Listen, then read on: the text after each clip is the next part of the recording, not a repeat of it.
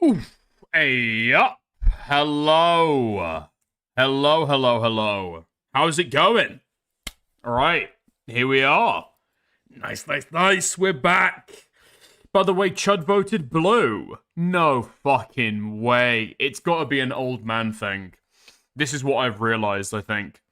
I think you get old and you get like overtaken by irrational levels of empathy. And then you lose your survival instinct.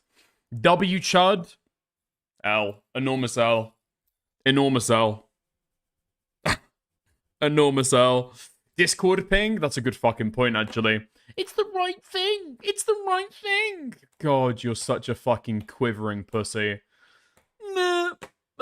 Dickers. Dickers. But what about the right thing to do? Fuck you. You are... I almost said a slur. You're gay. You're gay. You've got no spirit left in you. There's no fight left in you. You're basically dead on the inside, okay? Because you haven't got the strength of will to be able to survive, to be able to remain alive. So, yeah, there we go. It is what it is. Oh, I thought reform was something. I forgot about the buttons. Okay.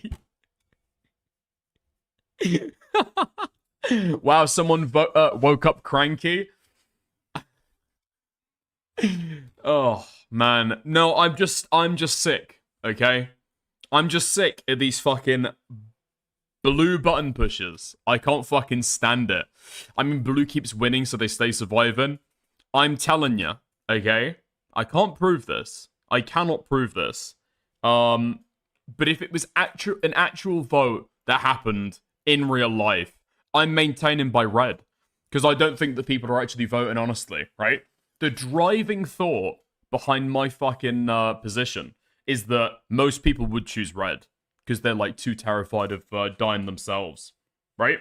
Now, when you're answering the question on Twitter, you don't actually have to face the reality that, fuck, when I click on this poll on Twitter, I might fucking die if I get the wrong answer, you know? I think it's more signaling where people reside in their heart, okay? But I'm blue. In my heart of hearts, okay, I'm blue, but practically, I'm red as fuck. I would troll and tell people to vote blue, then pick red. I actually might change my mind. Here's something I might change my mind, alright? I might change my mind if you're allowed like a week of deliberation and public debate. That might actually change my mind on your obligations as a person. Because based on like the public debate about how people were gonna go with it, you could kind of get a little bit more of a sense. But you know, there we are. Unless everyone just decides, okay. By the way, guys, we're all picking red. Yeah, we're all picking red. Everyone's gonna get out of this alive. Everybody pick red. Whoever picks blue is just a fucking retard. Yeah, something like that. Yeah, some people have missed that, Boulders. Isn't the entire point of the hypothetical you can't talk with anyone about it? It's just you and your thoughts. Yeah. Yeah. And people bring up at the same time, it's like, well, you know, people might think that their family might pick blue. What if they think their family might pick red? Or you're gonna leave them alone? What? Yeah. It works both ways, in my opinion. Global, I'm never moving from red. Yeah. Yeah, I mean, I think that would that might push me in a different direction, right? Because if you've got just in the United Kingdom or just in England, you've got the button pressing match. That would be interesting to take a look at. I might swap my answer at that point, but yeah. If you pick blue, Commissar Dickers is executing you. I'm just gonna start enacting it in real life. One of these days, I'm gonna fucking flip. Something in me is gonna fucking break. And I'm gonna go around and enact the fucking the red button, blue button thing. But it's not even gonna be fair. It's not even gonna be the game. I'm just gonna give people the option, ask them the question. If they say blue, I just kill them. That's gonna be the idea. You know? I'm gonna weed out the weak and stupid in society. You all voted for Brexit? So last time you voted for blue didn't end well. You'll have blue trauma. I do kind of wonder I do kind of wonder, if you were to take a look at different people who voted different ways, whether political affiliation might actually come into it. I would bet that it would, you know? People talk about a low-trust society, etc., but in what world do you have a society of 8 billion? Yeah, 100%, right? 100%. And that's the exact question that I tried to communicate with the Indian point, which did make it into the Beckett video, just not necessarily in the way that I would like. Yeah, but it's like, you don't have a high-trust society globally. There's barely a society to speak of globally. Yeah. Okay. We'll have a look, though. Before we go into the drama, we'll take a look at the Beckett video. Now, I've got to say, I was very upset when I watched the Beckett video, okay? Not because of the arguments contained within, but largely because of the voice line that Beckett chose to include. He didn't tell me what the fucking script was, and so he asked me to record a line. I recorded it 3 fucking energy levels, and then I look at the fucking video, and it doesn't fucking work. It doesn't fucking work. I said to this guy, let me know, okay? If you need me to, like, record you, like, a different line to be able to put in your video, let me know. And he didn't. And the line is shit. And people are going to blame that on me. Fucking wanker. Blucell? Yeah, he is a little bit of a Blucell. We can't lie. He is a big fucking Blucell. Yeah, it's a shame. Asian countries like South Korea and Japan do have a high-trust society, but South Korea has thousands of cameras everywhere with facial tracking. I'm pretty sure that the UK is the most surveilled or densely surveilled country in the world. And I don't think you get a high-trust society from it. Alright. It's going to massively depend on, I think largely it's going to be like societies that see themselves as individualist versus societies that see themselves as like a collective, right? That's going to be whether it's high trust, low trust, in my opinion.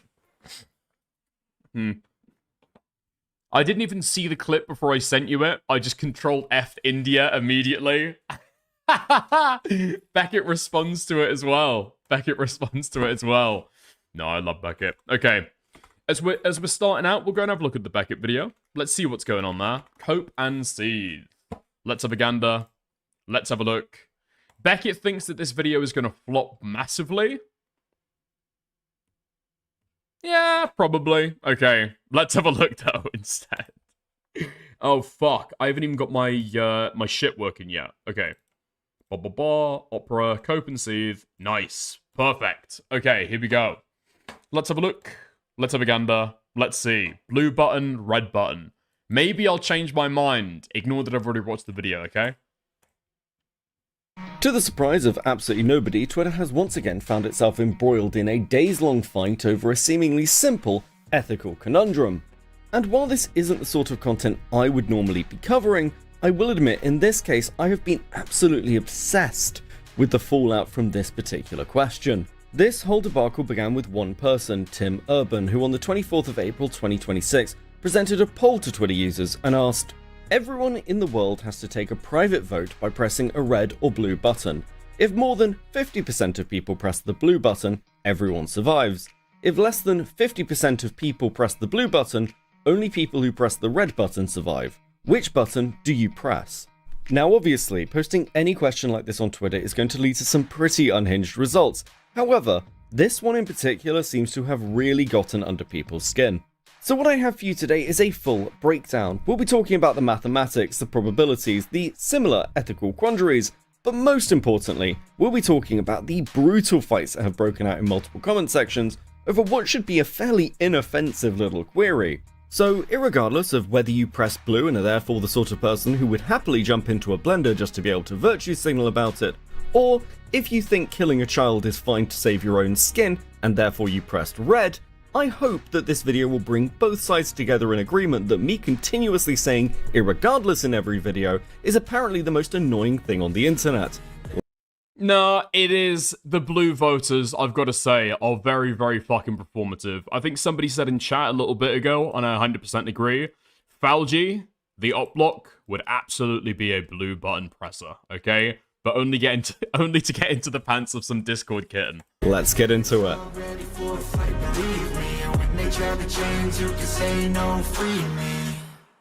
Let's begin with the really easy stuff. Is there a correct answer to this question? No. It's a dilemma. That is literally the entire point.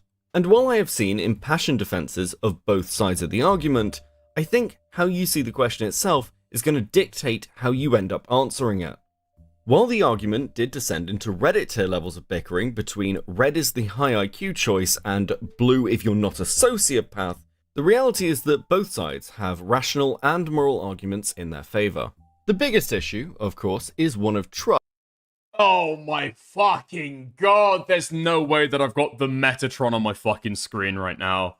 I think this guy is one of those people that used to make, like, swordsmith videos, where he'd, like, I don't know.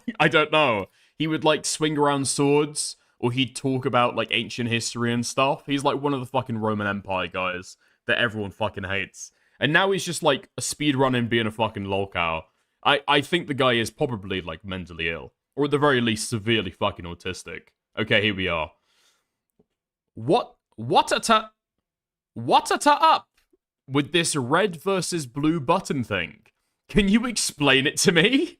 Next post will be my personal choice after you guys explain it. Read the fucking prompt, you lazy cunts. Read the fucking prompt. Thank you for the explanation and for sharing your reasoning, guys. You literally have to have fucking crowdsourced your thoughts before you come to a conclusion. Oh my fucking god. Just, like, read the prompt, think about it. Thank you for sharing your reasonings.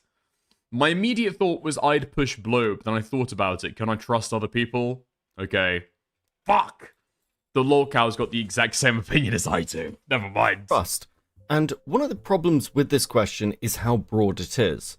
Everyone does mean everyone. Tim Urban himself would go on to confirm this in a later tweet, which, based on this data taken from the UN World Population Prospects 2024, means that somewhere in the region of 2 billion under 14s are going to be involved in that vote. Now, I don't know about you, but personally, I don't view children as particularly rational actors. This is, of course, to say nothing of the multiple people through every age demographic with learning disabilities, mental health problems, or some other impairment which has caused them to become less rational than we may like to think.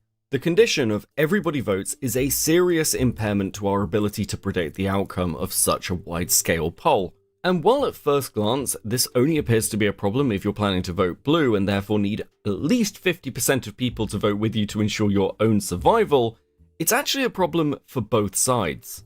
This is one of the charts you may have seen floating around Twitter during all of this. It gives you a very simple breakdown of where your decisions will lead. You'll note that red in all scenarios guarantees your personal survival.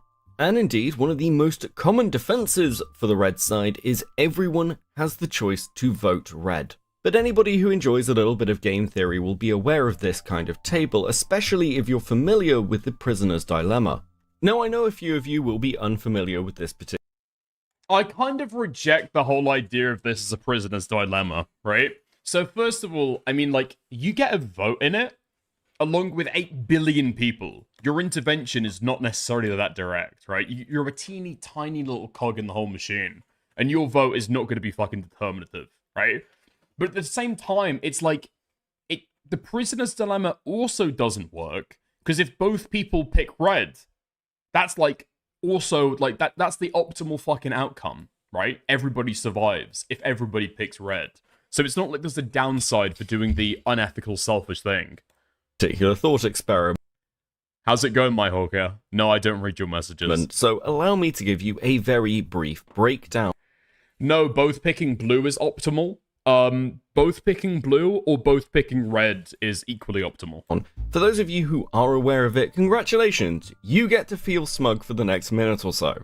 In this scenario, but no matter what the outcome, the individual picking red is always going to be personally optimal, right? That's the whole, like, that's the crux of the fucking issue. We have 2 robbers who have broken into a house and stolen some goods. Fortunately, they're in the UK and therefore it wasn't investigated.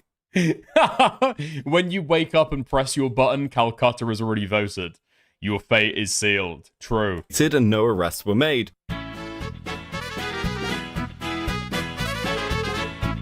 I've been told by our lawyer to inform the viewer. I can't fucking believe that Beckett is using fucking "Oi mate, you got a license for that opinion" jokes. My own fucking countryman, man. Viewer that everything in the UK is fine, and these people would definitely have been arrested in an efficient and timely manner. It's just such pick-me behavior. It is beyond fucking belief. It is beyond fucking belief. He didn't even say the N-word or anything interesting. Once back at the station, both of them are separated and offered a simple deal. Apparently the police, shockingly, don't have enough evidence to prosecute both of them right off the bat, and so they are both offered the opportunity to turn traitor on their former partner in crime. From here, the breakdown is pretty simple. If both of them choose to betray the other, then they will each spend 6 years in prison. Alternatively, they can both stay silent, in which case each will only spend a year in prison. However, should one of the criminals choose to remain silent while their accomplice betrays them, the betrayer will receive no prison time, while the silent party will receive a full 20-year prison sentence. While at first glance, the choice to work together seems like the obvious solution as it brings the greatest benefit to the whole group, the risk of betrayal incentivizes both individuals to prioritize them. This is the exact kind of reaction that Beckett is fucking fishing for, by the way. Trucker Nate in Kick Chat. LOL. License indeed. LOL. License indeed. I hate you people. I hate you people from the bottom of my fucking heart. Themselves over the group. What makes this particular dilemma so interesting is it's, broadly speaking, about risk mitigation. Should you choose to defect, your worst outcome is only 6 years in prison, whereas your best outcome is 0. On the flip side, the worst outcome for cooperating and ending up being betrayed is the full 20-year sentence. And from this perspective, the choice to defect is simply the rational option. Bearing this in mind, as we return to the button problem, picking red seems the obvious choice. This is only further reinforced when we consider that this is the entire planet voting in this poll. And press red. You are guaranteed to survive no matter what. True. Press blue. You are at the mercy of the rest of the world also pressing it. Well, not quite. No, nothing is forcing you to press blue. And anybody who says they would press blue is trying to farm brownie points and virtue signal. I picked blue because I stopped reading that Everyone Lives and brainwashed myself into thinking that I was the good guy option. And that I had to pick it in order to prove that I'm one of the good ones. True! Unironically true. Of course, Beckett's a red voter. It's even worse. Beckett's a blue voter. And so many people, as we've already discussed, will act as irrational actors you cannot predict or trust. I've got to be honest, okay? Especially knowing that Beckett is a blue voter and that fucking license joke, I'm even more incentivized to press the red button now. I'm deadlocked into it. You can't change my position. So with that being said, why would anybody be dumb enough to pick blue? Well, to be blunt, it is the only method by which 100% of the population will survive. The argument from the red side that everyone will obviously just pick red is fundamentally flawed. We know what people are like. Everyone will not just. Now, it is obviously very difficult or even impossible to predict with any kind of accuracy the proportion of people who will, for irrational reasons, press blue. But for the sake of the argument, and to save myself a headache, I'm going to put that minimum number at around 30%. You are of course free to disagree with me. Please go fight about it in the comments section. Wait, hold on. I might fight about it on livestream. Where's he getting 30% from? Hold on. Obviously very difficult or even impossible to predict with any kind of accuracy the proportion of people who will, for irrational reasons, press blue. But for the sake of the argument, and to save myself a headache, I'm going to put that minimum number at around 30%. Why? I guess? Why? Does he go into the stats after this to be able to get where his, okay, nice. You are of course free to disagree with me. Please go fight about it in the comments section. Now this means that if red wins, at minimum, 30% of the world's population will die. Now we will talk about the impacts of such an event in the later. I mean, I've heard a lot of people discuss the fact that if you vote red, you know, you live in a red button society after that, where nobody trusts each other, right? But has anybody stopped to consider that it might have, like, a positive eugenic effect? You know what I mean? It's not like an evil government scheme. We're not forcing anybody to be sterilized, right? It's just like something that's been forced upon us outside from a bad actor, like God or aliens. You kill all the fucking blue voters, the average IQ gets raised. No? It's a eugenic effect where you don't even have to do any, like, of the bad parts of eugenics. Part of the video, because I do think that... Well, I mean, people will die. It's kind of vicariously murder, but yeah, it's not technically bad. Plays into the decision-making behind voting blue. But for the moment, a vote for blue is a rational consideration of that 30% who will probably press that button anyway. It is a choice to put yourself at risk to save people who, for whatever reason, have managed to put themselves in harm's way. And to be clear, people do this all the time. Firefighters, police officers, military personnel, anyone who chooses to live in Birmingham. These are all people who are choosing to put themselves at risk for the greater good of society. The other advantage of blue is you need a far smaller portion of the population to cross over that line. Realistically, as a potential blue voter, you don't even need 50% of the population to agree with you. We know that people will irrationally press the blue button, which means that in the case of the 30% hypothetical, you, as a blue voter, only need 20% of the world's population to have identified the same issue as you, and also vote blue to avoid it. Now, of course, I'm just gaming out a rational blue perspective. I don't know where we're getting the 30% of blue. I actually don't get where we're getting the 30% of blue. Because I think it's based on the idea that, like, old people and children are inherently, like, moral and naive and innocent and, like, morally good. Old people might value their life a little bit less, and so they're happy to contribute to the blue cause, I guess. But I mean, like, old people don't want to die. That incentive is still there. And I mean, like, aren't children just going to be absolutely fucking terrified of death? Let's go back to the fucking age demographic shit. Hold on. Here we go. 740. Somebody remember that, okay? Crazy read of the elderly. I mean, I did say this to Beckett a couple of days ago. I mean, if the old were actually that self-sacrificing, why are they still hoarded onto this fucking property? We are talking about the class in society that still have 4-bedroom houses when they're only occupying one of them. Yeah? Total fucking overconsumption. And they just think young people should work harder. Okay, I'm happy with those people getting fucking blued out of existence. Okay, age 65 plus. That is what? Almost 1 billion? Something like that? Okay, under 5s. I don't know what under 5s are going to pick, okay? I don't know what under 5s are going to pick. If we're going to assume that they are irrational, they're like stupid toddlers who will just hit like whatever's their favorite color, okay? Then that's 50-50. So we've got, what, like 500 million people? 500 million people at that point are just truly irrational. You can't predict it. Okay, 5 to 14. I think those guys are going to be terrified of death. Personally, that's my personal fucking read. I think that the impulse to, like, stay alive, it might not be a purely rational choice. It is going to be emotionally driven. But those people are going to vote red. In my opinion, a majority. Because they're, like, terrified to die. Do you think that somebody aged 5 to 14 is going to be the person who puts themselves in harm's way to be able to rescue somebody else? Or are they going to be like a terrified kid? That's the basic question, okay? That's the question to kind of illustrate my idea, I suppose. Now, I'd say ages 15 to 24, I think those people might have, like, a death impulse, but that starts to get to the age where I think you might engage in more risk-taking behaviors. And so maybe those people would be more blue voters, in my opinion. But again, you've still got the fucking death drive going on there. I don't know.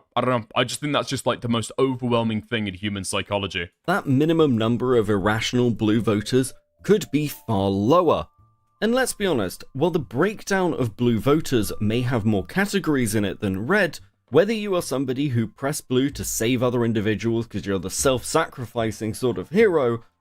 Okay, nice. What the fuck? Children pressing favorite color. Yeah, okay, nice. Dumb people. Suicidal people.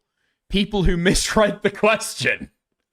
People who misunderstood the question. I tripped and accidentally pressed the wrong button. Suicidally empathetic people. People who don't know about game theory. I don't think you even need to know about game theory. pressing red is just like the safe bet, right? You're guaranteed to live.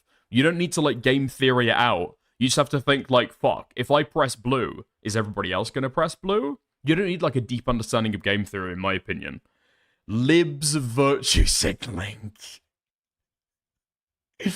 Old people. Personally, I think the virtue signaling goes out the window entirely, right? Because of how the question is constructed. You know that you're going to die, okay, if blue doesn't win. And you also, it's like a private vote. Nobody's going to know what's going to happen, you know? Or potentially you're just really dumb.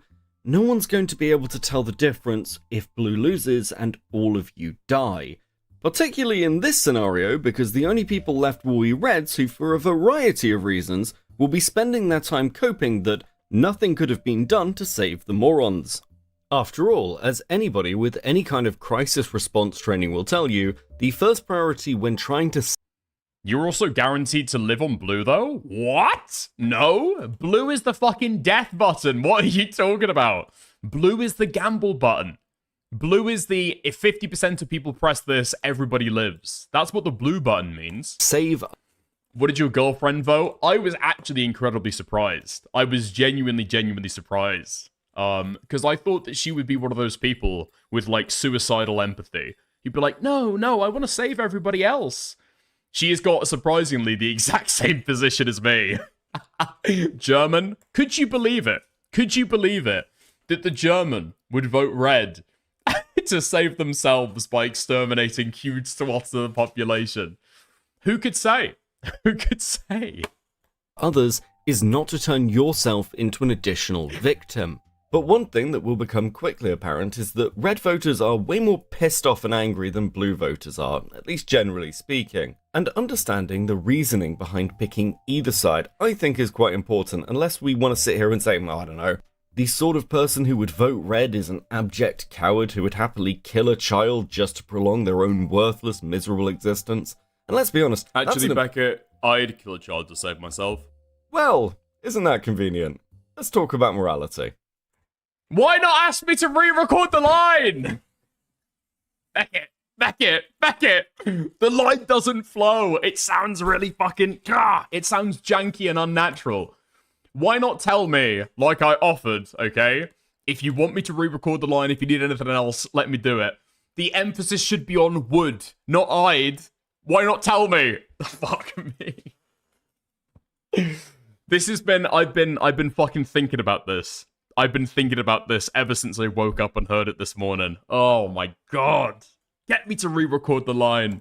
The strongest argument from the blue I would, though, I can't lie. I absolutely would. side is it is the more moral position to take. After all, and once again, we know that some people will, for irrational reasons, vote blue, simply abandoning these people to their grisly fate. You guys are assuming people vote based on the broader implications of the question on the sheet, lol? What? The broader implications. It's just like what is written on there, right? All you need to do is ask yourself, if you're going to vote blue, do you think other people are going to vote blue? Or are you going to die? That's the only question you need to ask. It's not like a deep philosophical question. Fates is something that most of us would find distasteful at the very least.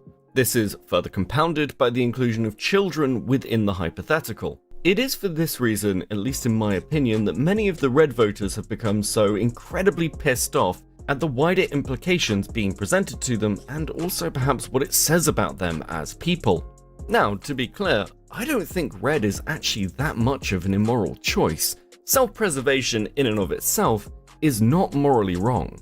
There is also the very sensible argument that if you believe blue has no chance of winning, you are beholden to vote red to make sure that you at least survive. To return to a bit of a prisoner's dilemma calculus, let's say you and your partner both vote blue, but your two young children vote red. While your intention may be noble, if blue loses, you have only served to orphan your children and left them alone to a world of chaos. There is, to be blunt, a hierarchy of concerns which people will act in accordance with. You may also be of the opinion that even though the poll does indeed include children, that's not really... Wait, what? No! Neither option says you die. They both say you live. Yes, okay? But here's the thing. Red says that you live unequivocally, and blue says that you live conditionally. Ergo, you might die. Okay? That's all you need to think through. The average voter is not intelligent enough to think about other people not voting to meet the 50% quota. I think you just I think you just got like a George Carlin idea about what the average person's IQ is. I think the implication is pretty obvious. Your problem. For many, anyone claiming to vote blue is simply virtue signaling about how good a person they really are. Though it is kind of ironic that a significant number of red voters are simply vice signaling in the opposite direction. Proudly proclaiming yourself to be the sort of person who isn't just voting red for self-preservation, but because you actively want billions of people to die, doesn't make you look good, guys. It makes you look like an edgy teenager who has yet to work out the code to his dad's gun safe. A further complexity to the morality calculus is the fact that you actively have to pick a button. I have seen a fair number of people try to change the parameters of this question to make a red choice seem as passive as possible. Okay, what's that one? Hold on. Everyone in the world, rip, 5,000 views. Everyone in the world has to take a private vote by pressing a blue button or not pressing a blue button. If more than 50% of people press the blue button, everyone survives. If fewer, right, okay. Yeah, that does change it in an important way. Of this question to make a red choice seem as passive as possible. And that shouldn't be a surprise. Tim Urban himself answered. Bro, you're British. Look at how many people vote for Green and Reform in the first past the post electoral system and waste their vote. It's pretty common actually to like vote tactically. That's like huge swaths of people will vote tactically, right? But even if they don't, it's still like a considered opinion, or they just have like an obstinate reason why they don't want to vote tactically, right?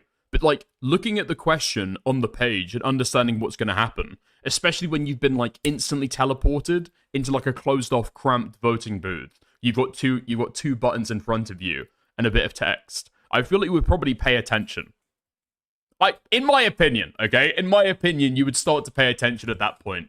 But maybe I'm wrong. Answers this question and states that he would vote red, not because he's made some detailed mathematical calculus, not because he is more intelligent, but rather because he's a coward. To preserve one's own life over the good of the group is a cowardly action. There is no other way to cut it. That doesn't mean you're any less intelligent or necessarily a bad person, but it does suggest that you're the sort of person who, in a genuine crisis, is kind of unreliable. We, as a society, value those who will sacrifice themselves for the greater good. No, it's not being cowardly, okay? Because it's like, I think the way that it's being drawn up to, and the comparisons to like, oh, in an emergency situation, would you dive into a pond to save a child who's drowning, right? The idea there is that your action or inaction can change the determination about what goes in there, right? Your action or inaction decides what the outcome is. It's not the case in this. The eventual the consequences are so abstracted away from your discrete choice. It's not really a one-to-one, and I feel like people don't actually want to acknowledge that. There is an entire class of person who we venerate and celebrate for doing this. They're called martyrs. Historically speaking, those who run away from the battlefield, leaving their brothers in arms to die, or those who open the gates to the enemy. I give up, auto mod wins. You know what? I'll go and change the auto mod settings, okay? I think I turned it up. For a little while to like low moderation. I'll turn it back to none for you, okay? Be hoping to save. Bro, how the fuck do you get an auto moderator during the red button, blue button segment? What the fuck are you saying? Oh, right, Indians. Never mind. Their own skin are seen as some of the lowest forms of scum in society. This is, in my opinion, why so many reds are trying to put all of the agency onto blues. One of the more popular reframings of this question is the blender. The principle is almost the same. There is a large blender, everyone in the world is asked to get into it, and if more than 50% of people do so, the blender will be too full to begin spinning, and therefore everyone survives. Leaving aside for a second that a blender and a button present two very different kinds of danger, The comparison itself is imperfect. There is a very real difference between action and inaction. Some of you may disagree with me and claim that a passive and active choice is irrelevant when the outcome is exactly the same. But I think that if we truly align these experiments and you would have to turn the blender on at its conclusion, unless you are an actual psychopath, you will have some form of an emotional response.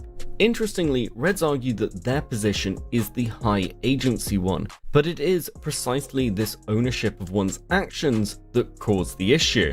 It may not be your choice to put anybody into the blender, but a vote for Red is an active choice to mulch those people to save yourself.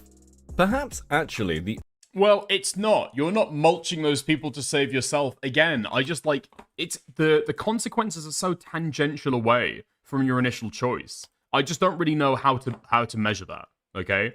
And in terms of like an eventuality, it's like a teeny tiny, minute, inconsequential contribution. With the prediction, okay, again, that in my opinion, most of the people will vote that way. That's what's driving me here, okay? You're intentionally choosing suicide with the belief that likely it's not probably gonna happen that a bunch of other people are gonna choose suicide. Again, if you have that like belief system, that a bunch of other people probably aren't gonna vote blue. only really interesting Society says when you vote you are responsible. I think that you have a tiny moral responsibility. But again, it's so abstracted, it's like very, very small to measure compared to, again, your life, okay? There's like teeny tiny chances that you would be the deciding vote or would measurably kind of like meaningfully contribute to it being different versus, you know, a high likelihood that you die. part of this little thought experiment is that it exposes how people see the world around them. Reds overwhelmingly see the blue button as a suicide button and anyone who presses it as an idiot. Blues, adversely, view their button as a save everyone option. It actually in many ways becomes a simple calculation of increased personal risk for a vastly preferable overall outcome. This is not to say, of course, plenty of people— Okay, bro, you're getting too big for your boots. What does that mean? Always vote blue, unless it's the damn button. Thank you, Soul Skivity. I appreciate it. Thank you for the two. people aren't actually just virtue signaling. As some Reds have correctly identified, many people may find themselves in the booth and, despite everything they're saying here, press red. The fear of losing one's life is an incredibly powerful motivator.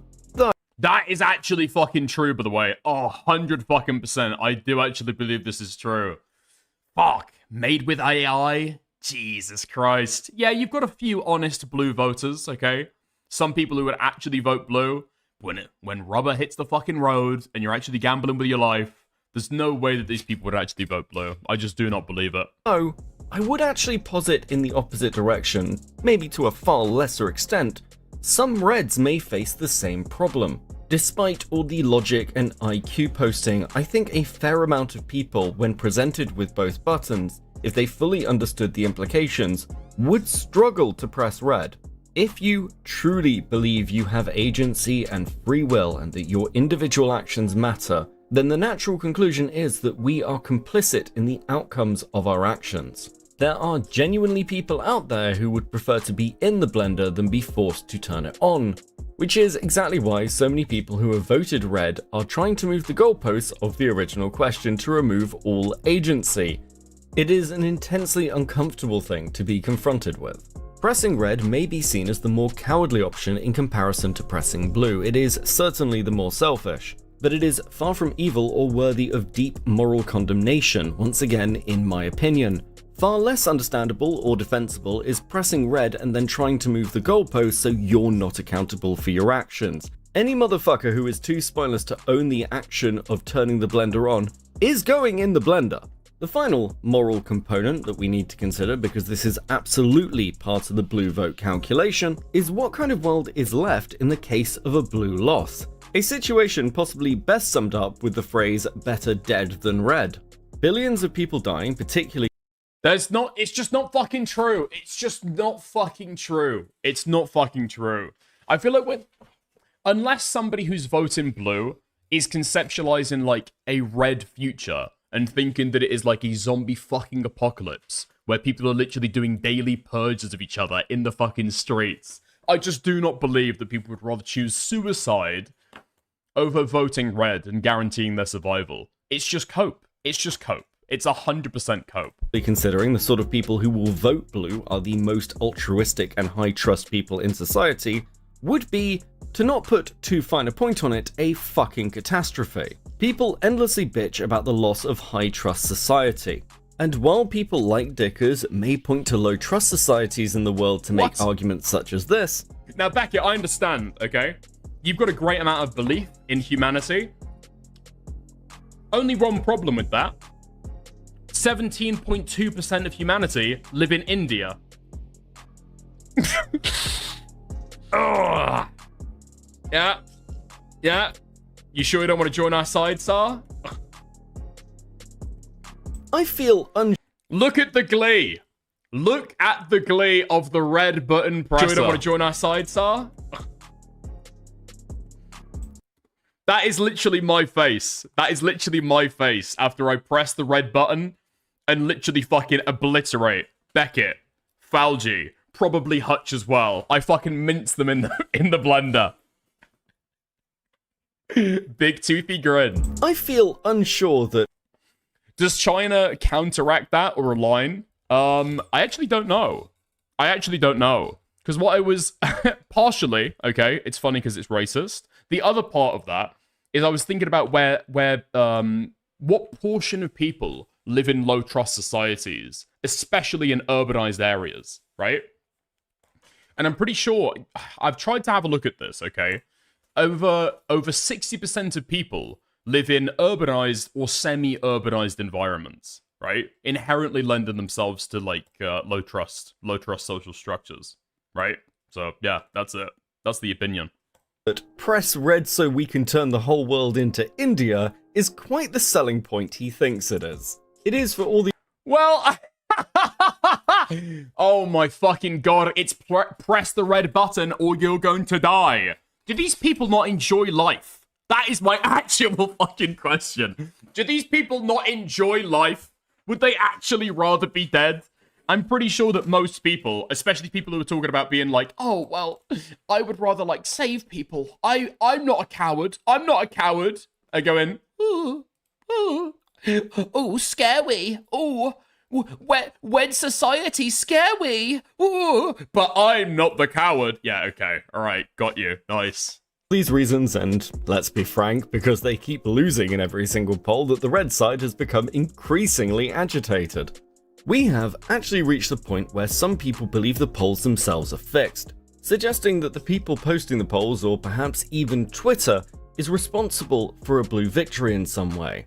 The reason for this desperation-based psychosis from a couple of red voters is because both the MrBeast and Tim Urban poll hovered at around 42 to 44 versus 58 to 56%. This may be no surprise to anybody who's ever done any work on mass statistics, but clearly I'm just not functioning on the same level as some of the more hyper-intelligent reds. I mean, I have seen that actually. I have seen that. That a lot of the polls start off with a lot of people voting red and then shift towards blue the later it goes on. Personally, my opinion is, and this is my genuine opinion for why that happens, is that initially the polls are flooded with a bunch of people who are hyper online, okay? Hyper online, probably with very, very low social connections, who would vote red because they've got no fucking friends. And so they don't trust the outside world. That's my opinion, okay? That's my opinion for why it skews red initially. And then it goes out into the fucking normie-verse after that, towards people who might, you know, casually browse Twitter. That's my opinion. To test their hypothesis, another poll was created where users were asked if they would prefer to fight 1 kangaroo or 25 squirrels. And I just tuned in. Is he doing this to personally snark you? No, me and Beckett have been arguing about it before. It's alright. Screenshot has done the rounds of the polls stopping at these very same numbers. A point somewhat undermined by the fact that the poll has another 9 hours left, and if we go to the final results, well, isn't that interesting? At time of recording, at least a handful of red voters are deeply confused by the outcomes. They seem genuinely unable to grasp why anybody would pick the blue option, though it is worth Wait, what? I want to read that one, actually. Are you retarded? If you pick blue, you are a fucking communist. And you die if more people pick red. Pick red always. You live no matter what happens. If you win, you get rid of the low IQ retards who pick blue anyways. This is a win-win-win situation. What don't you get? Wait, did Tim Pool pick blue? What? Okay, interesting. Unable to grasp why anybody would pick the blue option. Though it is worth noting this is far from the universal. I have had this conversation multiple times over the last few days, both with friends and random people on Twitter, and by and large, most red voters are fully able to understand and appreciate the blue position even while disagreeing with it. There is a clear dividing line between the people who are selecting red because it is the rational, safe decision, versus those who are simply picking it for tribalistic reasons. A clear political Oh my fucking god, I hate James Lindsay so fucking much. This guy is like the ultimate right-wing F-slur. It's unbelievable. You're not in academia anymore, retard. Stop trying to LARP as an academic. You were there for like 5 years, and then you got kicked out, and now you post on Twitter, okay? This is a neat way the left hides from itself, that is willing to do political violence to achieve its ends, and project it onto others. They convince themselves that everybody who would press the red button is implicitly willing to do political violence when they aren't. Bro, shut the fuck up. divide has formed I hope this guy presses blue just so he dies. between these two groups, with red being seen as the right-wing or MAGA option, while left is seen as the lib or leftist option. While this probably shouldn't have come as a surprise to me, because people will just pick their favourite colour that they're associated with, because humans are irrational, it does strike me as somewhat hilarious that a group that prioritises the return to a high-trust society would be confused that anybody else still believes in one. When we Well, no. That's like rational. What do you mean? The person who always complains about the loss of a high-trust society votes red to save themselves. Yes. Because they're complaining about not living in a high-trust society because they don't believe that they live in a high-trust society.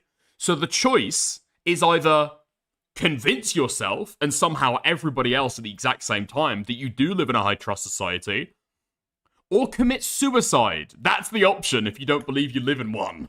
It's like, is it that incomprehensible? Oh my god. society would be confused that anybody else still believes in one. You do not deserve a high-trust society because you're not trustworthy. Oh my fucking god, dude. Oh my fucking god. You are the kind of person who would actually believe that somebody is asking for your £50 note in order to get home because they've lost their fucking wallet and they're just trying to get the bus. That is you, okay? That is you. You'd be waltzing around New York, you'd be waltzing around London, you'd be waltzing around Paris, getting robbed and raped in every alleyway in the fucking city. What are you talking about? If you don't think you live in a high-trust society, you don't act as though you're in a high-trust society, okay? Because if you do, you get robbed, you get raped, you press the blue button, and you die, okay? What are you talking about? When we begin to map this little button question onto wider society, it is possible, but at times my wallet is still full of morals.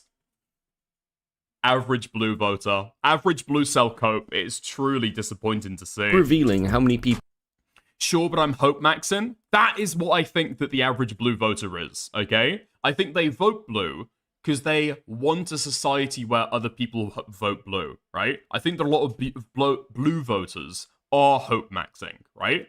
And I agree, okay? Ultimately, blue is the virtuous choice. I can't lie, okay? I'm not coping. Blue is the virtuous choice. But do you want to vote for a virtuous choice, or do you want to fucking die, right? Do you want to vote for the virtuous choice, or do you want to fucking live? That's the dichotomy you've got. And I think we've got a bunch of people who voted blue in the Twitter poll. If it actually happened in real life, bro, would be the one voting red. Dick has lost his wallet. This is a loan. Trust, thumbs up emoji, folded hands emoji. Thank you, Space Station, for the 2. Nah, for real, this red button shit's serious. Listen, okay, we talk about drama all the time here. If you can take that seriously, you can take red button, blue button seriously. People just have no trust in the world around them. This may be me being slightly unfair. You may simply be like Dickers and terrified of India. But it does seem to me Not India! Not India! Excuse me, mischaracterization of my opinion. Indians. Terrified of Indians. Get it right. This guy complains about Birmingham. Never mind. Never mind. I'm gonna leave that one. I'm gonna leave that on the cutting room table. at least that people have become far more terrified of the world around them than they once were. The idea of blue being a suicide button seems a little wild to me, and perhaps it is my risk calculations, but I don't even think blue is that much of a gamble. The more mass you make your mass data, the more you're going to have predictable results. And while there are plenty of low trust societies throughout the world, and indeed countries that don't share the same values as the West, realistically speaking, most people will have very similar immediate concerns. Whether you No, it's not about that, okay? It's not about that. It's just when you think through what the question is asking you, do you think there is social cohesion across the entire planet, right? Do you think the people in India are thinking, oh, yeah, I trust people in Russia. Yeah, people in Nigeria, I trust them too. Guatemalans, I love Guatemalans, and they love me. No, obviously not, right? So people are thinking about what people are going to vote over the entire world. That's my opinion. Nobody says you've got to make this decision within 5 minutes, right? According to the prompt, you can sit there and think for as long as you want. Presumably there's a car, got but dipped. yeah. Okay, bro, you're getting too big for your boots. Can you two have an on-stream debate? Settle it. Zany face emoji, distorted face emoji. Thank you, Soul Skibbity, for the 2. That might be interesting. Problem is, we've spoken in private, so the content's already slightly cucked. But yeah, we'll see. you are African, Chinese, Hungarian, or Russian, if you're concerned that your child or spouse may vote blue, you're likely to as well. This has nothing to do with morality and everything to do with the fact that we are concerned about the people we immediately care for. You may not risk your life for a stranger, but you may well do it for your blue button girlfriend. As we've reached the point where I feel like I've covered most of the angles of this little fight, I hope— Wait, hold on. I need the blue button GF. What's that? Sorry I pressed blue anon. I thought people would do the right thing, sad face. You always believed in everyone. That's why I did too. I still think it was the kinder choice. I'll be waiting in the blue button afterlife. I couldn't pick a button that gambled everyone else's life just to save mine. Hey, if enough of us trust each other, we would have made it. Yeah, this is the woman that you should dump, okay? This is the kind of woman that you should dump. It's this radical fucking empathy, completely self-destructive, and she will be raped, okay? She will be raped if she ever goes to London, Paris, or New York, alright? If you're worried about body counts, a red button GF is the one to pick. for a stranger, If your GF pressed blue, would you? If my girlfriend was gonna die, would I also opt in to die? No, I wouldn't. You realize that's the way that I interpret the question, right? I am of the firm belief that people would overwhelmingly press red.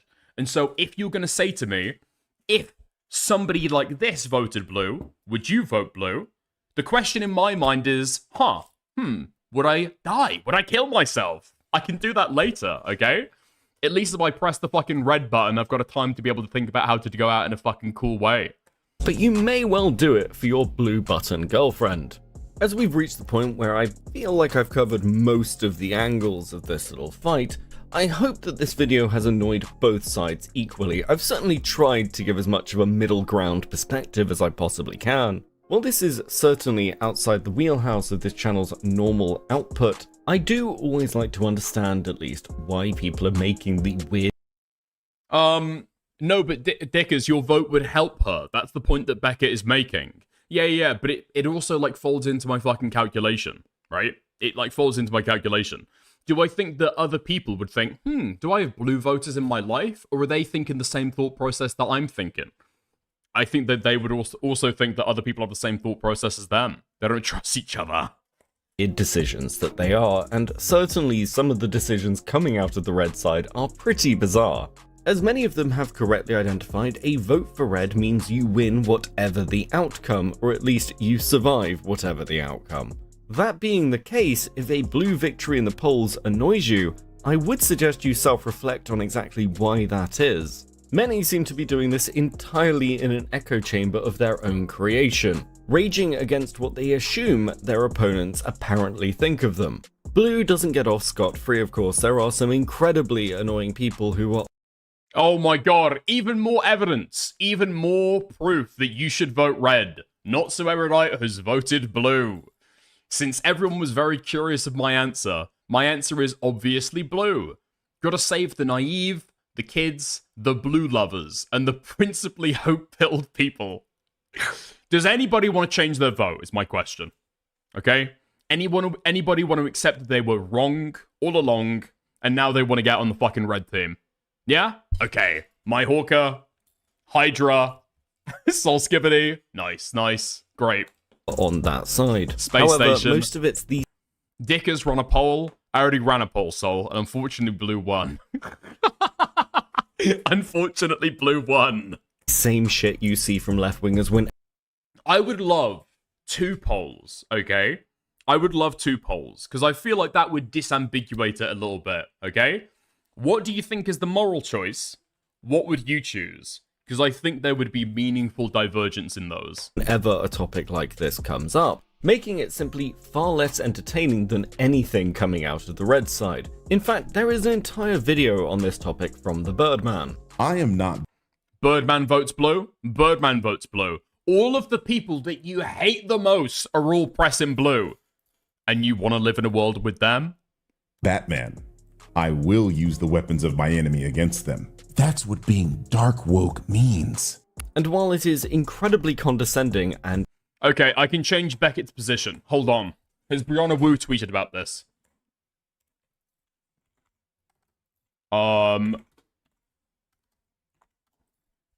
Give me a second. Give me a second. Brianna Wu. Wait, am I blocked by Brianna Wu? No, I'm not. Okay. Blue, red. Let's have a look. She's just retweeting a lot of shit about Sabrina Carpenter. Okay. Never mind. I'll keep looking. And a pain in the ass to try and get through. Seriously, I am never getting those 8 minutes of my life back. I was more bored than anything else by the end of it. Then again, I was only even aware of this video because I was keeping an eye on his channel to see if he was ever going to address the whole Otterly Noah drama. So I am happy to accept that I may not be the target demographic of Birdman's content, but if you're interested in learning more about that, don't forget to subscribe because it will likely be the next project I work on. Until then, I hope this at least tides people over. I am now making an effort to at least get something produced out every month. But as always, thanks to all our subscribers and our members, particularly those at molding level. Diamond Butcher, Random Web Abuser, Rocky BB, Truski, Lost in Worlds, Sapient Pearwood, Lynn... Okay, nice. I got a question. What if the same button magic creators fully explain the outcome, to the regarded and children/babies, aka an informed voter? What, you're saying that you've got the button there, and you've got a little servant to be able to, like, help you with it? Yeah, possibly. Ivy Christopher, Just a Girl, Kicking the Swede, Based Hoz, The Yule, Ragemonger, Juice... Oh, wait, you want me to keep playing it because you need the fucking list? I thought there was going to be a post-credit screen. Never mind. The principles I choose are also entirely dependent on the people I like, because I'm smart. Nice. Red or blue? You've got to decide. I'd like to choose positions based on people I hate. That's why I vote red. Okay. I want to have a gander, bro. Anything but the food shops video. I'm pretty sure that was That was one of the voice lines that Beckett was considering putting in the video that I recorded for him. Hold on.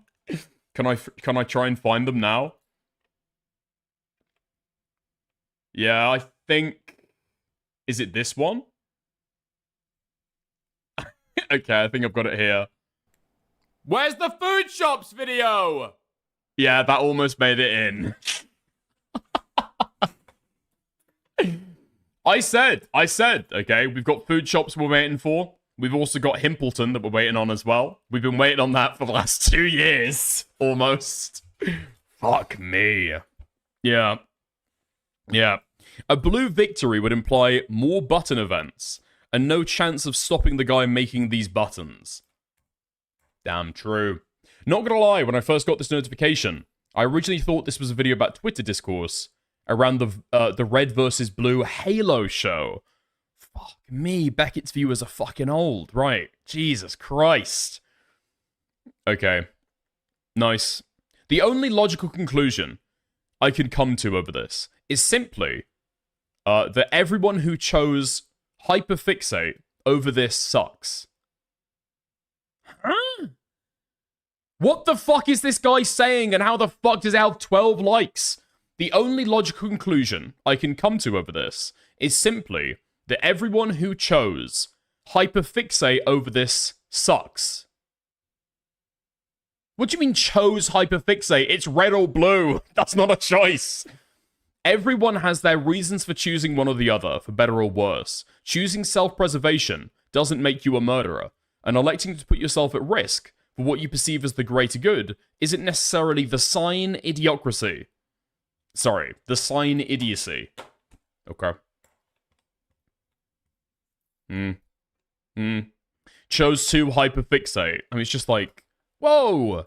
People had an argument on Twitter and are like really impassioned in the argument. Yes. Yes. Yes. Welcome to the internet.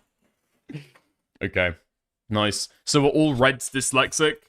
No, actually. Dyslexics, from the pool that I've looked at, seem to be pretty split on the question. The pool is Beckett and me, and we've both got different opinions on it. So, yeah, there we are. There we go. Okay, nice. I've done my obligatory... Oh, somebody mentioned me in a video. I have to watch it. No, I like Beckett's video. Yeah, I just disagree with it, but there we are. Nice, nice. Good shit. Important federal rape tweet. It's about you. Oh my god. Wait, have you put it in inbox? What's federal rape saying about me?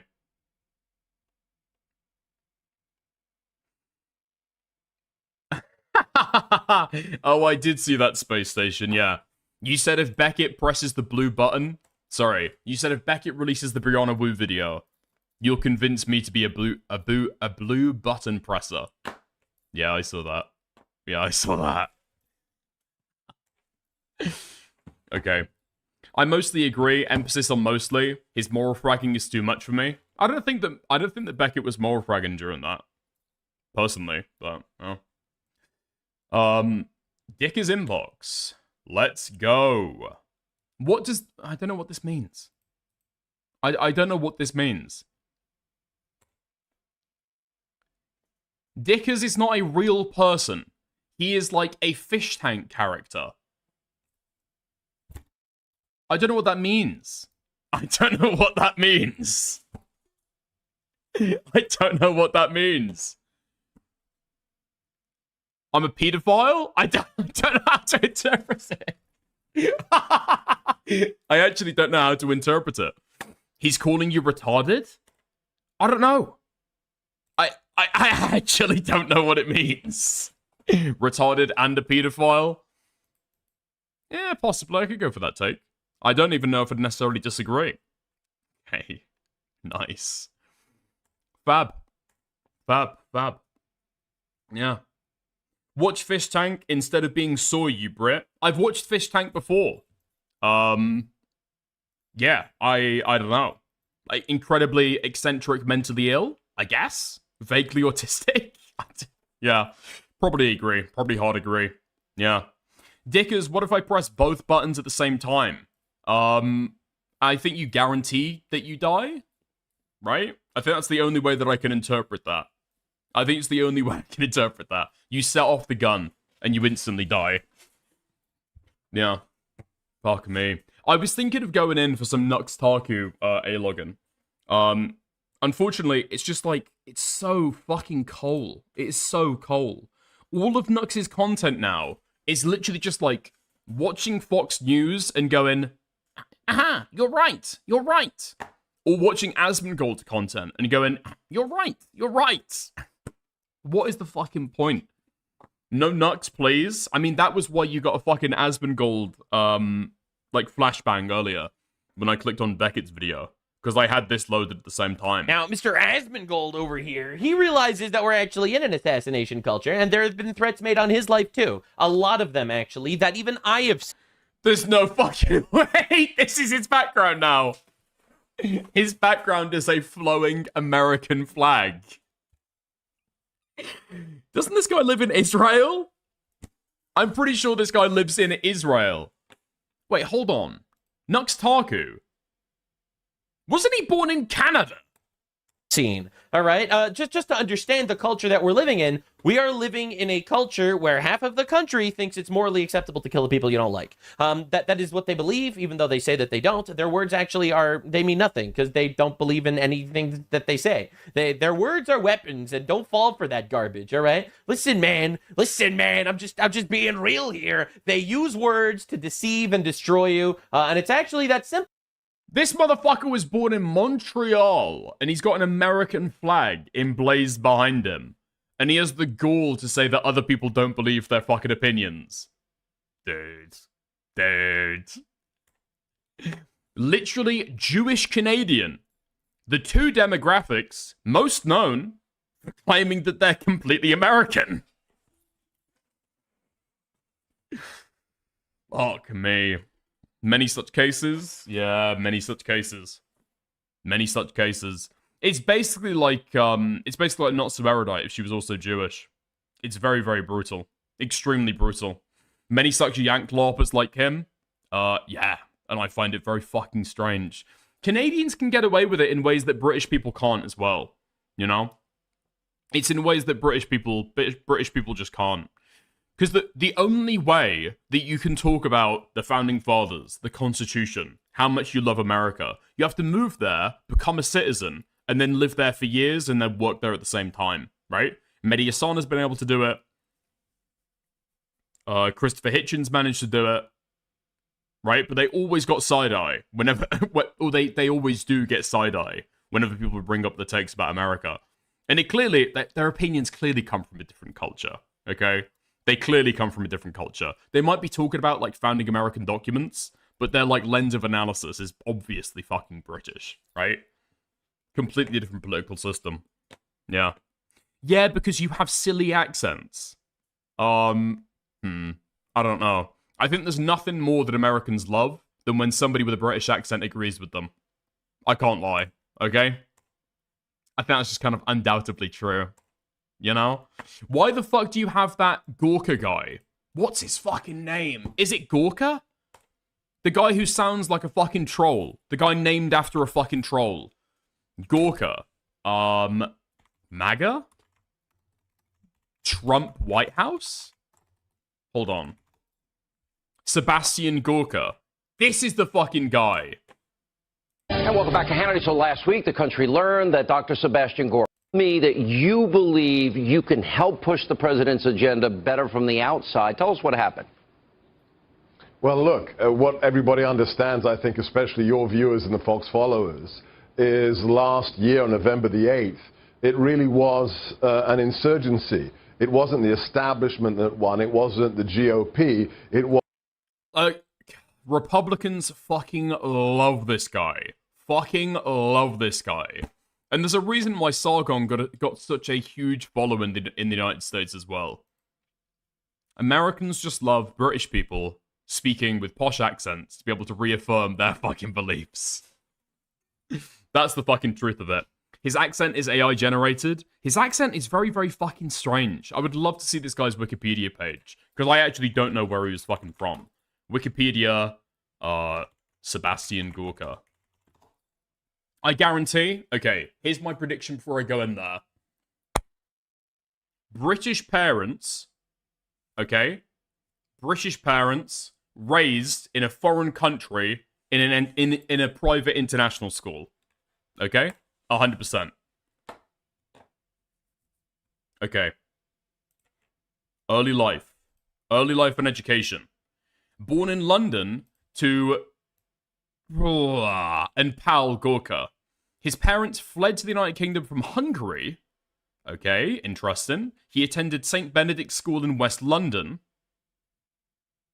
It's got a Wikipedia page, so it's absolutely going to be private. Got a degree in philosophy and theology from Haythorpe College. At that time, a constituent college of the University of London. Wait, so he was raised in London then? He wasn't raised in a foreign country. Yeah, I don't know where his accent comes from then. How fucking weird. How fucking weird. Okay. What the fuck is Cornelius University? It doesn't even have a Wikipedia page. Hold on. I'm looking into this guy right now. Corvinus University of Budapest in Hungary. After he was an advisor to Viktor Orban. Interesting. Interesting. Maybe he's got a real degree. Maybe he's an actual doctor. Possibly. Possibly. Maybe. We'd have to see, okay? That Wikipedia page is wrong. I've told you who he is. Okay. That's Nicandros' real identity. Nice. Do only your private schools have Wikipedias? My secondary has a Wikipedia.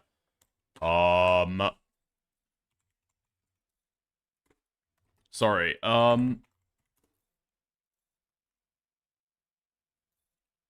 wait, what the fuck was my high school called? Fuck!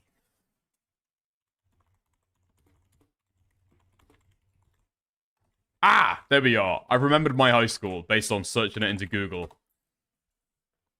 Does it have a Wikipedia? Okay. Never mind then. Okay. Whoops. Yeah, fair enough then. Fair enough. Yeah, I just assume when places have, or when it's notable, okay? That's what I'll say. When it's notable to bring up that somebody has went to a particular secondary school on their Wikipedia, it's absolutely got to be a fucking, a private school.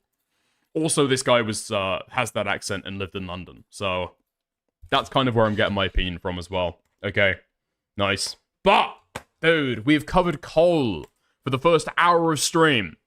Don't worry, don't worry.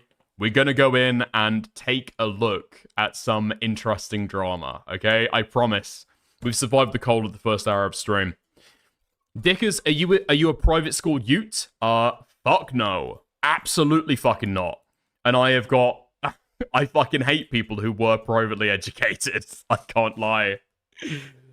I can't lie. I think purely out of rage, private schools should be abolished.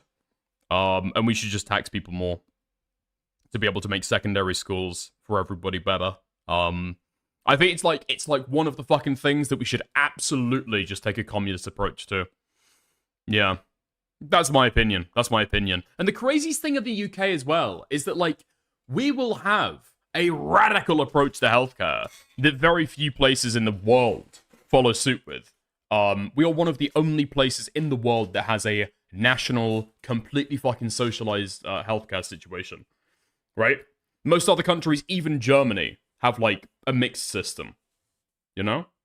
But then as soon as we start talking about education, it's like, going to private school is just a normalized thing in some parts of the UK. I just don't get it. Cope NHS is cringe. I'm not saying that it's good, okay? I'm not saying that it's good. Unfortunately, if you shit talk the NHS, you won't have to answer to the police, okay? Literally everybody else in the UK will try and come and kill you. It's like, it's our golden fucking calf, and you can never criticize it. It's like so retarded, but yeah. The NHS is kind of cringe the way we've got it set up right now. Dickers, what are your thoughts on smegma? God, I love it when people come in and ask me these highly sophisticated philosophy questions. Smelly. Gross. I think that basically summarizes my thoughts. Thank you. Yeah. And despite our goofy-ass mixed system, we still mog the NHS. There's something fucky with your country. You don't mog the NHS. Are you from America? Hold on. I'm checking your YouTube page right now to try and get to try and find where the fuck you live. What a controversial opinion. Well, okay. The controversial opinion, okay, is that the NHS is fundamentally fucked. Right? That's the controversial opinion. The opinion that most British people will have is, I love the NHS. The NHS is so good at its heart. If only we gave it double its funding, it would be perfect. We would live in a paradise tomorrow if only we, devoted 50% of our GDP to funding the NHS. That's the average British opinion. Infinite taxation, infinite taxation, infinite taxation. Just to fund the fucking NHS. Germany? No, okay, fuck it. I thought you were a fucking American. Yeah, fuck it. Germany does actually mog the UK when it comes to healthcare. I can't lie. The Dutch too, which is crazy. Because they've got, almost a purely insurance-based system. And yet they manage to be better than us. Fucking brutal. Yeah. We love the NHS, but would never use it for dental care. What? No, I think everyone uses the NHS for dental care. Even people who pay for, private dentistry, right? Every now and again, if you can pay that cheaper fee, go for it, right? If you're going for something simple. I think a lot of people do that. They kind of, mix between the two. Or you've got something where a lot of private dentists will just refer out people. It's going to be cheaper if you go to the NHS. And it's a pretty quick service, so go for it. You know? Yeah. Okay. Nate, you keep on wanting to ask my opinion about this, and I just don't have that high of a fucking interest in it. What do you think about Sargon getting disinvited from the Oxford debate based on a mischaracterization of a decade-old tweet at 11 p.m. the night before he was supposed to go? Dude, I don't have a high opinion of it, okay? I don't have a high opinion of it. I watched the video, I watched the first little bit, and okay. I was supposed to be debating at the Oxford Union tonight, but this morning I received an email disinviting me. This is what the email said. Dear Mr. Benjamin, it has been brought to our attention as of this evening by one of our partner organisations that you made a direct threat of sexual violence against a woman in a public office. While you did later issue an apology for these statements, this came nearly a decade after the incident, during which time you publicly made repeated, frivolous reiterations of the threat. The Oxford Union... Yeah, I mean, there we are, right? Yeah, he got fucking banned from the Oxford Union, which is a student-run organisation, because he made that fucking rape comment about Jess Phillips, 10 years ago. It's stupid. It's stupid. I'm pretty sure that if he clarified, this is what I actually said, by the way. And, yeah, this is, from ages ago. From ages ago.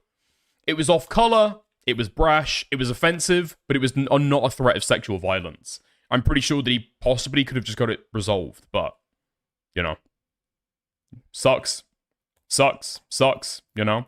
I don't know. I've just got, a low opinion of it, personally.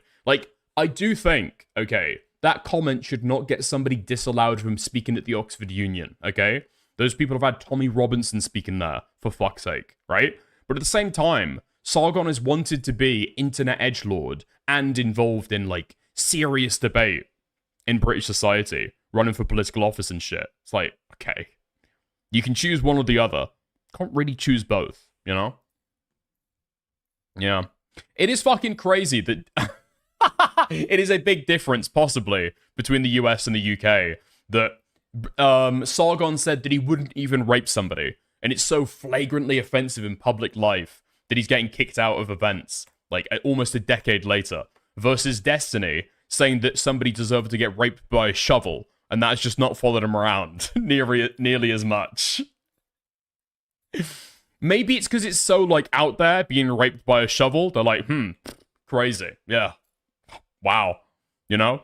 Maybe you've got to go a little bit further, you know? It's not whimsical. There is no whimsy in saying that you wouldn't even rape somebody. It's just damn. Okay. Why are you thinking about raping that woman? I think that's the normie response, you know? Why would it be a consideration? Why would it be a consideration that you would rape somebody? Yeah. You've just got to own it. You just got to own it, I think. Did they not have Destiny recently? They did have Destiny recently. They did have Destiny recently. Destiny has actually sexually violated women on like a mass scale. And Destiny's fine to speak at the Oxford Union. But Sargon says that he wouldn't rape somebody, and suddenly he's not allowed. Based Oxford Union, supporting rape. Fantastic. We love to see it. I always thought it was funny. I think it's funny. Yeah, it's funny. It's funny, 100%. But it's like... And the outrage is also funny, right? It is like perfectly tailored rage bait. But at the same time, I mean, when you're trying to rage bait the British establishment, I don't think you're going to make headways in politics, personally. You know? Kind of hard to have sympathy. But, yeah. Like, you know what the consequences are going to be when you say that you wouldn't even rape an elected MP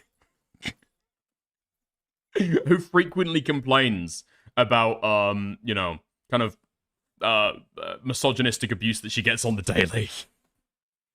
You kind of know what you're getting in there for. Yeah. We need to get Trump to tweet about Gamergate. Arguably, well, inarguably, more embarrassing to have said. But fewer people remember about that. Yeah. Okay, nice. He definitely pissed off some people in high places, and they still hold a grudge. I don't think so. I don't think so. I don't think Jess Phillips is thinking about Sargon of Akkad on the daily. I think that the comment is just going to be offensive to a lot of people. And so it's like, okay. Little bit odd. I think it's also the clothes that you dress yourself in, right? Destiny dresses himself as like an internet edgelord who occasionally goes and does these speaking engagements. I think that Sargon tries to paint himself as a little bit more put together and buttoned up and a little bit more serious, right? And so I think that dissonance does you more damage than anything. Inbox? Okay, before we go on to the actual first segment, I'll go inbox, alright? I'll go inbox. What? That's not true. This is a lie. This isn't true. Hold on. Breaking! Donald Trump has lifted all tariffs on Scottish whiskey and bourbon following a request from the King. In honor of the King and Queen of the United Kingdom, who have just left the White House, soon headed back to their wonderful country, I will be removing the tariffs and restrictions on whiskey having to do with Scotland's ability to work with the Commonwealth of Kentucky on whiskey and bourbon, two very important industries within Scotland and Kentucky. People have wanted to do this for a long time, in that there will be a greater inter-country trade, especially having to do with the wooden barrels used. The King and Queen got me to do something that nobody else was able to do, without hardly even asking. A wonderful honor to have them do in the US, Wait, what? A wonderful honor to have them both in the USA, President Donald J. Trump. Whiskey misspelt the prick.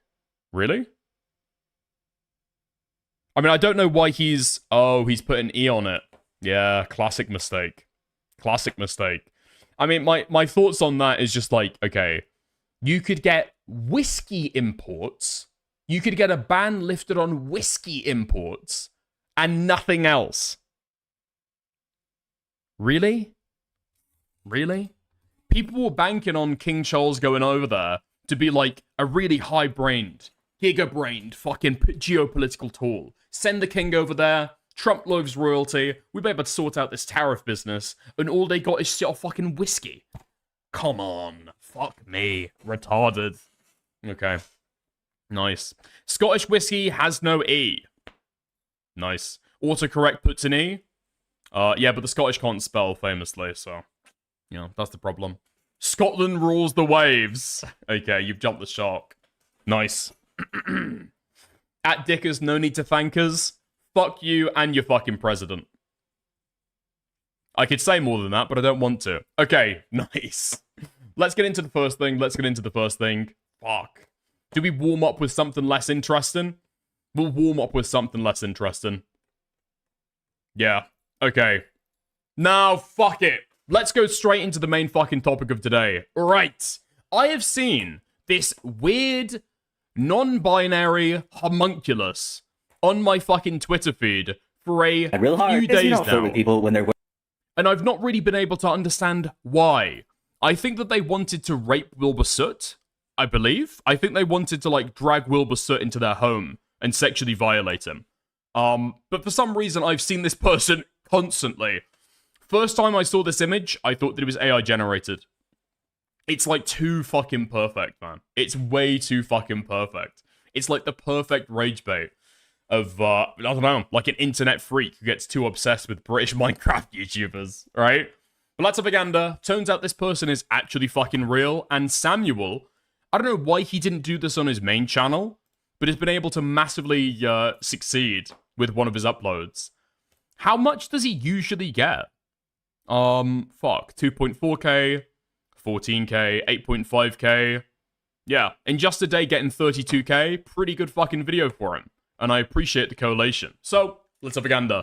The man who wants to rape Wilbur Soot. Real hard, because you don't flirt with people when they're working. When it comes to the Wilbur and Shovel situation, firstly, please understand that there is really no good way to say any of what needs to be said. I have had a crush on Will Gold since 2019, when I heard him laugh in the background of someone else's video, and it felt like life itself leaned in.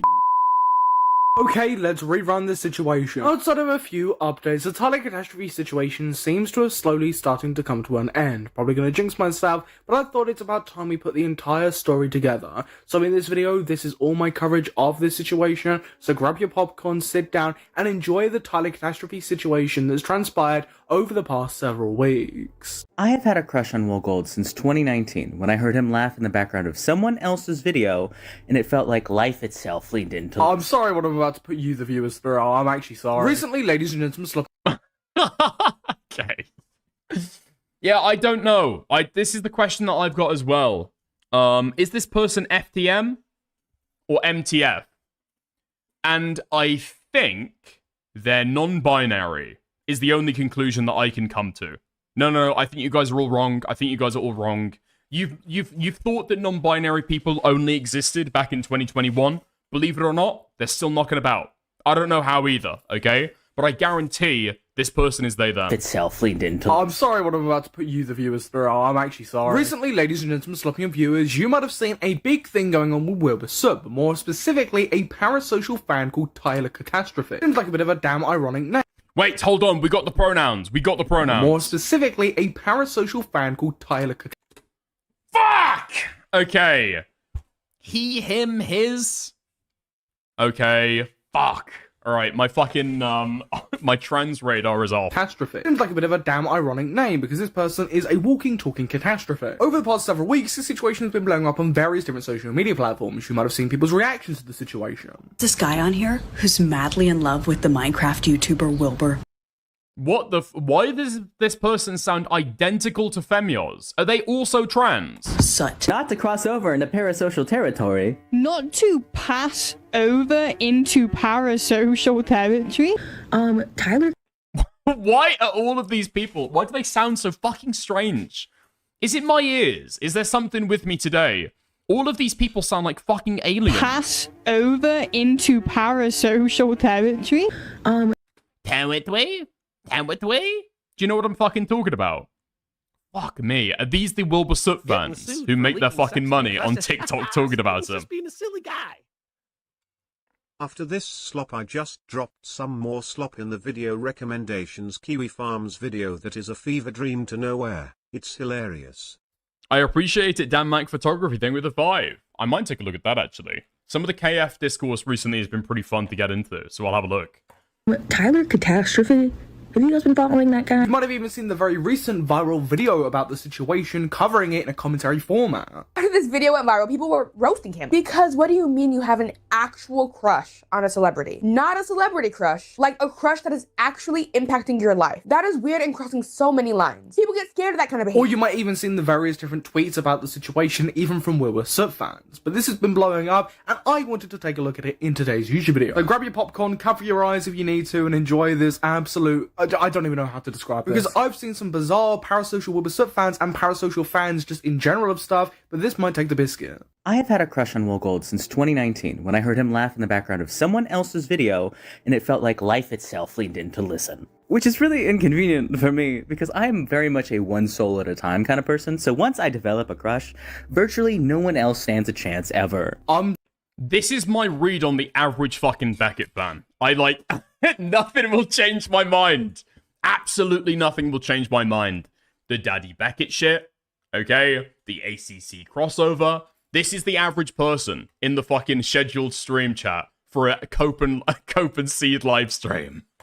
I'm sorry, what? This is the one time I'm actually going to be referring straight back. Yeah, these are the people that that Falgi was gooning with in Discord. 100%.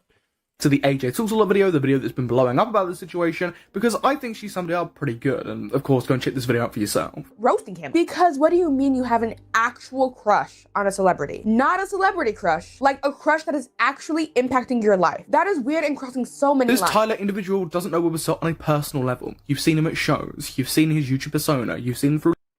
Okay, wait. Is this just Samuel giving his commentary over this? Is it better to go and watch the original video? Is that going to be better? I thought that he was going to collate a bunch of fucking tweets, not react to the video on screen.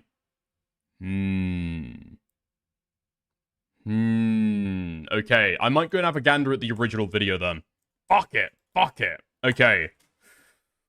Shit. What the fuck is that woman called? I'll just Google the guy's name, I guess. I thought this was going to be like an update and a little bit of a breakdown. Okay. Holy fuck. Okay. The YouTube commentary verse is ablaze with the fucking Wilbur Soot shit. Oh my god. iNab is making videos about it. Cataclysm. Danky Jabo. Jesus Christ. Oh, is it this AJ girl that I need to go to first? If this video is longer, it's going to have more stuff in it. Yeah? Fuck. Okay. We'll leave it as it is. Lovejoy, you don't know the guy. What are you talking about? That's weird, incredibly parasocial behavior. And even if you were feeling this is the type of thing you keep to yourself and you don't vocalize on the internet. Because what did you think was going to happen? Did you think people were going to embrace this as, that's normal, right? Because this isn't normal behavior, and I can exactly see why this has got a lot of criticism and a lot of people talking. And at the time... Fuck. Okay. Skimming through it, I think that he's just taken a bunch of clips from the original video. Okay, Samuel, I understand now why this guy has put this on his second channel, you fucking slopmonger. Okay. Nice. Alright. I'll go in, I'll have a gander, I'll take a look at the original video instead.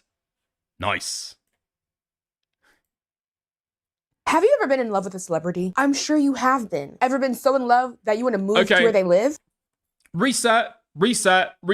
Okay. That was a little bit of a false start to the segment. We'll go back in for the actual fucking thing, okay? Nice. I guarantee the person we're going to be talking about today is female to male, okay? I can tell just based off the name. Definitely FTM. Love them so much that you can ignore the fact that they're an abuser. Well, our topic today can. I was scrolling on my For You page and encountered a very interesting person named Tyler Catastrophe, and he is obsessed with an artist named Wilbur Soot, a known abuser. When I first saw the video, I was like, oh, this is weird. No. But then I saw Cranston's VOD clips reacting to...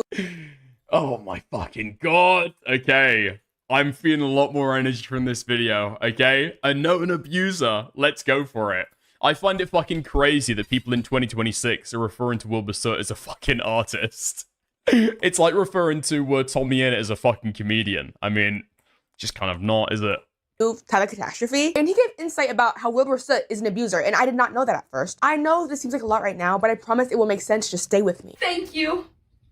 So I'm gonna start off by showing you parts of the TikTok that I saw first. Don't worry, I won't leave you with him for too long. I will be jumping in. I have had a crush on Will Gold since 2019 when I heard him laugh in the background of someone else's video, and it felt like life itself leaned in to listen. I didn't even think this when I first saw the clip, but dude, if you're referring to a YouTuber by their real name, I would just usually assume that you're trying to fucking dox them. I never considered that you've got a fucking, like a misery-style obsession with them. Which is really inconvenient for me, because I am very much a one soul at a time kind of person, so once I develop a crush, virtually no one else stands a chance. Okay, for context, Will Gold is the legal name of Wilbur Soot. If you were like me and were like, who the fuck is that? Wilbur Soot is a Minecraft YouTuber turned lead singer of a band called Lovejoy. For even more context, he has a lot of accusations of abuse and just not being a good guy. But we'll get into that later. But this man Tyler Catastrophe, he's saying he has a crush on this relatively famous singer because he heard him laugh in the background of a video and developed a crush Listen, okay, different strokes for different folks. Maybe Tyler wants a nibble. so intense, so heart-pounding that he cannot be with anyone else. Okay, period, unrequited monogamy. I personally think having a crush that deep on a celebrity is weird, but let's continue. It gets weirder. Stands a chance ever. And at the time, I had just broken off a terrible engagement to a guy who didn't even fucking like me.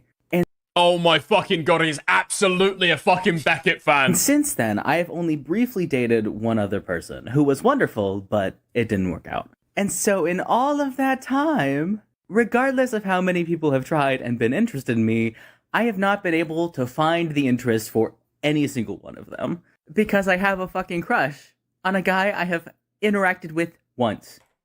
Oh my god. Wait.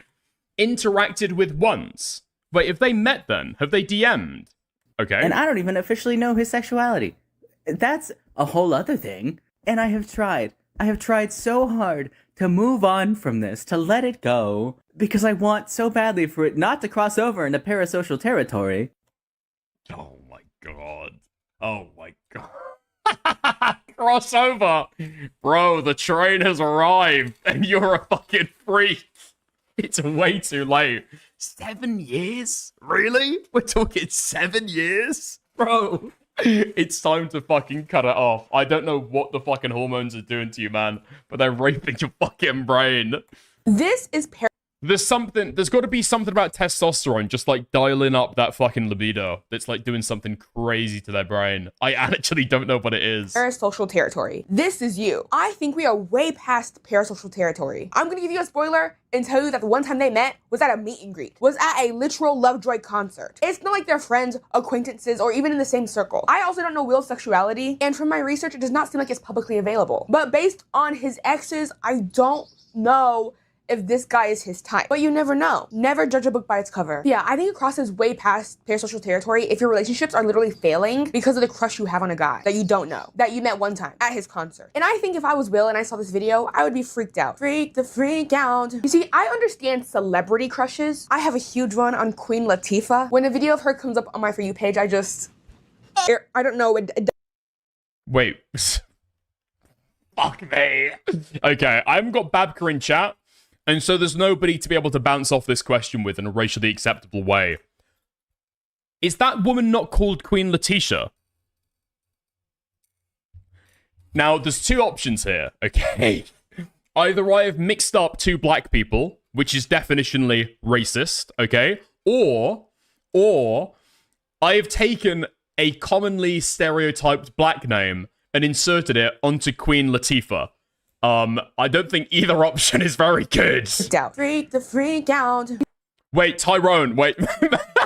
Tyrone, maybe you could help me, mate. Please, you've got to fucking save me. See, I understand celebrity crushes. I have a huge one on Queen Latifah. When a video of her comes up on my For You page, No, it's number 2! It's option number 2! Oh, fuck! Okay, that's the more racist option. Okay, fuck it. I'll take it on the chin. I don't know, it does something to me. I don't know what to tell you. But not too much because I have a wife.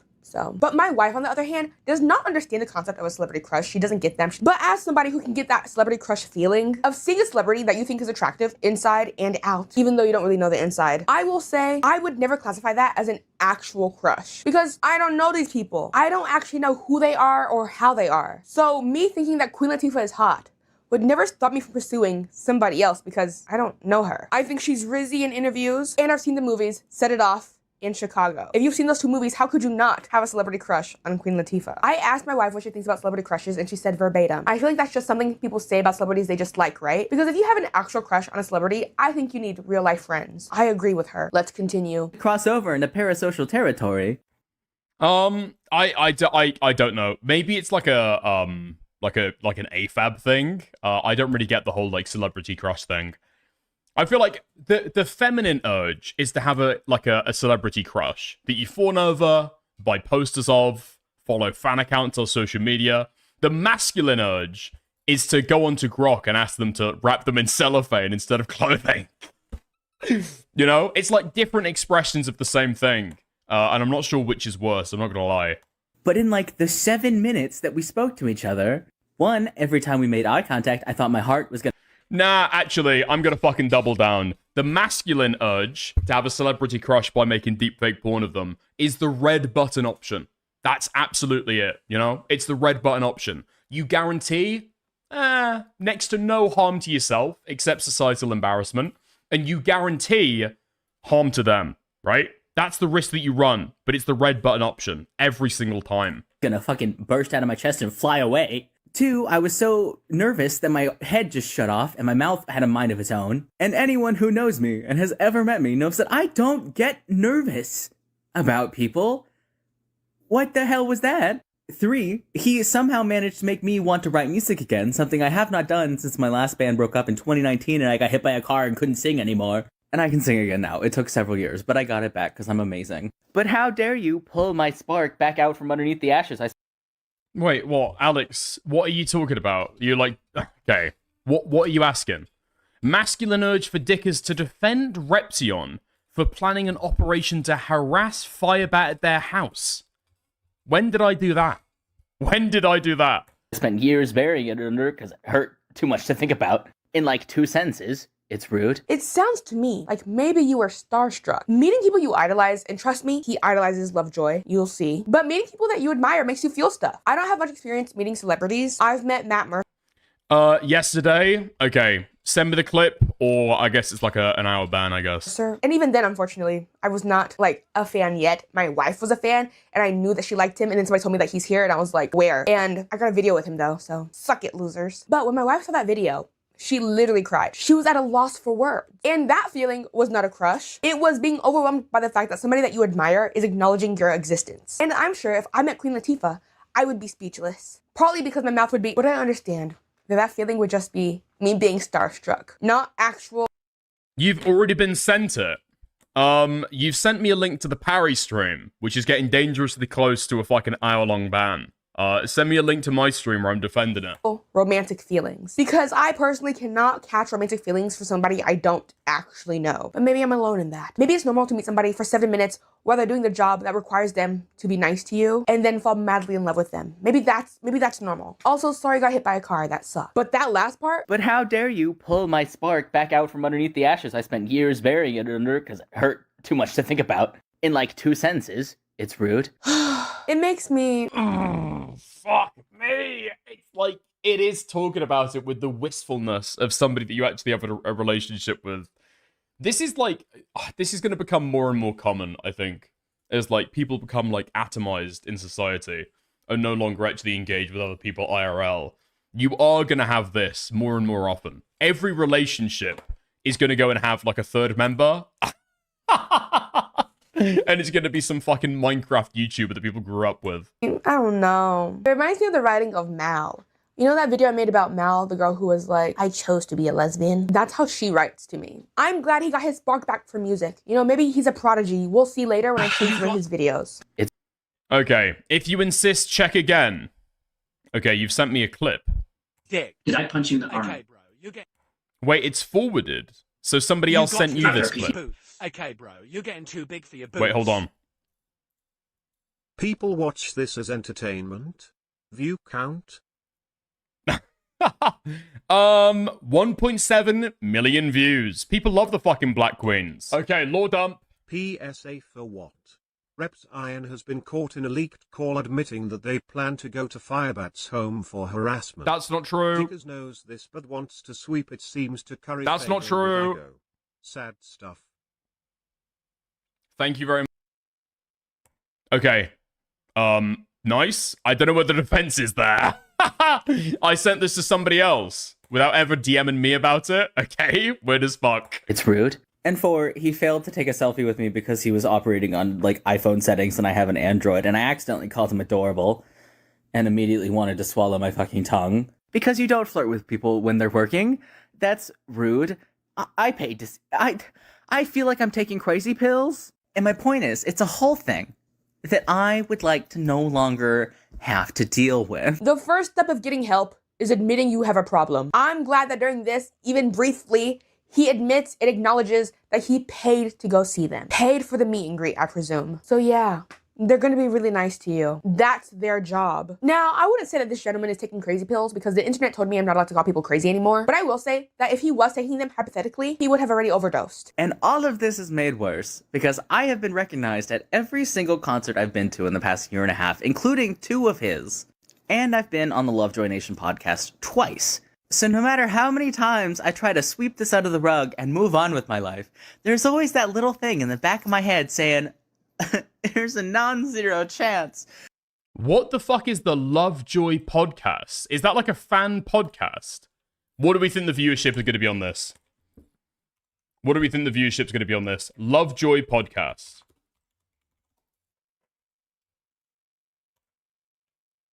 Is this what they're talking about? Lovejoy Nation, 1.3k. Is that what they're talking about? Wait, hold on. Yeah, this is it. This is it. Okay, they've got shorts that are just filled with Wilbur soot. And then, where the fuck has this person been on here? What are they called? Tyler Catastrophe. Zapaganda? Zapaganda?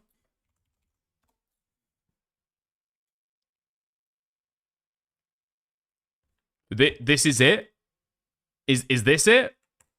Is this the... Nobody here looks fat enough. Oh my fucking god. These are the people that are fans of Wilbur soot?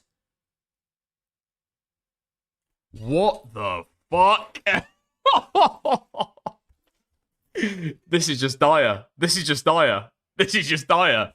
This is not what I expected at all. Oh my god, he's got those fucking glasses. He's got the fucking glasses. Dude. I'm wacky. I'm zany. Wait, I can't find this person on the fucking podcast, though. Okay. Never mind. Huh. Okay. Oh my god. No, I think it's a zero chance. Let's say Will is physically attracted to you, Tyler, and you are his type. Do you not see how maybe making this video kills your chances? Who wants to date a crazy fan? I know I am dating a crazy fan, but not everybody's like me and can handle that life. For those who are new here, that's a joke. My wife and I met at work, but she is a big fan. It makes things hard because of her blades and all, but we make it work. So basically, the way I see it, I finally say fuck it. I make this video, I say it all out loud to the ether that is the internet. Worst case scenario, he sees it, he says, hey, not for me. I move on with my life, it's fine. I'm an adult, who cares? I'll take a no over uncertainty any day of the week. Neutral option, nothing happens. Oh well, I guess. Best case scenario... You know? Because honestly, it doesn't matter what I'm doing any day ever for the rest of my life. If he was like, hey, do you want to get dinner or something? I'd say yes, obviously. I'm delusional. It's fine. But at this point, I'm... Oh, man. What is the impulse to put this shit online, either? I actually don't fucking get that. Are you, like, hoping to be able to find a community that also agrees with you? Dude, this is, like, deeply shameful stuff. You couldn't waterboard this information out of me. And they're giving it for free. I'm just so over the not doing anything about the things that I want, you know? What's up? I do have to say, though, alright? There is a bias going on here.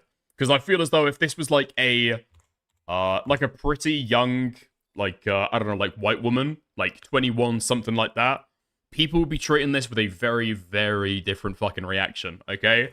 It is because they're, like, a dysgenic, trans, ugly person. That's the reason why they're getting this kind of reaction. With that, no one gets...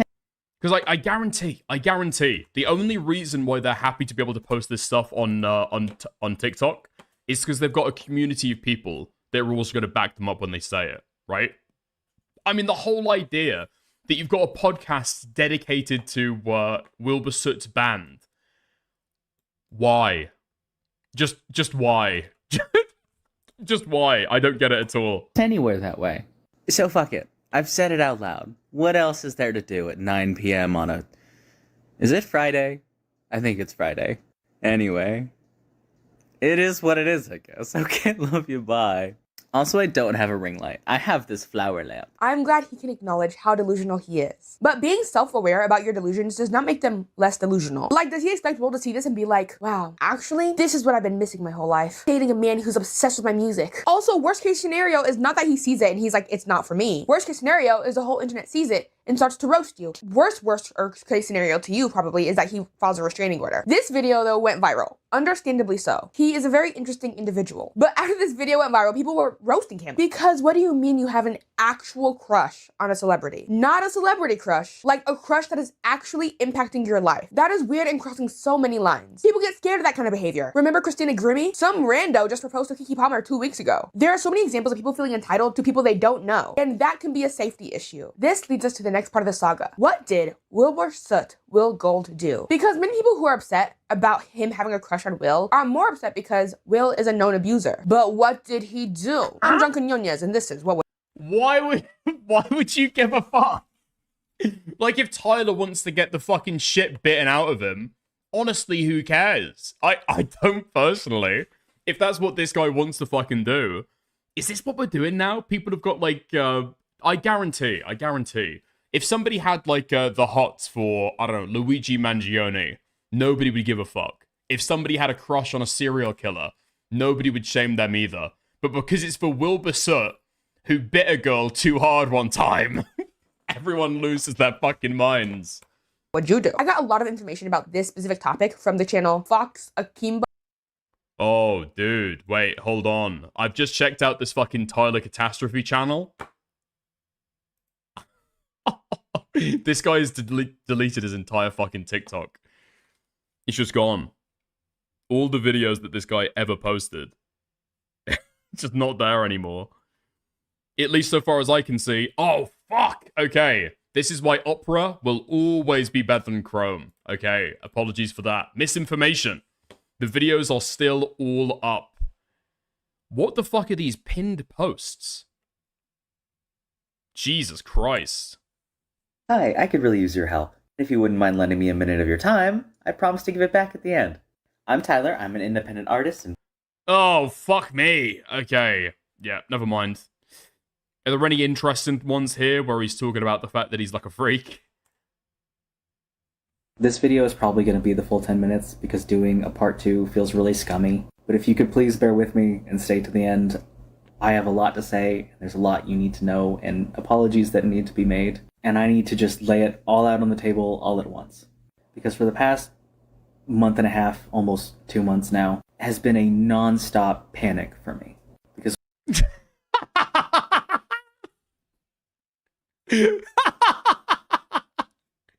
Oh my fucking god. What more did you fucking expect? Honestly, what else did you fucking expect? Somebody gets called a weird freak online for being a weird freak online. It's been non-stop panic. Living in a fucking Vietnam War-esque state. Jesus Christ. Okay. We'll watch a little bit more of the video. Okay, and then we'll dive back into to watch a little bit of this. So thank you. So Will dated a lady named Shubble or Shelby. She's a streamer. In 2 years... Wait, we're gonna go over the fucking Wilbur Soot situation again? Nah, no thank you. I see an awful lot of people also agree with my decision. Cole! While the internet is divided on this topic, there is somebody who has a firm opinion. Someone 2 years ago who can explain the right perspective to have on this. I do not think that Wilbur Soot is an abuser. And I know I've said that fairly indirectly in the past, especially recently, but I do feel like now it needs to be said point blank. Because oh my goodness, thank you. I was actually really worried about what you thought about the situation. You know, when a woman comes out about her story of abuse, the opinion that is needed the most is one from a man who doesn't believe her. That is what we're missing all the time. Just for context, yes, we were going slightly out of order. This video that I'm showing you. Wait, really? Oh my god, they don't get any fucking points for being trans? What? How the fuck do they not? How do they possibly not? They get 0 points for being trans in this. I guess maybe I don't understand the rules then, I guess. Well, I feel like I would give trans men a little bit of grace to be able to talk about, like, abuse in these cases, right? I'd probably give them the grace that I would give a woman. I would expect a woman's situation, I think. Now is from 2 years ago. The first one you saw from him is from 2 weeks ago. But I think it's all important context to understand who he is and for the rest of the video. Because who you are willing to support says a lot about you. Because as someone who has been a victim of abuse, sexual assault, and domestic violence, I know way too well what those things look like. You weren't there! Okay, sorry, continue. approach things like this by now. I also know that if I post this video, there will probably be a lot of people who don't know me who see it. So I'm going to try to be as kind. Wait, what the fuck are you talking about? So when she gives her opinion, she just like wholesale believes Shovel. And when Hero, Tyler Catastrophe, gives his opinion, what, he wasn't there? Bitch, you weren't there either. Direct, and clear-cut as I can. So I'm going to stick to 3 main points from Shovel's VODs. Please go and watch them yourself. You are under no obligation to think the way that I do. And then I'm going to touch on Wilbur's response. And then I think the general response needs to be addressed as well. Because Shovel's main points were that Wilbur was a slob, had a messy house, that she paid for a lot of her way to see him, and that he bit her. For point 1, let's be honest, most men aren't taught how to take care of themselves in their living spaces. And for men in their early 20s, that's... This is a certified trans man take. Is this what attracted you to the gender? Just ask as an original member. Bro, why did you apply for this position? Well, I thought I could get a free pass to live as a slob, you know? I respect it. I respect it. I love that. A lot worse than it should be. Every man I date... No, the correct reaction here is, okay, he was a slob. He was a slob throughout the relationship. That's kind of pathetic. Who cares? That's not the fucking abuse, is it? ...in their late teens, early 20s was gross. That's just kind of par for the course. It sucks, but it is to be expected. And it is not, by default, malicious. 2, paying your own way, especially for a distance like that, is kind of expected. And when you take into account that they were both very successful in their respective careers at that point, paying your own expenses isn't by default malicious. And for the 3rd point, Shovel states very clearly in her follow-up VOD that she consented to the biting. She then went on to clarify that what she had an issue with was the fact that it hurt. And while I don't think anyone should be hurt in their relationships, at the end of the day, that is a communication issue. And whether it's just poor communication or lack thereof, both parties are responsible for that. Because a lack of communication or poor communication on either side is not by default malicious. And at the end of the day... Okay, let's say she did say, yeah, it's okay to bite me. That doesn't change the fact that they had a safe word. And that he... Whoa. She was not open about how much it was hurting her, as per her own words. No? He ignored the safe word to the point where she became scared and anxious all the time. She says in one of her streams that she'd wake up every day with a pit in her stomach and anxious because of that man. You... I forgot this as well. I forgot this. She had a pit in her stomach and she was anxious because she's gonna get fucking chomped when she walks downstairs. We're not there, Tyler. You don't know what actually happened. It's not for you to say that you don't think he's an actual abuser just because you want to suck his dick. You were not there. Also, just because boys are dirty does not make it right. The fuck? Of course you're on his side because you want to make sweet, sweet gay love to him and hold his hand and stuff. I just realized I don't have my lesbian beads in, so people might just think I'm being homophobic. Before my vacation I just had, I re-dyed my hair red. Not the roots, but the tips. I re-dyed it red so that it could be vibrant again. You know, like the cherry color red. And I forgot to put these back on. We are so back. Back to what I was saying. All of this is just a ploy to get him to notice you. And at the end of the day, when... Fuck me, do I need to fucking go... Oh, shit. Do I have anything gay? No, I don't have anything gay. I haven't got any of my fucking gay shirts around. Fuck, okay. Imagine I'm wearing one of my fucking flower shirts. No assault took place, and the end result is just a bad relationship. That is something you handle in private, like adults. And to air personal, adult dirty laundry to a very large, very young audience in a way that is incredibly vague and left open to interpretation is, at the end of the day, very dishonest and very irresponsible. Ugh. Is this considered pick me? I'm not sure, but I don't like it. He's looking at the camera like he's saying something profound and very needed. Shovel did not say Wilbur's name in the story, and it is not her responsibility to give every detail and produce every piece of evidence. It's not her fault that when she said, yeah, I dated somebody who was dirty and bites, that people knew she was talking about Wilbur. That's his fault that that's his MO.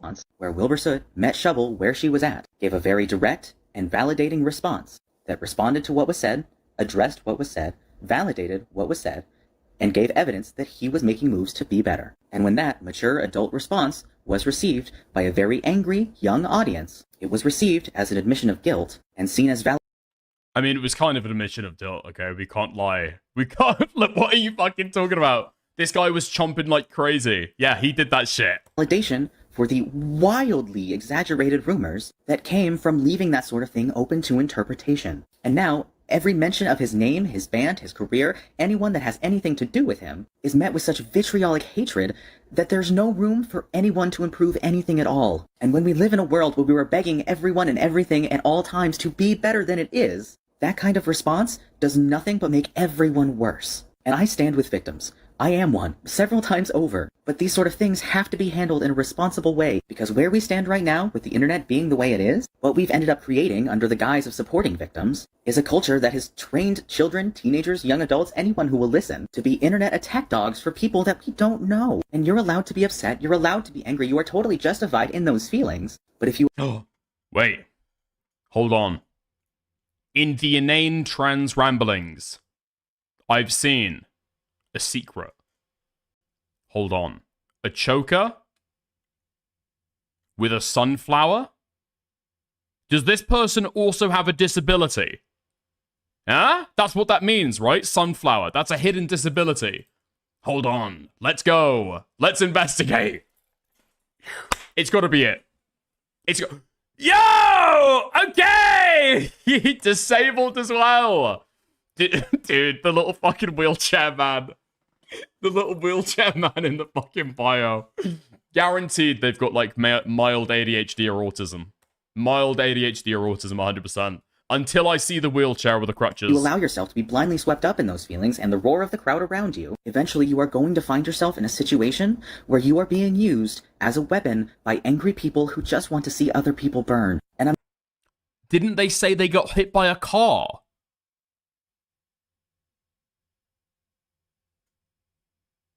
Poor car. What? Now I feel like a fucking asshole. Wait, did they actually? What? Okay, if they got hit by a car, they're allowed to put the wheelchair emoji in the fucking, They're allowed to put the wheelchair emoji in their bio, I'm okay? not saying you should support Will. I'm not saying you should continue... Well, his response is essentially, that did in fact happen, but I thought you liked it, so... Yes, some of Shovel's fanbase might have overreacted, but that's not really for you to say. This is such a Gabby Hanna response. He's like, I stand with victims, but not when the abuser's my fave, so... No, Simi, you're fucking lying. Yes, they said they lost their ability to sing from the car crash. Shut the fuck up. There's no way that's fucking true. There is no way that's true. Yes, people online will rally behind people without knowing the full extent of a situation, and this is a problem the internet has. But I can promise you, Tyler, they're not listening to you. You are changing no one's mind. But maybe that's not the point. Maybe the point is to be noticed by Wilbur, Bite, or Soot. You see, Tyler is playing the long game. He's been trying to get Wilbur's attention for years. So much so that he auditioned for the band. I have absolutely no idea if one of my favorite bands might want a second vocalist, but I do know I am crazy enough to ask. So hi, Lovejoy. Do you want a second vocalist? My name is Tyler Salona. I'm 26 years old. I live in Texas, but I'm trying to move to England anyway. I'm a massive extrovert. I've been performing since I was 10, and in 2019, I was actually a semi-professional vocalist, but then had to spend almost 5 years getting my voice back after losing it completely because someone hit me with their car. Shut the fuck up! It's real! It's real! I should have fucking believed you, dude. How the fuck does that happen? What, they knocked the wind right out of it? Knocked the ring right out of you? I haven't been able to take a full breath since. Through the sheer force of audacious determination, I now have my voice back and my vocal stamina. Which basically means that now that I can go back to music, not doing so makes everything else feel unfulfilling and sad. I figured I might as well shoot my shot. And I also play the trumpet, which is probably helpful. Anyway, here's Portrait of a Blank Slate. The whole thing. I hope you like it. This person looks like a trumpet player, by which I mean they are incredibly obese. Do they talk about... I'm looking for the most popular TikTok that they have ever produced. Sort by popular.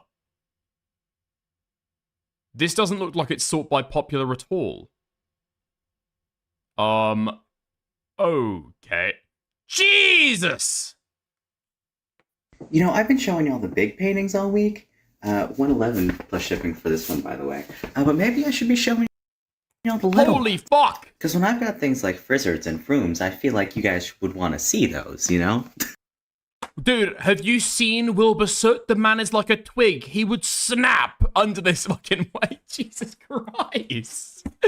Holy shit. Fuck me. Like I said earlier, poor car. I mean, you probably like it already, let's be honest. It is your song, but I also hope you like the parts that I'm gonna do. The singing part. You know. This is a long intro for TikTok, but we commit over here, so listen to it. It's amazing. I love this song. Shit. I feel like I'm gonna do the Macarena. Anyway. What the fuck is this? Wait, wait, why you play this for me with no music? This is even weirder. What?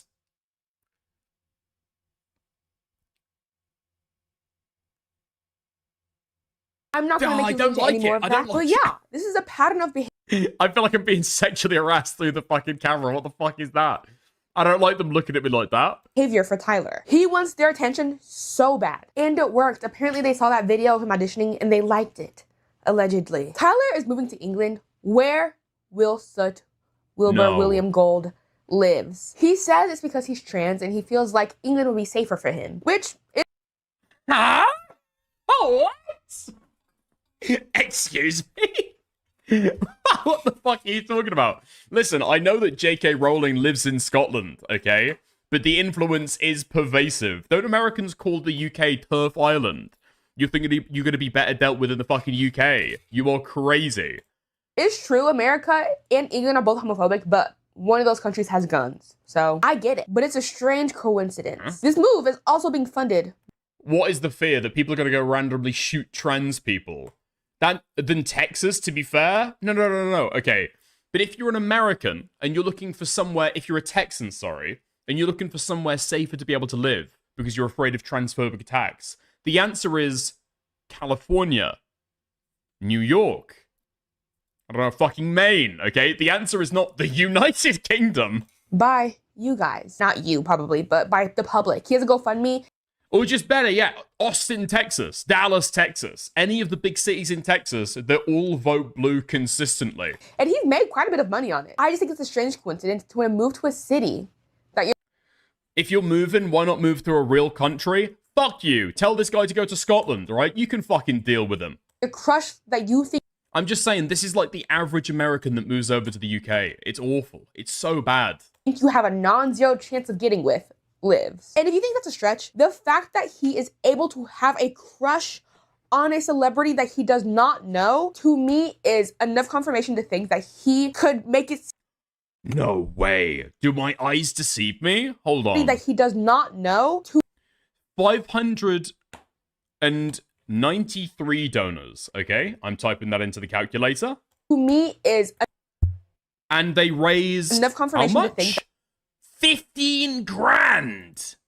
Jesus fucking Christ. 1, 2, 3 divided by 25 bucks each? That's not that unbelievable. Who the fuck is giving this person money? That he could make it seem in his mind that moving there would give him a better chance. He has already crossed a line in reality, you know? He's already far gone. I don't think it's crazy to think that he would go one step further. But people connected the dots that... I live in Dallas. You don't know Dallas, brah? Okay, my basic assumption is that any major city within any state in the United States is going to be broadly Democrat and, like, progressive. Hey, you have a GoFundMe to move to England. Your crush lives in England. What's that about? And this is what he said. Seeing the guy moving halfway around the world just to be closer to a YouTuber? If y'all think I would make a massive, life-altering decision that takes years of work to achieve, just because I was willing to admit on the internet that I think a musician I don't know has a pretty laugh, then y'all really have the wrong idea. And I suppose you have a better explanation? I was supposed to move to Bournemouth a couple years ago. I had a job lined up, I did a ton of research, made a ton of preparations. Bournemouth? You're not even going to London or somewhere in the fucking... Bournemouth? These people move to the fucking weirdest places. Bournemouth.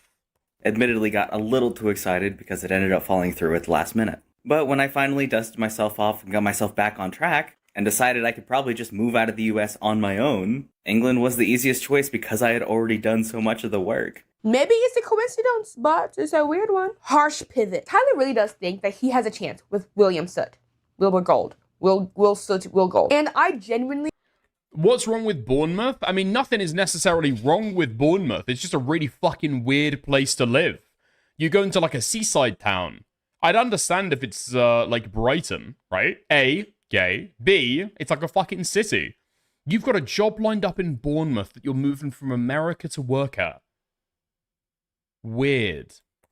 I wish I had half the confidence that he has. Because in all the videos he talks about this, he never talks about it in a way that makes it seem like he doesn't think that he can pull Will Gold. The only issue that Tyler sees in his mind is that Will might just not swing that way. But he has unshakable confidence. And I wish I had that, like I said, genuinely, low-genuinely. I accidentally called this man adorable and I nearly bit off my tongue. Because I've been crushing on this guy for clearly too fucking long. And I used to be an attractive woman, alright? Flirting with men, not hard. And here I am.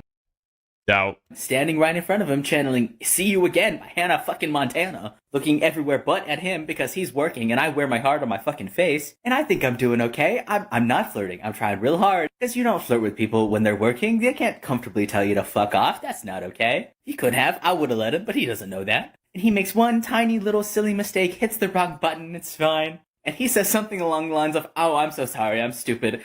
And what comes out of my fucking mouth? You're adorable. It's fine. Somebody put me down. Because listen, I can make a fool of myself. I can embarrass myself, no problem. I make videos on the internet for a living. It's fine, no one cares. Wait, really? This is what you do for your fucking job? I need to have a look at the fucking link tree, because I can't find a YouTube for this person. Do they actually make TikToks for a fucking living? That's something you can do. Just talking to the fucking camera and selling jewelry. What a weird world. But if I had made this man uncomfortable, I'm jumping. Alright, I'm done. Oh, this person also has a Twitch and a YouTube. I just could not possibly find it.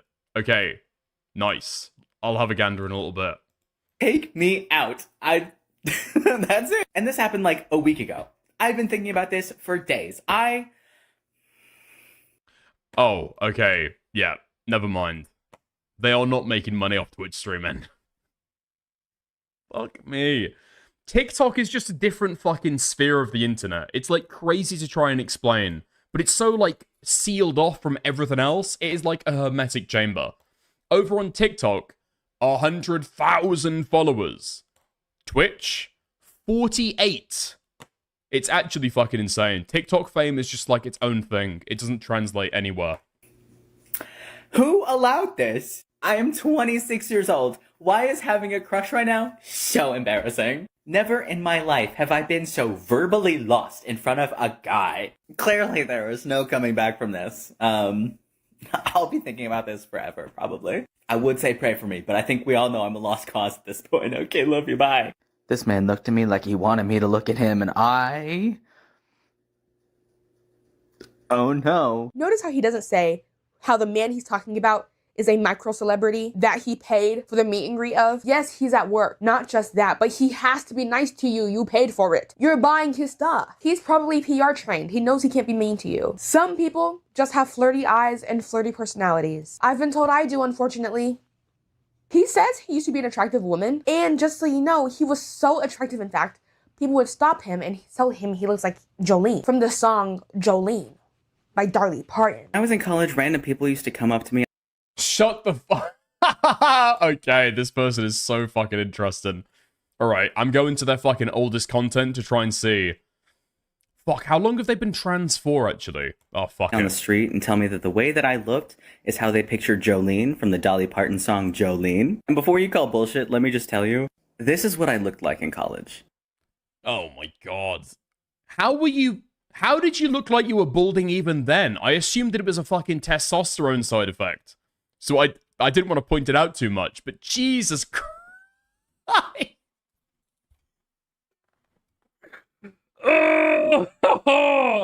I can't say that it would have been a better choice to stay the way you are. That hair went down to my thighs. I used to wear like 5 to 6 inch heels every day. Also, not for nothing, the wing on that eyeliner is not the filter. Fun fact. But I was thinking... No! This is why we don't go on TikTok. This is why we stay away from TikTok. Fact. But I was thinking... People said you'd like my voice more if I was conventionally attractive. But I'm just the same. I've got a boring name. Across the board of what you want and what you came here for. So I'm waiting for... It's like 2 steps away from Gorlock the Destroyer. You know what I mean? It is 2 steps away from Gorlock the Destroyer. For you, so please just let me... I am speechless. I do really love when people are authentically themselves, and that's... You know, Dickers could easily turn into that look-wise, I think. Wait, you think I could get, like, what, 300 pounds of extra weight? And then, I don't even know how to describe this look. I genuinely don't. It's like neckbeard, pedo mustache, sides shaved, and what the fuck is this? I don't think I will. I don't think I will. Thank you, though, for the advice. Thank you for believing in me. And the necklace? I'm not even saying this in like a mean, mocking way. The look just doesn't work, right? I feel like I get what they're trying to go for with the shirt and the piercings. I feel like I kind of understand that. But what the fuck is the necklace there doing? I don't get that at all. It's just like, oh, it's like a hodgepodge mix mash. And at the same time, dude, clean your fucking mirror. Holy shit. What, you've been jacking off in front of it? I didn't realize that HEP applied to trans men as well. Oh my god. Fuck me. I understand the sweeping for Wilbur Soot now. I am speechless. I do really love when people are authentically themselves, and that's all I'm going to say. I wanted to show you all that for more context again. Hello. Time to sing for us, Mr. Dickens. I would love to, but unfortunately an electric scooter once hit me in the fucking thigh, and I lost my voice ever since that. Of who this guy really is. We're just getting to know him. Tyler Catastrophe. Keep with it. Come on. I am not going to judge somebody for how they look and how they sing, but I will judge them for who they support and their tattoos. When I first... Wait, really? The reason why they made this fucking video was because they supported Wilbur Soot 2 years ago.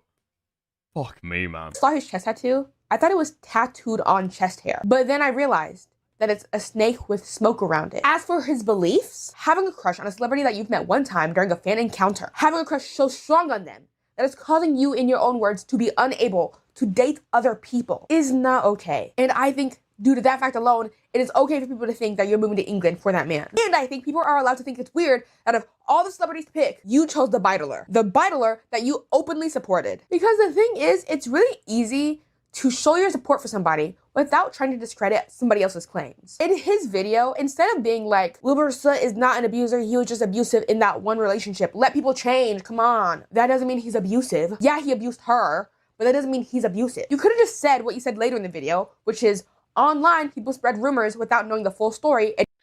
Oh my fucking god. Yeah, I kind of hate this woman, I can't lie. I'm starting to support the Catastrophe person. Hold on, let's go latest. Let's go latest. I'll let her finish her rant, and then we'll hear from Tyler what this video has done to his mental health. And you don't think that's right, because that's dangerous, to run with rumors that you don't know the full story of. But instead, you did what men do best. Speak over women. Not the men watching this channel, though. You're different. But because you want to dock with Will Soot so bad, it was hard for... What the fuck is this? It's fucking crazy. Like, I understand, okay? The self-ID shit is a little bit fucking gay. Like, you just say that you're a certain gender, and then you instantly become it. Not really quite how it should fucking work, right? But at the same time, these people believe it, and assume that when somebody transitions from a woman to a man, they become a fucking abuse apologist. What the fuck are we talking about?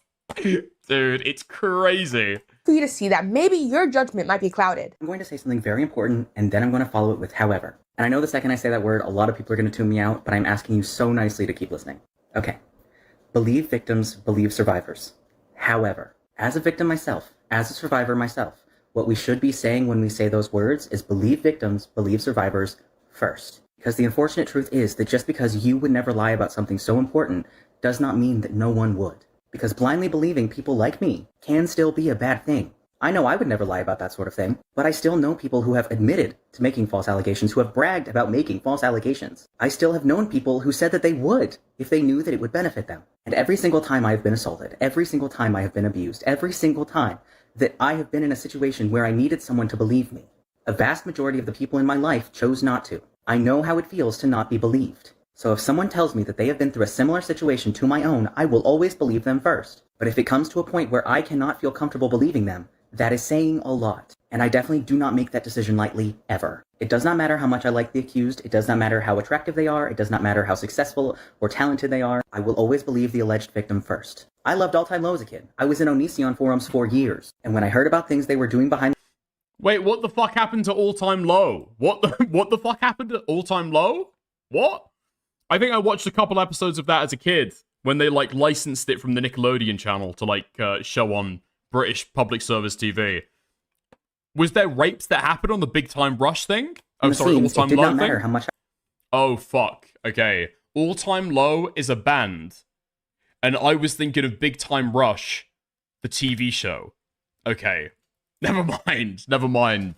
Who the fuck are All Time Low? I like them. I was done. I was 100% on Amber Heard's side until I was given too many reasons not to be. But that is still not a decision that I made lightly. And I know that for every person who takes the time to understand what I'm saying, there's another one that won't. But I know that I personally have to use discernment in order to feel comfortable with the decisions I make. And even if I... Oh, All Time Low is a pop-punk band. Their lead guitarist had allegations against him. Right. Big Time... Sorry, All Time Low. That's the... I got you something. I'm coming with you. Dear Maria, count me in. Right? That one. Yeah? Yeah?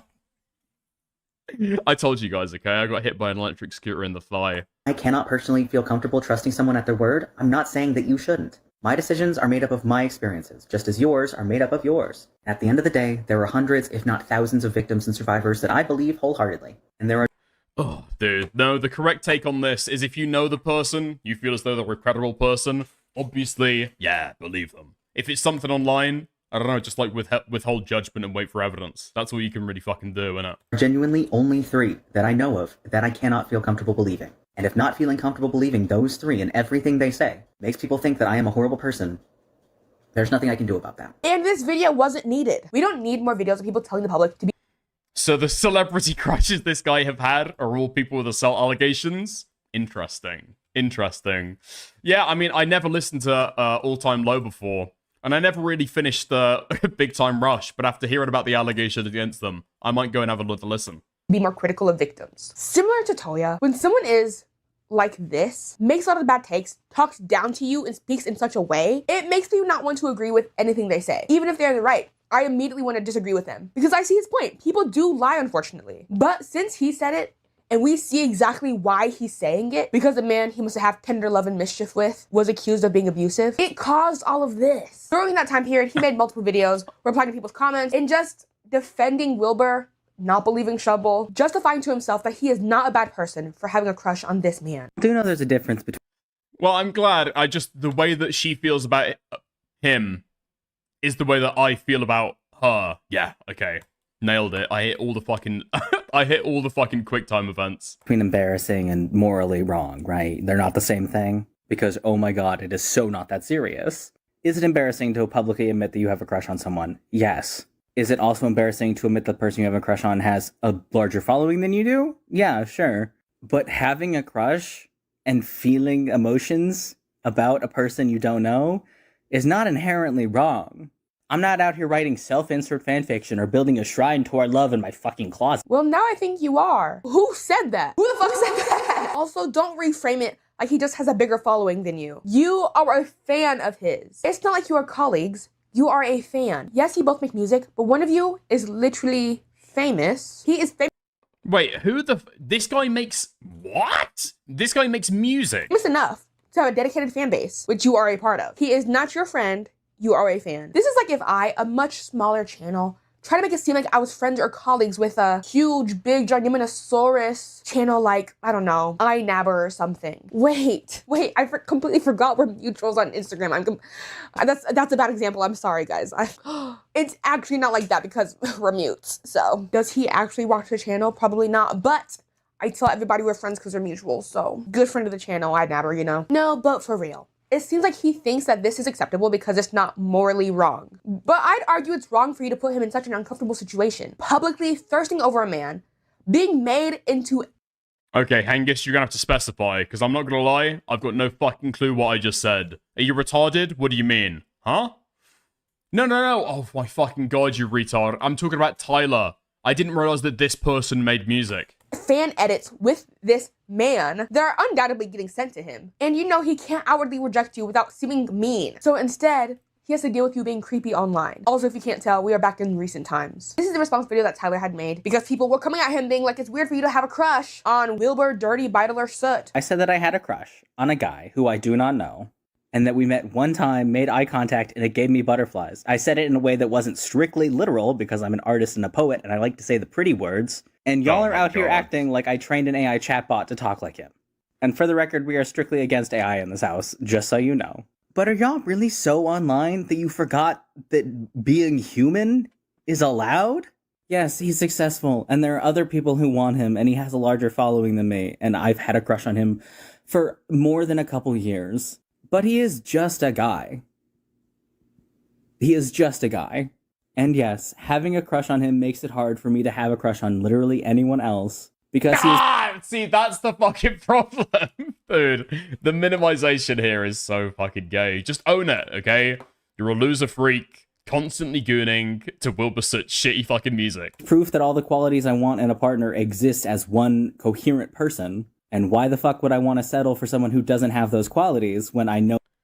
I didn't realize that the downfall had started before this fucking video. I didn't realize it at all. I thought all of the mental strain just came from people talking about it on YouTube. That those qualities exist. But I'm not out here saying that he's the only person who's allowed to date me. He's the only one who's allowed to try, and if I just wait long enough, he'll fall in love. No! It's not just being human. Normal humans don't get intense crushes on people they don't know. Crushes so intense it makes it hard for them to date. Also, what qualities does he have? Dirty house? Biter? Abuser? What qualities do you know that he has for a fact that you want? None! Because you don't know him. You know. Oh my god, if this woman was just less gay about the fucking biting. Yes, he bites. Yes, he bites. Okay, we get it. We get it. Holy fuck, dude. Just leave the fucking biting alone and laugh at the lolcow. Jesus Christ. Nothing about him. You know he makes music you like, and that's it. Everything else you think you might know could be a lie. You're saying he's just a guy to us? Like we're the ones saying we're in love with him. It's you. Tell yourself that. He's just a guy. I think the wording Tyler uses for this specific part is really important. I'm not saying he's the only one who's allowed to date me. I'm not saying he's the only one who's allowed to try. I feel like the way that's phrased says a lot about him as a person and what he thinks about himself. If he asked me out, I would say yes. That is all I said. Having a crush might be embarrassing, but it is not weird, it is not wrong, it is not stripping someone of their rights. It is looking at a person and saying, hey, I really like that person. It would be cool if they liked me too. And that is all it is. It's fine. Dick sounds like a used pet salesman, pissed about somebody returning a dog. Yes, yes, he bites. Don't be so gay about it. No, what I am like, okay, is about somebody who works at like a pet adoption center, and somebody wants to adopt a pet knowing that he bites, because they like the bites, okay? And then some fucking bitch is wandering in and being like, that dog's dirty. That dog bites. Why do you want that? You're an evil person. Maybe they want the bites, so who knows? I don't fucking care. The weird thing is that they're like parasocially obsessed with somebody and have been for the last 70 years to the point where they can't date. Dissect the fucking lolcow. Treat him like a fucking frog that you're fucking, I don't know, putting pins in his arms and legs and cutting him open. This is disgustingly parasocial. Do you know what parasocial means? Do you? Because having a crush on someone is not inherently parasocial. Convincing myself that he also has a crush on me and that he wants to marry me, that would be parasocial. Because I don't fucking know the guy. If you don't know him, how do you have a crush on him? That's the point. You don't fucking know the guy. You can't have a crush on him. And yes, I do know what being parasocial is. Do you? Involving or relating to a connection that someone feels between themselves and a famous person they do not know. Having a crush is a connection. Wait, there's a different pronunciation. There's a different pronunciation in the UK and the US. What? Parasocial? Versus parasocial. I thought it was parasocial. That someone feels between themselves and a famous person they do. Wait, have I been saying it the wrong way? Have I been saying it the fucking Americanized way? Parasocial. Definition? Wait, pronunciation. Pronunciation. Hold on. Parasocial. I don't think that's how it's pronounced, is it? Do not know. Having a crush is a connection, weirdo. And the reason I think he's a weirdo is the fact that he's talking down to us like we don't know shit when he's the one who's actually just being ignorant. Is having a crush parasocial? No. Is you having a crush on Wilbur Soot parasocial? Yes. And yeah, the problem is that, yeah, parasocial. UK. Yeah, in UK English. And then it gives me the fucking weird, like, parcel tongue version for the American thing. I don't know. Okay, it's a 4-syllable word with the primary stress on the 3rd syllable and the 2nd stress on the first part. I don't understand. I promise you I don't understand. Hold on, UK? UK, I'm pressing the button to be able to hear it, and I'm not hearing anything. Never mind. one of your TikToks, you literally talk about how you felt like when she looked at you, it felt like he... Okay, they both said it at the same time. Parasocial. Parasocial. That's how I say it. Parasocial. Oh, it's just an American accent. Okay, never mind. He wanted you to look back. You could feel that he wanted you to stare back. You cannot be condescending towards us when we just called it like we saw it. I calls it like I sees it. And that's not what I fucking said. But the thing that really gets me is that everything I said in that video, I have said several times in other videos. I just didn't put a name to it. And the second I put a name to it, y'all start acting like I'm an obsessed stalker who knows everything about him and is following him around the town. Oh my god. Yeah, because you put a name to it. At first, people thought you were talking about somebody that you knew. The fact that you've been making videos, multiple videos about this guy, as if you know him, that's a little bit strange. I accidentally called this man adorable and I nearly bit off my tongue. Because I've been crushing on this guy for clearly too fucking long. And here I am, standing right in front of him, channeling See You Again by Hannah fucking Montana. Looking everywhere but at him because he's working and I wear my heart on my fucking face. I know I showed you that clip earlier, but I wanted to show you again because if we didn't know that was about Will Soot, it would be a lot less weird. But the fact that we know it's about a celebrity that he does not know makes it so much weirder. You don't know him. You're saying that we're acting like you know everything about him. But don't you? Allegedly, you said he's proof that all the qualities you want can exist in one person. You know all his qualities. I bet you know how long his big toe is. Because you like him and want to put it up your... I just have to keep reminding myself that so much of the internet is teenagers who don't know anything of the outside world other than like their school, their house, and their little sphere of the internet. Well, I mean, let's have a look at how that's gone, okay? Let's get a little bit of an update on how things have been. This video is probably going to be the full 10 minutes because doing a part 2 feels really scummy. But if you could please bear with me and stay to the end, I have a lot to say, there's a lot you need to know, and apologies that need to be made. And I need to just lay it all out on the table all at once. Because for the past month and a half, almost 2 months now, has been a non-stop panic for me. Because... It's just insane. A non-stop panic of fucking TikTok drama. First of all, how the fuck do you make it your career to be in a point where it would even be concerning to you? And then 2, why the fuck are you in a state of constant fucking panic? Who cares? When this all started, and it was just people misinterpreting a video about a crush on a guy in a band, assuming a lot.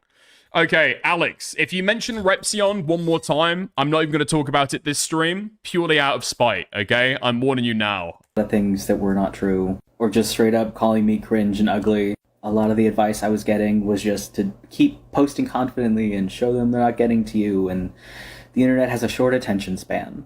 And I followed that advice. And when the death threats started, I think we all greatly underestimated just how far some people were going to go in order to hurt me and the people I care about. My family, my friends, anyone and everyone who has ever interacted with or supported me in any way. And by the time I realized what was happening, it was every second. Alex, address Kathy. He's more annoyed than I am. Okay, Alex, if I go and look at Kathy's message, is it going to be about Repzion? Because if it is, okay, I'm going to take that as your statement and I'm not going to talk about it ever. Okay? Yeah? Do you want me to do that? Yeah, I don't think so. Of every day, and I didn't know what the fuck to do. And in trying to put out any fire I could reach, I made a lot more mistakes. And every time I thought it was going to be okay, something else happened. And because I have a lot of commitments keeping me online, the GoFundMe orders I need to finish, I could not step away. So I wound up in this awful spiral, barely eating, barely sleeping. So I completely checked out for a day or two, trying to just let myself catch up. And if you don't mind, I would like very much to try again. So, firstly, I do not refer to myself as Two-Spirit. I have... What the fuck are we talking about now? What the fuck are we talking about now? Oh my god, they look so haggard. They look so awful. They've lost so much weight. Oh my god. Two-Spirit. Huh? I've mistakenly done so in the past, in 2023, I think, in a video I honestly thought I deleted, because I realized right after I posted the video that I fucked up. And when I made a more recent video about the differences between my own beadwork... Oh my fucking god, there's no way. He got shit for calling himself Two-Spirit, which is a Native American term. How fucking gay is that? Is Two-Spirit a term that is, like, meaningfully distinct from trans, and thus deserves to be honored in its own way? Or is it only something that describes what Native Americans can feel like? Because either they're a different species of human with completely different brains, or we should just stop using the term Two-Spirit, because it's gay, and it's covered by the term trans. And the beadwork done by other Native and Indigenous peoples around me ended up unearthing that old video that I had already self-corrected and again thought I had deleted. With everything else going on, I panicked. I ended up making another video that I did not think through. The words that I ended up saying were entirely wrong. And my exhaustion and overwhelm in the moment does not excuse it. I fucked up. And I am genuinely sorry. It's part of the 2+ and the LGBTQ thing. No, I know. Because sometimes you have, like, 2S, right? All of that stuff. I thought that it meant, like, a distinct thing when people were talking about it. I thought that it was, like, I don't know, like, gay, like, DLC. It's like trans DLC. It's like a secret, like, alternative version of trans you could be. I promise I am just as upset with myself as anyone else was, and I have been corrected. But I knew that I could not address it until I had dealt with more of the mental stuff. I promise the delay was not me trying to avoid accountability, it was just me trying to avoid another mistake. I have never meant any disrespect to the Native and Indigenous communities. I just picked all the wrong words, and I am so fucking sorry. Dude, do you think there's some random fucking Native American living in squalor with no fucking water running to their fucking reservation because the federal government doesn't give a fuck? Do you think they actually care if some retarded fucking person in Texas is describing themselves as Two-Spirit? Really? Really? You're American, you've probably got like some 2% of Native American in you somewhere. No Native American is actually like pure blood. Second point, when it comes to the Wilbur and Shovel situation, firstly, please understand that there is really no good way to say any of what needs to be said. Honestly. But that bitch deserved to get fucking bitten, okay? Have you seen her? She looks delicious. Is that it? I probably should have just never commented on any of it at all. But when I posted that video 2.5 years ago, there was still a lot of confusion. And the only reason I posted that video was because there were multiple people asking me my opinion. And at the time, there was a lot of harm being done just from the communities and fandoms surrounding this. And I stayed away from anything other than Shelby's statement, because with anything else, I just felt that there wasn't enough information and a lot of conflicting information that I didn't fully understand and didn't want to speak on because I didn't understand it. And because I saw a lot of people treating Wilbur's statement as an admission of guilt, when to me it did seem genuine and like he honestly didn't understand the extent of the harm he had done and was doing therapy and stuff to be better in the future, I felt very strongly about the way it was being treated from an outside perspective. And I talk about the fucking car smashing you into fucking pieces, please. Talk about the car fucking disassembling you like a Lego man. Missed my own point. I wound up getting really unnecessarily frustrated and wound up just really badly doubling down over time, which just made everything so much worse. And while part of me wants to clear up several more things, every time I try, it just keeps sounding like justifications. And at this point, I think I just need to bow out, admit that I went about things the wrong way, and wound up investing myself in something that was none of my business. I promise I have learned from this, I will continue learning from this, and I will refrain from inserting myself into things like this in the future. Because even if my intention was to reduce harm, Clearly, I missed the mark, and I am sorry. I will do better. And third, in regards to Sword Simple and Culture Hustle, there is a lot I want to say. This is so fucking When boring. he eventually got back lie. to me, moved on. Clearly, that did not happen. Feeling, and I'm not as angry as I used to be. % would, but it was a lesson learned, and sometimes that's all you get. But in general, with everything else going on right now, I promise that all of it is just mistakes and misunderstandings. Mean that it didn't, and just really fucking no one doing any of this. My platforms are. Oh my god, I fucking hate this person now. I was slightly sympathetic to them after watching the Black Woman's video.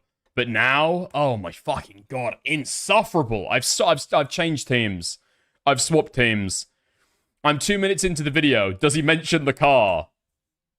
I don't know. I'll update you, Queen. Just started the video. 1 minute ago is crazy. 4 seconds ago is crazy. Fuck you. Okay, I hate these people. I truly fucking hate these people. I saw the Tumblr. I'm not switching up. Wait. Well, of course this person's got a fucking Tumblr.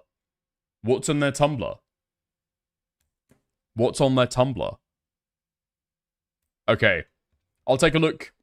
I'll have a gander. I'll pull it off onto my other monitor and see if we can find anything interesting. Okay, nice. And I get it.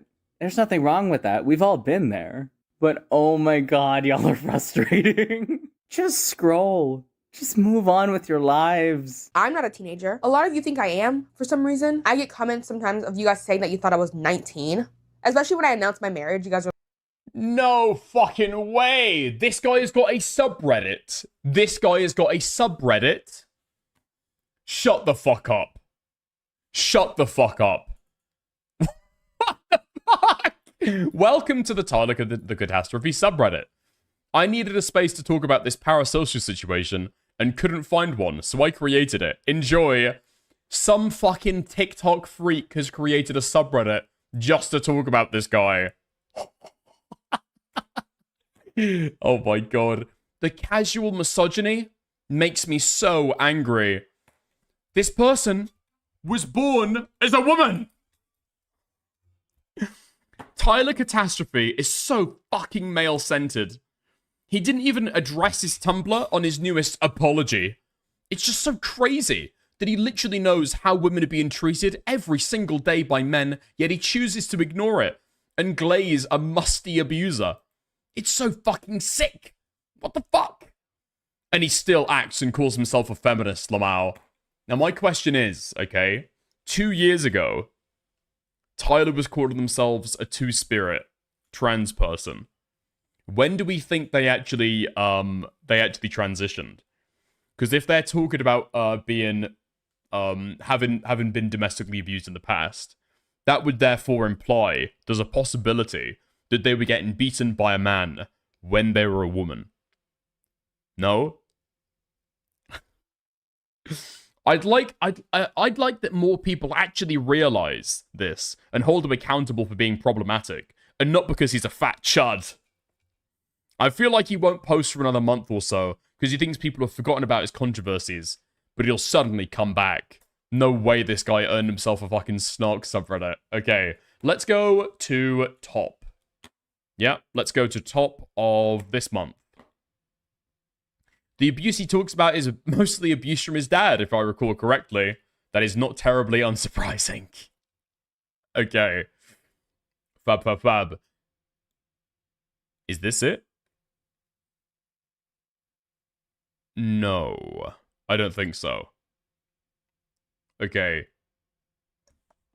Stuart Semple just exposed Tyler's delusion about a job offer in England on his TikTok and Instagram. Years ago, Tyler swung by. Nice bloke. Visiting the studio isn't a job offer, just to clarify. He made me this. Priceless. I swear, it was an unpaid internship at best. It wasn't even that. He asked me for a job, and I was trying to be nice, and said if he ever made it back to England, we could talk about it. He spent less than... That's not being nice. That's implying that he's got a fucking job. No? What? There's at the very least an implication there that there's, like, significant hope. Well, if you ever make it to England, you know, we'll have a talk about it. What? That implies that he that implies that he might. There's a chance that he could get a job there. No, that's not being nice. Okay. He spent less than half an hour with me. He was really lovely, and I wish him well. But sadly, there was never a job offer. Certainly nothing that should have made him sell all his belongings and plan to move halfway across the world. I hope he is okay. Alright. Nice. Okay. New Tyler Tumblr JS dropped. What the fuck are these? Somebody should tell Lovejoy to hire me as a trumpeter for their North America tour, so my 15 years of experience can get the best possible use. Lol. The person they've had on tour so far is great and very skilled, and I'm very jealous of their ability to also play the saxophone. So I've definitely, I definitely have no problem playing second to them even. It's so rare that a band has such consistently amazing trumpet use. How is this the top of the month? How? Okay, there better be some good shit here. Have you ever seen a niche internet drama get really confused really quickly, look up the source, and just wonder where the hell the drama happened? Because right now, it looks like a lot of people just made some shit about a guy and ran with it. Is that what the... Okay, they're talking about Tyler there. Oh, sorry, they're talking about Wilbur. Okay. Yo! Can I be honest now? I can't stand Shovel. Like, in general. Not a fan. Based? If Shelby Shovel has no haters, assume I never existed, because I'll be hating from the grave. Love heart. Hashtag Wilbur Support Squad. I wish... I wish Wilbur would call me baby. And we're looping all the way back to the fucking start, okay? Average cope and seed viewer.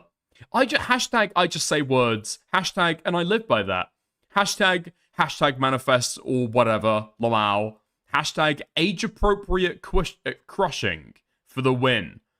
Oh, because Wilbur is like almost in his fucking 30s, right? Yeah, okay. Why put the fucking trumpeter stuff at the start? This is way fucking better.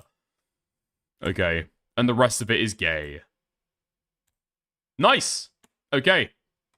Birmingham. Okay, this person's sick in the head. They're like, aren't you too young to be getting married? I'm 25, full adult. Now, I'm not saying 25 is old. I don't know a whole lot, but I'm an adult. And as an adult, I can say it's parasocial 25 is not old. By definition, and just because you talk like this and make it seem like we're crazy for calling it out, doesn't mean you're in the right, okay? I hate when people talk like that. People can't help how they feel. It's not this grown adult man's fault that he has a deep celebrity crush on a man he does not know. But you didn't have to tell everyone. You decided you wanted to tell us. And now we're reacting, and we're in trouble? And this video, I would like the record to show that not only do I have more followers now than he did when I first found his content, but also I know who I am. And I know I can pull. And thinking to myself, hey, I bet if this guy knew me, he'd probably like me back. If there's a chance. Is also not parasocial. It's just thinking. I am going to eat this lamp. Y'all. Stop it! Oh my god! I will be 27 in a month, and I pay my own bills, and I live in my own apartment, and at least a third of my job is making videos on the internet and embarrassing myself for fun. I know the difference between right or wrong, and I know where to stop before the bit becomes weird. Okay, love you, bye. Yeah, that's not the parasocial part. This person feels himself too much. I think that's part of it as well. I think that is part of it as well. I think usually when somebody, when people feel as though there is like an unearned ego that people have, I guess, that's when people really start to fucking drill in. You know what I mean? It's not parasocial that you think you have game or can pull. That's not what people are saying. Well, that's not what I'm saying. I'm just saying it's odd and it's weird to say that you have a crush on somebody you don't know. That you literally have problems dating somebody else because of your crush on this person you don't know. Don't eat the lamp. Think about this, champ. You need to go to Stop Being Weird camp. Ooh, yeah. Burn. Sicko mode. He says he's gonna be 27 in a month, which means he's 26 years old. That's 1 year older than me. If you ever see me online talking about having an actual crush on a celebrity that I do not know. Like, I like them so much I can't focus on my relationship. Put me down. He says he knows to stop before the bit gets weird, but it was weird when he first said it. It's been weird the whole time. It keeps getting West Side and West Side, Mr. Catastrophe. So stop. Listen up. Are you listening? You don't know that man. Not even. What the? This is like so fucking lesbian. I don't even know a better word to be able to describe this shit. This is just lesbian. A little bit. No, you don't. You are just a fan. You paid for the meet and greet. A fan. You wanna kiss and touch all over him. Gay. Gay behavior. Don't let it crowd your judgment in the end. I mean, it literally, I guess, is gay behavior. Yeah, they're like two men. Okay? Let's skip past the fucking song and then get to the conclusion. I'm having a look at the fucking viewer retention graph right now. I think a lot of people just dipped out after this fucking song. Jesus Christ. Okay. In conclusion, very Babka coded. No, I don't think so. Literally the only similarity between this person and Babka is that they're both black women. To create a good relationship with somebody else, that is not normal. Just because somebody is not mega famous like Beyonce doesn't mean they aren't a celebrity to you. Also, I listen to Lovejoy's music and it's really just okay. Like, it's fine, but that's just my opinion. I personally can't judge people's musical taste. My wife loves the Front Bottoms. This is a talk singing household, but Lovejoy's music to me just sounds like department store music. It doesn't give me any feelings. It just sounds like noise. At first, when I saw that video of Tyler auditioning for Lovejoy, I was like, oh. But then I listened to Portrait of a Blank Slate by Lovejoy, and I want you to listen to it too, and he sounds like them. He literally, like, I can't even dog him. He is going for their voice, and he sounds like them. He would fit in great vocally with that group. And that should tell you what that group sounds like. Either that's good to you or that's bad to you. Up to you to decide. Okay, that's all. Please do not take this as an invitation to be phobic of any kind or to message anybody involved in this situation. But no, I don't have to take you guys back. My audience is amazing. You guys are not those kind of people. Okay. I absolutely am those kind of people. But never mind. Okay, nice. I just can't believe that the main focus here is the fucking Wilbur Soot'S shit. Really? Really? Fuck me, man. Okay. I feel there's a little bit more fucking meat on the bone. No? Okay. Tyler's $32,000 painting. What? Fuck off. Fuck off. Like, I gave him consent to paint me, so I can't dispute that. However, I did not give him permission to sell my likeness like that. What do I do about it? What the fuck? Who the fuck is this person? What? This is a photograph that somebody took in 2021. I gave him consent to paint me. I did not give him permission to sell my likeness. What a fucking F-slur. Okay. Who cares? Honestly, who cares? I guess this is why he was attracted to the Bryson biter. Let's go for it. Telling a questionably straight man to say that into my mouth just to feel something.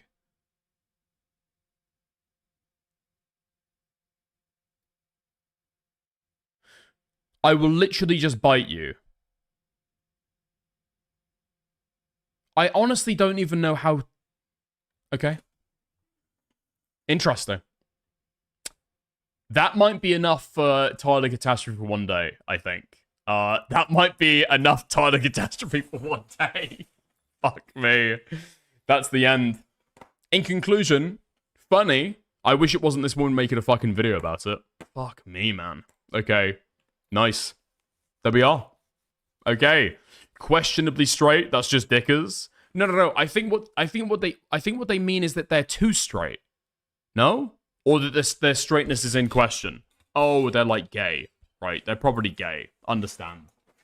Gay predators don't even hide it. I'm trying to think now. I guess gay people like lend themselves to being hypersexual, right? Because it's less off-putting to other gay men. So possibly. Okay. Nice. There we go. What I want to check out now, okay, is I've been told that there is crazy stuff going on with Repzion that I neglected to talk about the other day. Okay? Let's have a gander. Let's have a look. I think Kathy sent it to me. Alright. Is really... nobody's giving me a fucking timestamp to this shit. Okay. I'll play it on from 5 minutes, because that seems to be where I fucking left it off. Firebat is dyslexic. I think Firebat is functionally illiterate. Correct. Oh, so I did... They can't read either. I don't even know how I should ask this. Does anybody know where his actual address is, like where he lives? Jesus Christ! Why would you leave this at the end of the fucking recording, you retard? Why would you not clip this shit up and send it on its fucking own? Dude, the first 5 minutes of this audio recording are literally fucking nothing.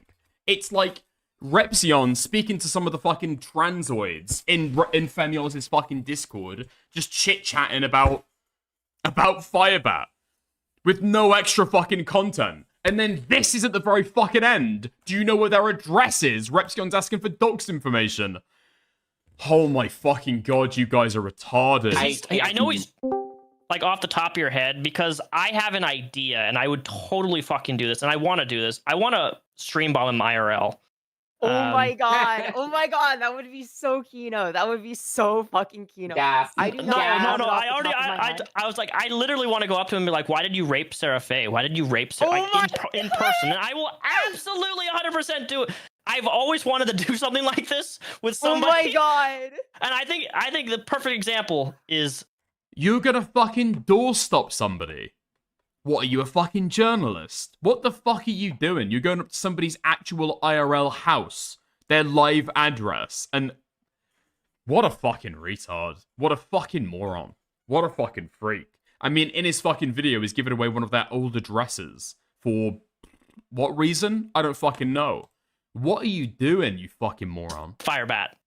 I can't... Oh my god. Oh my god! Oh my god! No fucking... Bro, I can't condone, but I can't also Come condemn. on, I understand. I get it. But I'm not going to do anything. I just want to show up. You know, he's doing a live stream. I can say that if you wanted to, there is a very famous YouTuber who has a friend who lives in the same building. I'm just saying. I'm just saying. Shit. Oh, well, that was a claim. I don't know if it was verified, but like Firebat claims that Lily Tino's friend lives in the same apartment building. Lily Tino. That's right. I forgot Lily about Tino. that. That name sounds familiar. I probably. The trans woman who is kind of bricky and keeps talking about her pussy with cake pops. Oh! Yeah, okay. she's like, Lily I am Tino. converting I don't like my this marshmallow person. wand into a marshmallow tunnel. Wait, Lily Tino lives in Washington? Wait, hold on. Sorry. Repzion has said that they're going to go to Firebat's real fucking home and live stream it. And nobody's saying not to. Somebody says, I can't condone it, but here's how you find it out. What, is Femios not saying shit about this?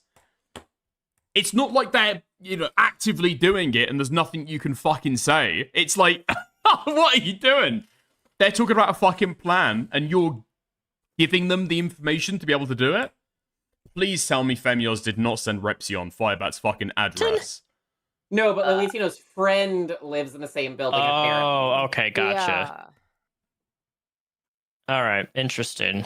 Wait, are you including the waffle stomp lore? No. Yes! I don't even know what that is. No. Oh my god! Firebat apparently shits in the shower and then stops it down the drain. Yes. Oh my god! I covered this in my most recent stream. It's not. Yeah, Repzion. It's not apparent. The wife outed him on stream that he preps in the shower. Okay, Fab. That's great stuff. That's great stuff. I guess I can ask Femios.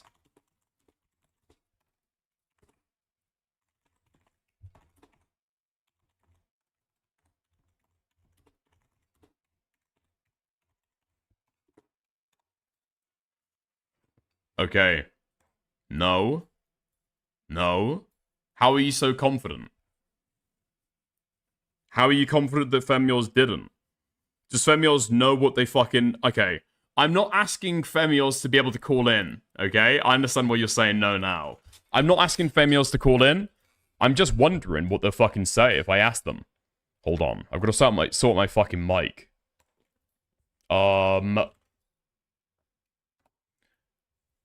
HyperX. Okay, nice.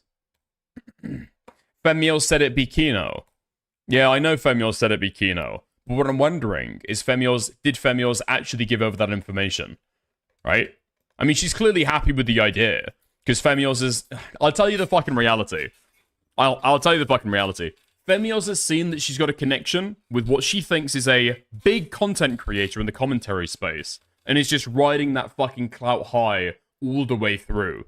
And it's probably on cloud 9 right now. Because Repzion included them in their fucking video. And, like, highly praised their fucking content over it. The question is, did they give over docs information to be able to facilitate Repzion doing an IRL confrontation with them at their fucking house? Because that is unhinged. Don't touch the shit, you'll get covered in it too. Yes, 100%. 2026, the year of doxing, I guess? I suppose. I suppose. Dick has put on a deep voice to talk to Femios. No, I don't think I will. Okay. Looks like I'm getting nothing back from them. Okay. I mean, the easier way to be able to do it... No, fuck it. Because I'm thinking, do I go into Beckett server and Atta and ask her there publicly? No, fuck it, I'm doing it on stream. Should be fine. What a weird fucking freak. Okay. That's really fucking strange. It'd be terrible if that situation played out in somehow in the worst way possible for all involved. What, like... I don't know, Firebat, like, comes to the door with a fucking gun? Yes. That would be horrible. That would be terrible. And what the fuck is Repzion gonna do? Let's be fucking real. Does Repzion seem like the kind of guy who could handle himself in a fucking fight? No. Imagine if Repzion's last fucking minutes on Earth is spent bleeding out on Firebat's front porch because they went to their fucking... they went to their fucking door to try and make some notoriety for themselves. Actually produce some fucking content. And then they instantly fucking perish and die. That would be really fucking funny. That would be really fucking funny. We would have to see, though. Yeah. Okay. Nice. I guess I'm getting nothing back. We'll have to see. I'll see if Femios responds to me. But if not, Jesus fucking Christ. Yeah. Repzion should take the £600 granny with him. Oh, on a... Dude. From his fucking bus. Yeah, that'd be fucking good. Are we gonna get another Boogie versus Frank Hassel style moment? Possibly. Possibly. Except both of them are trans to some extent. That'd be interesting. A trans man and a trans woman meet at high noon to duel. On the front porch. Wait, from Facebook? What do you mean from Facebook? Oh, the £600 beast that he found on Facebook. He's bringing in the fucking big guns. Yeah, that'd be good. That'd be good. Okay. Now, the question that I'd have in this is, has Firebat doxed themselves? Because I'm going to be super fucking clear, okay? Going to somebody's house, doorstepping them in real life is still fucking wrong, okay? And helping somebody in order to further that stuff is just, like, retarded, right? Obviously. But I guess that would be, like, a consideration here. Are they public about their address? Because that would make it a different situation, but... there we go. Yeah. Damn, interesting. And all of the people spamming the fucking chat earlier to get me to talk about this fucking shit are not here to be able to answer any fucking clarifying questions. Nice. Nice. It's wrong, but the content, dickers. Yeah, I suppose. It's wrong, but the content. It's wrong, but the content. Yeah. If you pull up on somebody with a £600 grandma and a girl with herpes, it's over. You already banned them? No, they weren't banned. They weren't banned at all. Wow, so absolute cold, like I predicted. We'll have to see, okay? That shit's on the fucking cooker. That shit's on the fucking cooker. Okay, Dan Max sent something earlier. It's a video to nowhere that will cause you to laugh and wonder if people like this are actually real. From a year ago? Oh, fuck it, we're in a content drought. Okay, appreciate Dan Mac for the suggestion. Kiwi Farms is a detriment to the human species, and I used it for 2 years. Okay. Farmer confesses. Let's go. I'm glad you're still with us. We're not a total of all the bad things we've ever done. We're so much greater than that. Great video too. Over a confession when they're on Kiwi Farms. Since being targeted by Kiwi Farms, this video is probably going to come off as a massive leopards eating my face moment because, well, it is. This video could also very well end my career before it even starts, so I've provided a legal disclaimer. The people and scenarios depicted herein are entirely real, and any libelous reference to them is an intentional act of self-sabotage on my part. Alright? Alright. For the uninitiated, Kiwi Farms is Oh yeah, you're gonna get fucking sued by Kiwi Farms, I'm sure. Absolutely. Fuck me. Did this person browse the fucking forum? Unless they, like, dox somebody, I'm not gonna be interested by this at all. an internet forum that focuses on the online drama surrounding people that the site's users have deemed notable in some way. These notable people are referred to as lolcows, a term that owes its origins to 4chan. Harassment of minority groups is inherent to Kiwi Farms culture, but more on that later. Right now, you're probably asking yourself... What? Harassment is integral to Kiwi Farms culture, and they spent 2 years there. What is this person, like, I don't know, like, fake? Did they actually spend time there? Okay. Because listen, Kiwi Farms, doxing, bad, okay? Doxing, bad. That's what Kiwi Farms is known for. But harassment, not quite so much. Why? Why would I, a self-described progressive, frequent a site that targets minorities?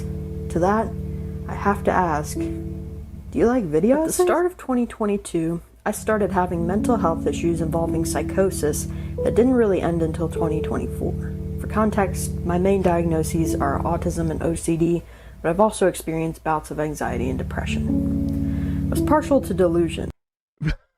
Diagnosed with autism? Dude, you sound like you'd fit in perfectly on the fucking farms. Dude, what the fuck is the psychosis excuse as well? Listen, guys, okay. I did use the Kiwi Farms. But you've got to understand, it was one long 2-year bout of psychosis. Which spanned a wide range of topics. Anything from believing that Abigail Thorne had sent me a letter pretending to be one of my relatives, to believing that my professors at the university I was attending were taking video from our Zoom calls to train AI models and create deepfakes of me. This is... If you don't know, Abigail Thorne is Philosophy Tube. That's what they're fucking talking about. So perfectly healthy and normal and fine. Oh no. It's fine. I sought the help. Oh my fucking god. Philosophy Tube fan. Counterpoints. Sorry. Is it Counterpoints? Oh my god. What the fuck is her name? ContraPoints. ContraPoints fan as well. Despicable stuff. Psychiatry and therapy. But the delusions got so bad that I became prepared to act on them with violence. First towards myself with a suicide attempt, and then towards others. I eventually decided to tell my mom to take me to the hospital, where I spent a week in inpatient care. I got out, and things got worse. I decided to steal my parents' car in the middle of the night and drive downtown, naked, and sit outside the local art museum as a kind of performance art. I was admitted to the hospital again, where I spent 3 days in inpatient care. It was the What the fuck am I listening to? I was expecting to have a video talking about Kiwi Farms. What the fuck is this? day that this hospital stay ended that I acted on my delusions again, attacking my mom with a knife. I was charged with a misdemeanor and a felony, domestic assault and malicious wounding. I spent 2 weeks in jail before being transferred to the hospital for a third time per the conditions on my bail. You got dicked. I spent about Okay, 2 months bro, in you're getting inpatient too care big for your before being boots. released. I don't remember when I started visiting Kiwi Farms. I never made an account or a post there. My best guess is that I started visiting the site in mid-2022 and stopped visiting the site towards the end of 2024. Wait, what? So you're a fucking lurker on the threads? Why are you talking about this shit as though you got some fucking moral culpability? You are reading a fucking online forum. Wait, and what is this? Stimming. Does anybody else stim in specific ways? I have a name for my stimming. Webbying. What I do is take a strip of paper that I cut out. I used to use tiger lilies and flap it around. Also, Sorry for posting multiple times. I got a message that there was API issues of some kind. You've probably noticed that the timeline of my mental health struggles and the timeline of my use of Kiwi Farms are pretty similar. But there's something else I've noticed too. A significant portion of my delusions, as well as a significant portion of the content I find on Kiwi Farms, centered around trans feminine people. Wait! No. Wait, I'm getting a fucking vibe. ContraPoints fan? Philosophy Tube fan? Furry profile picture? Hormones? It's no secret that trans femmes are one of, if not the, main targets of Kiwi Farms harassment. Ooh, okay, let's go. One video essay in particular has been central to my exploration of the broken logic behind this harassment. In the Gaylor theory, Indigo F spends most of the video debunking the conspiracy theory that Taylor Swift is gay. Towards the end of the video, however, they state that the conspiracy theory is a perfect example of how confirmation bias and beliefs work, that the thought patterns and behaviors of Gaylors can be compared to another group of conspiracy theorists, TERFs. TERFs are plentiful on Kiwi Farms, and keeping the idea... What the fuck are we talking about? No, you've misunderstood, okay? 2 years of browsing the website and you've completely misunderstood. Kiwi Farms is not full of TERFs, okay? It's full of transphobes. That is not the same thing. Wait, how the fuck are TERFs conspiracy theorists? Ideas of confirmation bias and belief in mind, it's not hard to see why. The site's culture promotes harassment, which requires a certain kind of investment in the victim of said harassment, and this in turn encourages the harassers to pick and choose which facts to believe, which to discard, and which facts to simply create to justify pre-existing biases. So, in a TERF's case, transmisogyny. Upon examining my own transmisogyny, I've come up with 2 theories as to why I personally chose to use the site for so long. There's the mental illness led to believing in conspiracy theories, which happened to lead to believing in transmisogynistic conspiracy theories on... What are the fucking conspiracy theories? What the fuck are we talking about? Are they referencing the fucking bathtub HRT stuff?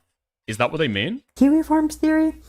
And there's the I was already a little transmisogynistic, and mental illness and Kiwi Farms exacerbated those beliefs in their expression theory. But is there any evidence that I was already transmisogynistic, or is this just another belief? We're rolling, we're live, we'll do it live! So in the last part of the video... No! Wait, is that PPP? What the fuck? Whoa, buddy! Jesus Christ! That person is a fucking marshmallow. Why are they all fat and trans? Why are all the people we're covering today fat and trans? And why the fuck have they got a bunk bed? I mean, look at them. You know they're not sleeping on the fucking top bunk. So who is? They look way too old at this point to be fucking sleeping with a sibling in the same room. Ah, okay. So I kind of mentioned, Bit of exercise? Yeah. Okay, the problem is though, Hengist, alright?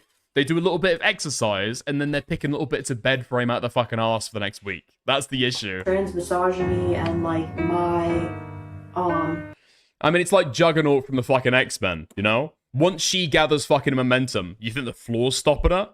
Going straight down to fucking ground level. My insights into my own transmisogyny, that kind of gets into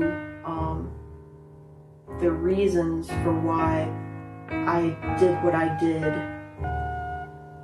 So, the reason that I attacked my mom in the first place was because I developed a parasocial relationship with the YouTuber Abigail Thorne, and... Wait... like, thought she was, like, cyberbullying me and stuff with, like, secret messages in her posts and, online, and I, wanted to make her look bad. I wanted to make her look like she was manipulating me somehow. So I attacked my mom in the sort of perverse hope that people would, like, blame her for my actions. I should probably also at least mention the fact that, like, when I first came out to my parents as trans in early 2022, they did this weird thing where, like, they accepted me, quote unquote, but, like, they warned me against doing anything to my body. Just kind of. Wait, okay. What are we dealing with here? Is it a trans woman? Or are they a trans man that fucking hates trans women? That would be interesting. Because they're not talking about transphobia. They're talking about trans misogyny, right? MTF or FTM, I cannot tell. That was the issue that I was having earlier. Into early 2023, when I tried running away from home where I was living with my parents at the time, and Pronouns. I ended up. Yo! Never. Wait, sorry. Always bet on the fucking pronouns in bio. Fucking pronouns. Okay. He, him. That's why it's all about trans misogyny. Because they're a natal female who hates trans women. Nice. In the hospital, in the psych ward again. And I'm sure one of the things that is going to get asked about my use of Kiwi Farms is like, why are you beating yourself up over, like, visiting a website?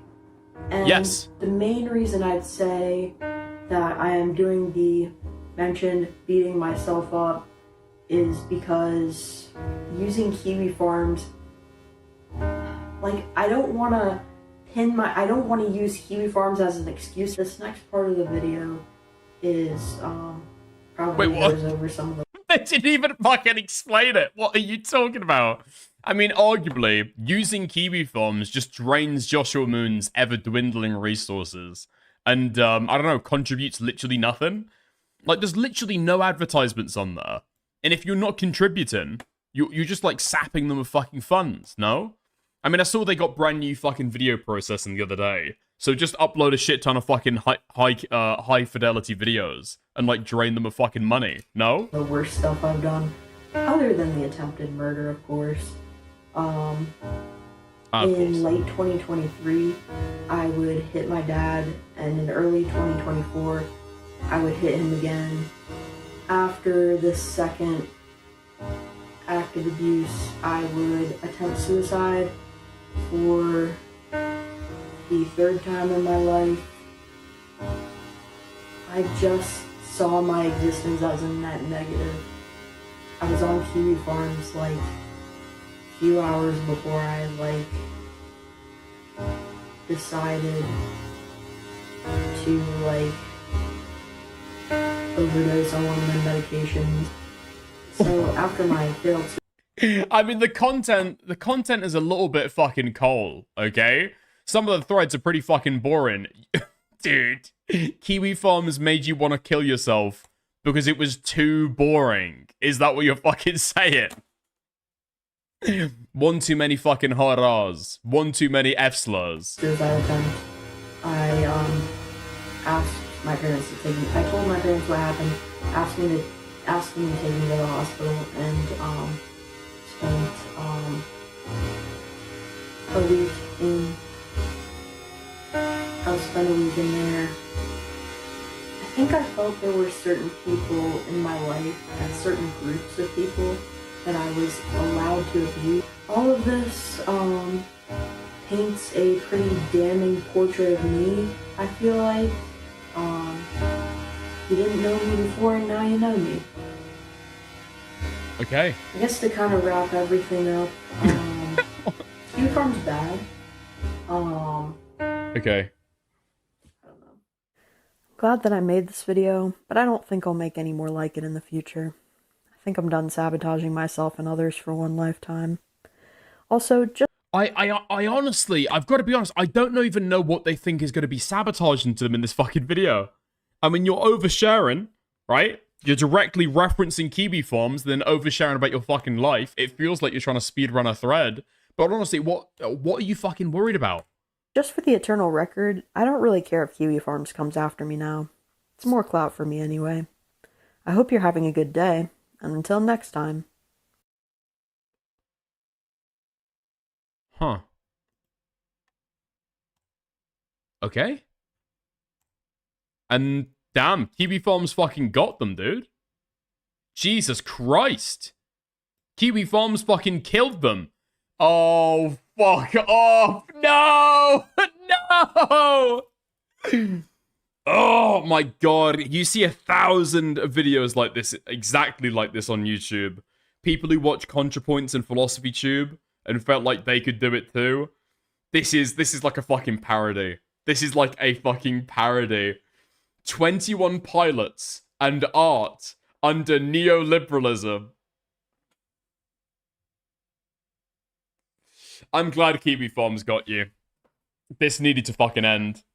This needed to fucking end. Did you make one? No. No. Fuck no. Jesus Christ. Oh my God. Awful. Awful. Dude, 21 pilots suck. Yeah, but I guess if you're like, I don't know. I would expect this person would spend all their time on Tumblr. I don't know how they ever managed to, like, find their way onto Kiwi Farms, but... yeah. But it's kind of what I expect. Kind of what I expect from a Kiwi Farms poster. Oh my God, and I've got their fucking Patreon in their bio as well. It's over. It's over. It's over. What's the 21 pilots? I'm trying to think of a 21 Pilots song that you might know, actually. 21 Pilots. 21 Pilots. What music did they fucking do?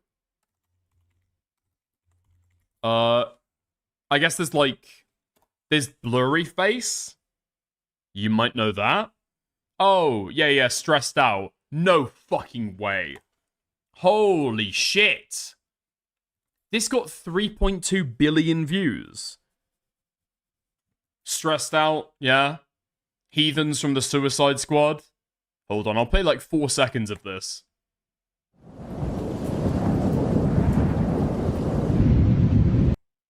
Okay, I hope you recognize it now, because I can't play anymore, I guess.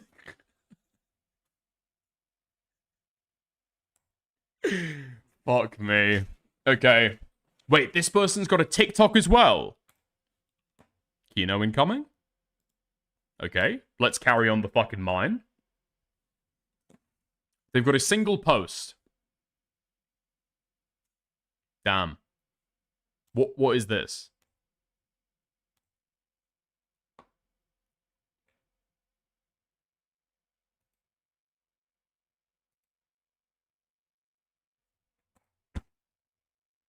Okay, thank you.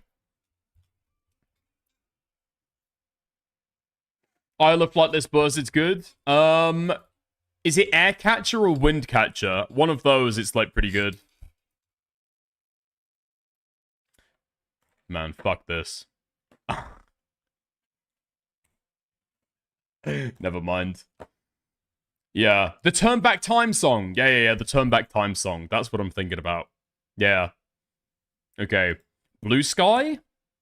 Yeah, this doesn't seem like the kind of person who'd be on X in 2026, actually. Okay. Blue Sky. Let's have a look. Fingers crossed. This is going to load for me. Blue Sky's been pretty temperamental recently, so it's a little bit hit and miss sometimes. And nothing. Okay. Oh. Okay. I'm not going to wait forever, but it is loading nicely. Okay. Panic at the Disco is good as well. I can't think of many Panic at the Disco songs that I still like. I can't lie. I'm trying to think. I think I tried to listen to Panic at the Disco recently. Like, oh, okay. I listened to that when I was like a young teenager. Maybe I'll give it another shot. Didn't hold up. Didn't hold up. Didn't hold up at all. Maybe there's some older shit that I like would have liked. If I really, really dig, maybe I could find something that I enjoy, but nah, I don't think so. Really? Still nothing?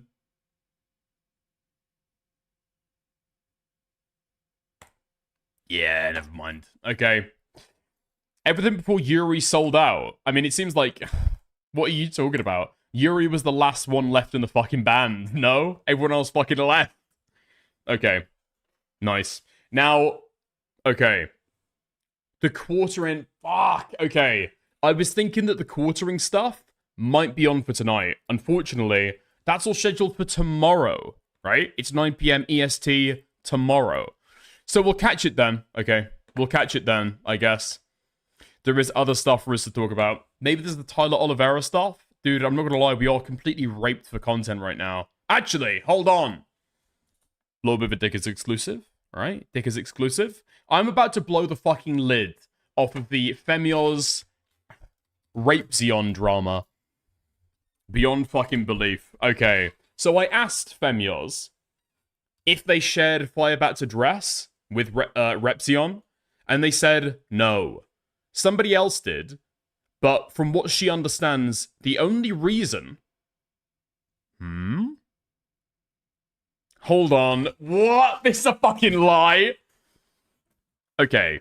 Femios says, from what I understand, the only reason Repzion wanted is to call CPS on Firebat if they record/stream themselves abusing their child, which will likely happen.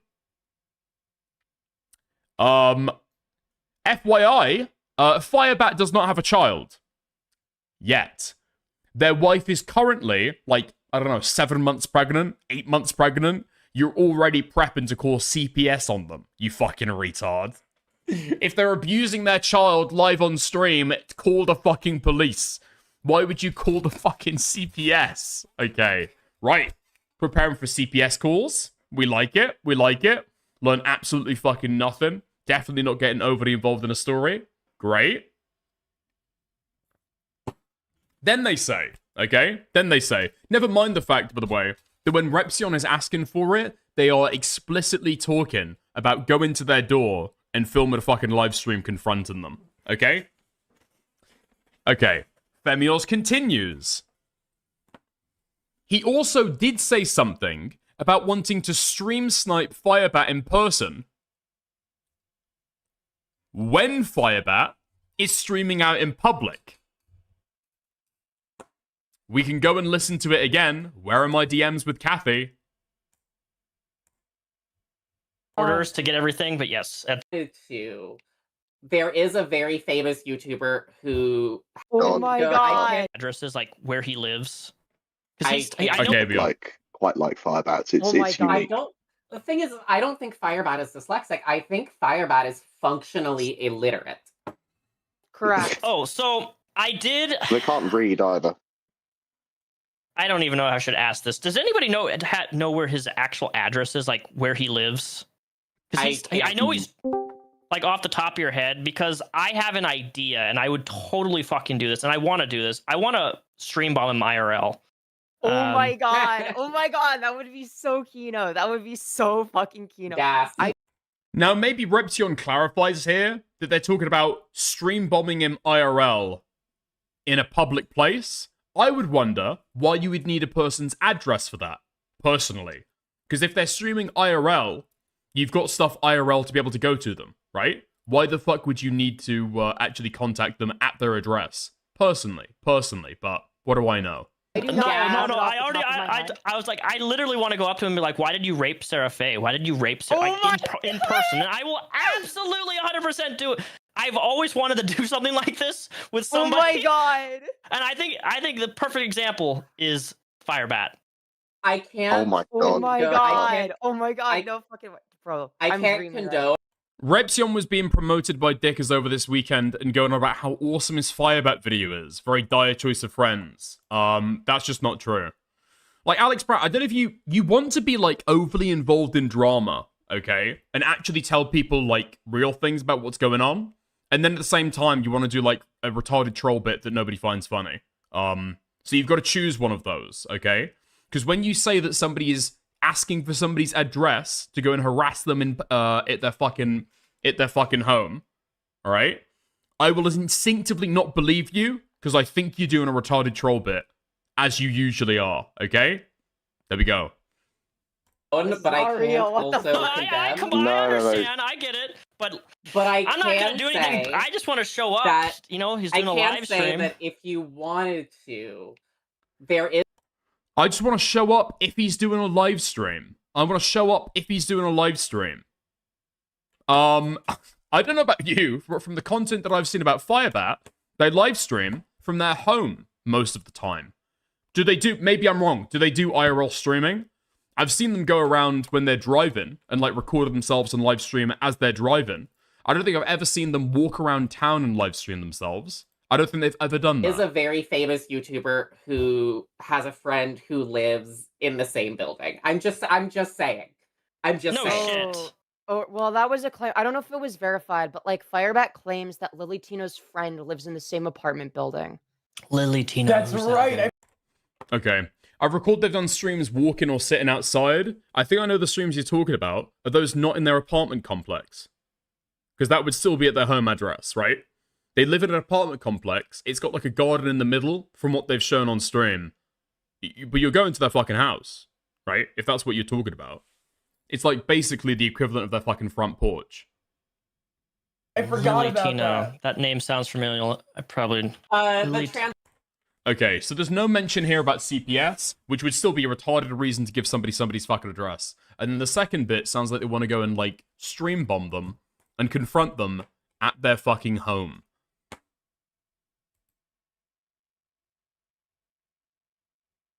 Okay. Very fucking weird. Very, very, very fucking weird.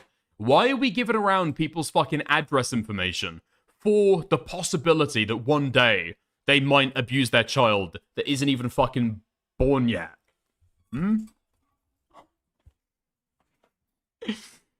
Oh my god, don't you need the content? Stop raping yourself? Okay, spreading around docs information for this kind of shit is still bad, okay? So the content would be good. Unfortunately, it's not fucking worth it. Big for your boots.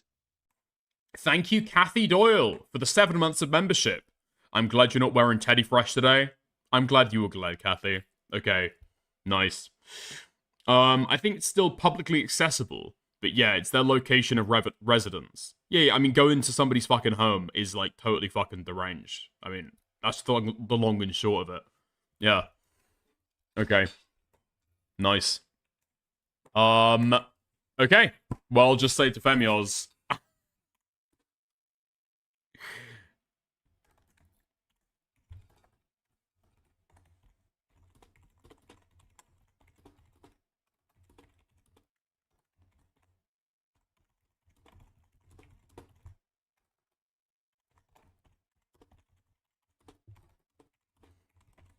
And I've got a recording of Repzion asking for it. No mention of CPS. And I don't know why you'd need a home address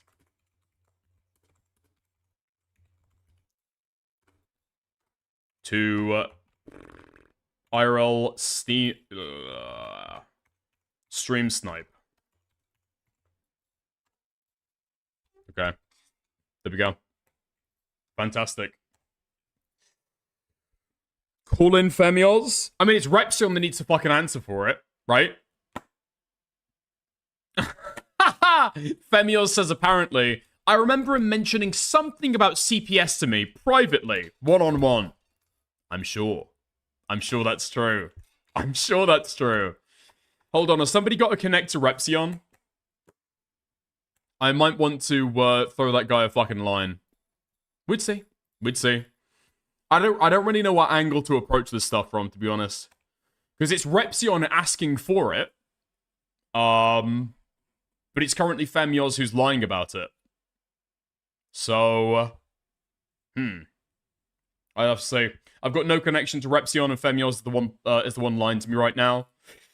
But arguably, Femios' worst thing is, like, encouraging it and, like, gassing him up. Maybe somebody from their community is giving it over to him. That would seem to make sense. I don't know. Get Femios on the phone? Well, yeah, we can have that.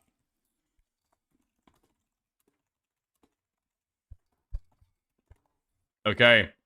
I'll ask Femios if they want to call into stream.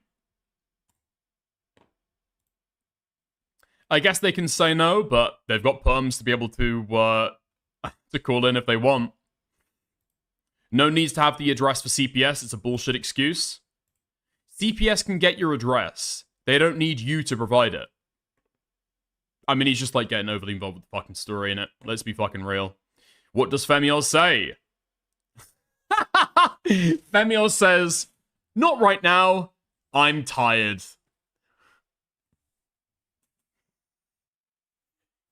Okay. Femios is too EP, unfortunately, to be able to call in and answer why members of her community are giving Repzion Firebat's address, and why Femios is gassing them up and saying that it'd be a really, really cool idea to go to Firebat's home address and stream snipe them. Extremely fucking weird. Even the fucking CPS stuff is a bullshit excuse. Because even if it's true, do you need their address to be able to do a CPS call? I don't think so. I'm not convinced that you do. But even if you do, the kid isn't even fucking born yet. They don't have a child yet. So fucking retarded. If Dick is... Okay, nice. For leaking sex tapes. That's just... I don't know what this is in reference to, Sister Godiva. I've got totally no fucking clue. Mail. Very confusing. Please clarify. Thank you for the 50 sec. Alright. Nice. You give the name and the town, they'll get the rest. I mean, they are, like, the authorities, right? Are they, like, a branch of law enforcement? I mean, I guess they are, right? Yeah, I guess they are. They're like an arm of the state. I'm assuming they'd be able to find that information out. But, yeah, there we are. Just getting overly involved to the point where you're calling CPS on somebody. Is this what Repzion was doing with Onision? Like, I understand if somebody's an adult and you've got a criminal allegation against them. Maybe phoning the police and making a report. Honestly, go about it, okay? I don't fucking care. Go in somebody's fucking home address? Weird as fuck. Weird as fuck. Oh my fucking god. Why? Why? Why is it every single time that somebody starts covering Firebat, they turn into a totally weird freak? What is it about this person? Firebat's terrible response. Episode 36. Streamed 5 days ago. Apparently, the Firebat content is what they're fucking making hay off now. And so I can possibly understand it. Fuck me, man. Really? Jesus Christ. Firebat's coal? Yeah, but for some reason, it's like, I don't know. Every person that it passes to who starts taking up the Firebat A-log mantle just turns into like a totally fucking deranged freak. It's like the Ring of Sauron. It's like the One Ring from Lord of the Rings. It makes people fucking insane. And I saw that Femios was just typing to me, and has now stopped typing to me, so... Wait, hold on. I'm seeing activity. I'm seeing typing.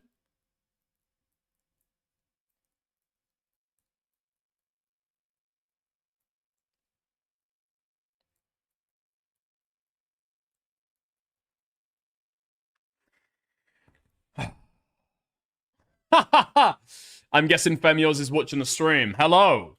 This is within the context of when we'll inevitably see Firebat abusing their child after they're born, considering about how Firebat treats Tanya, physically and emotionally abusing her.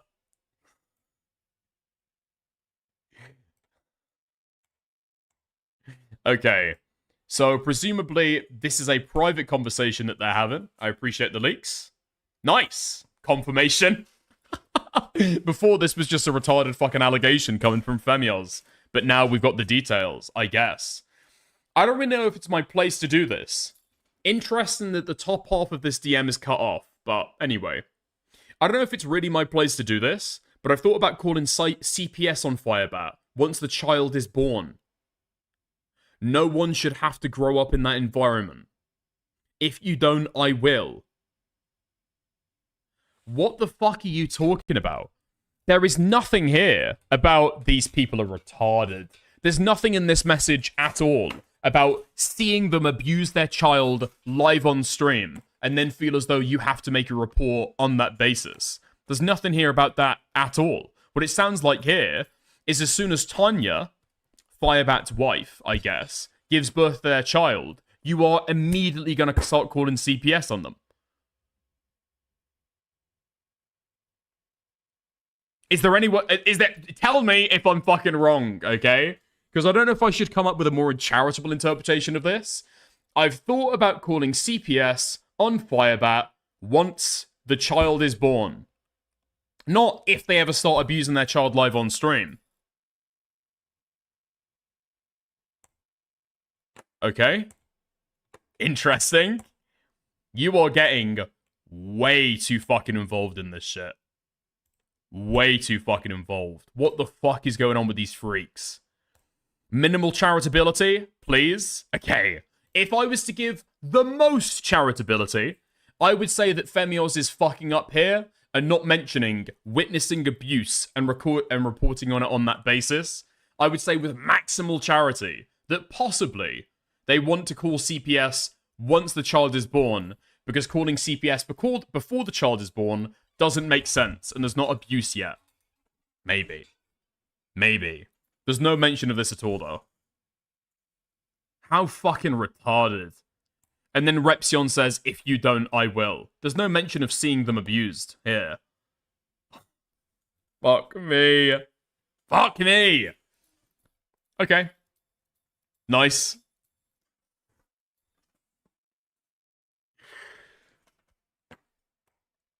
What's Repzion's Discord name? Is it going to be Darth Potato? I have to see. Do they have a Discord server? Will you talk to Aiko about this? There was some proof she was supportive of this. No, because I refuse intently to give you personally the satisfaction of watching me argue with Aiko again. What is this some proof? What do you mean? Yeah, I mean, that's why I'm skeptical as well. She responded with Keck W to my message about this. Alright, guys. Okay. Fucking retarded. Alright. Repzion. Let me follow them on Twitter. We'll have a look. We'll see if they want to talk about it. Okay, actually...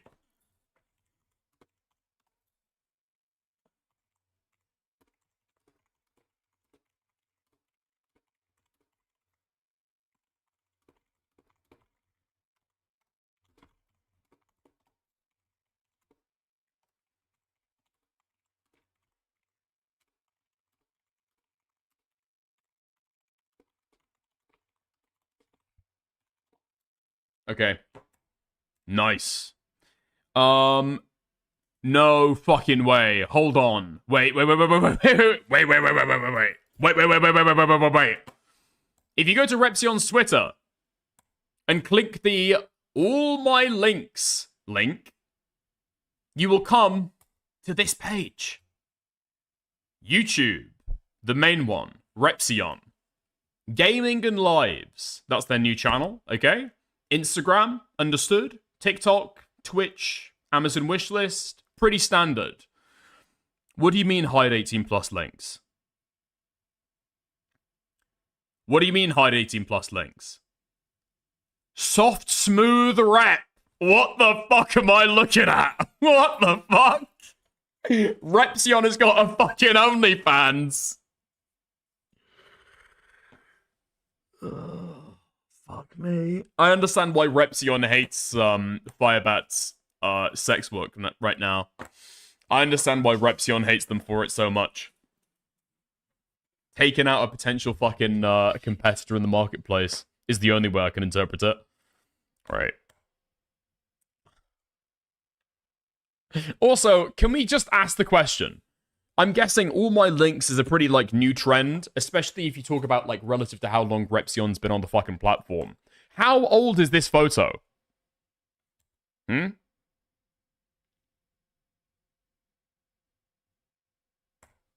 Okay. Femyos, you say that you're tired, but from the DMs that I'm having with you right now, you are watching the stream. Because you're responding to things that I've said on stream and not to you, okay? So, call in if you would like. Seems very, very weird. Seems very, very weird. If you're tired, I'd imagine you'd be trying to go to sleep. Wait, this guy's just, like, totally open with his full fucking name. Shit. Okay. Interesting. Femyoz is always awake at this hour, total cap. I mean, yeah, they just sent me a DM, in which they said, I'm obviously talking about within the context of if we see the child being abused, which we most certainly will. It's not if, it's when. Which is why I was wondering if I could see the context of those DMs. But Femyoz is refusing to share their DMs with Repzion with me. Okay. Click on OnlyFans, see the offer. I don't want to leak my account. Okay. Kathy. Oh, okay. I appreciate it. Thank you. Alright. Yeah, the story might be something. Story might be nothing. We'll have a gander, though. Because this might be total coal. I cannot lie. Dickers, I sent you something. I appreciate it.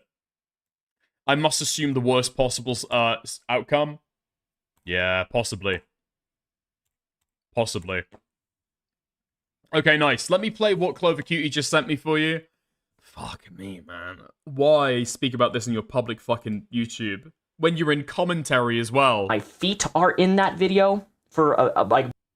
Wait, how the fuck does this have watch time? Oh, this is from Clover. She sent me a fucking timestamp. Brief 5 seconds. And hello there. Today I want to talk about my experience with OnlyFans.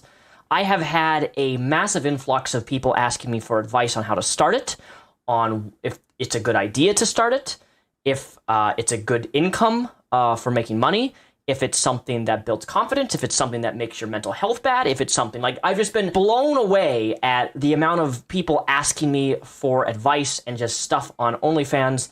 And this is just... I want to relate kind of my experience and what I've been dealing with using the site, and how I've managed to, well, this month, the month of December, this is the first month. Why does this video look so fucking shit? 5 years ago, over 100,000 views, and it looks like this? Month ever in the last 5 months, that this month I've been able to pay my rent through using OnlyFans. But the problem is that there is pros and cons to this. And I want to relate to my experiences. My experiences don't mean that you're going to feel this way, but for me, this is just how I feel about using the site.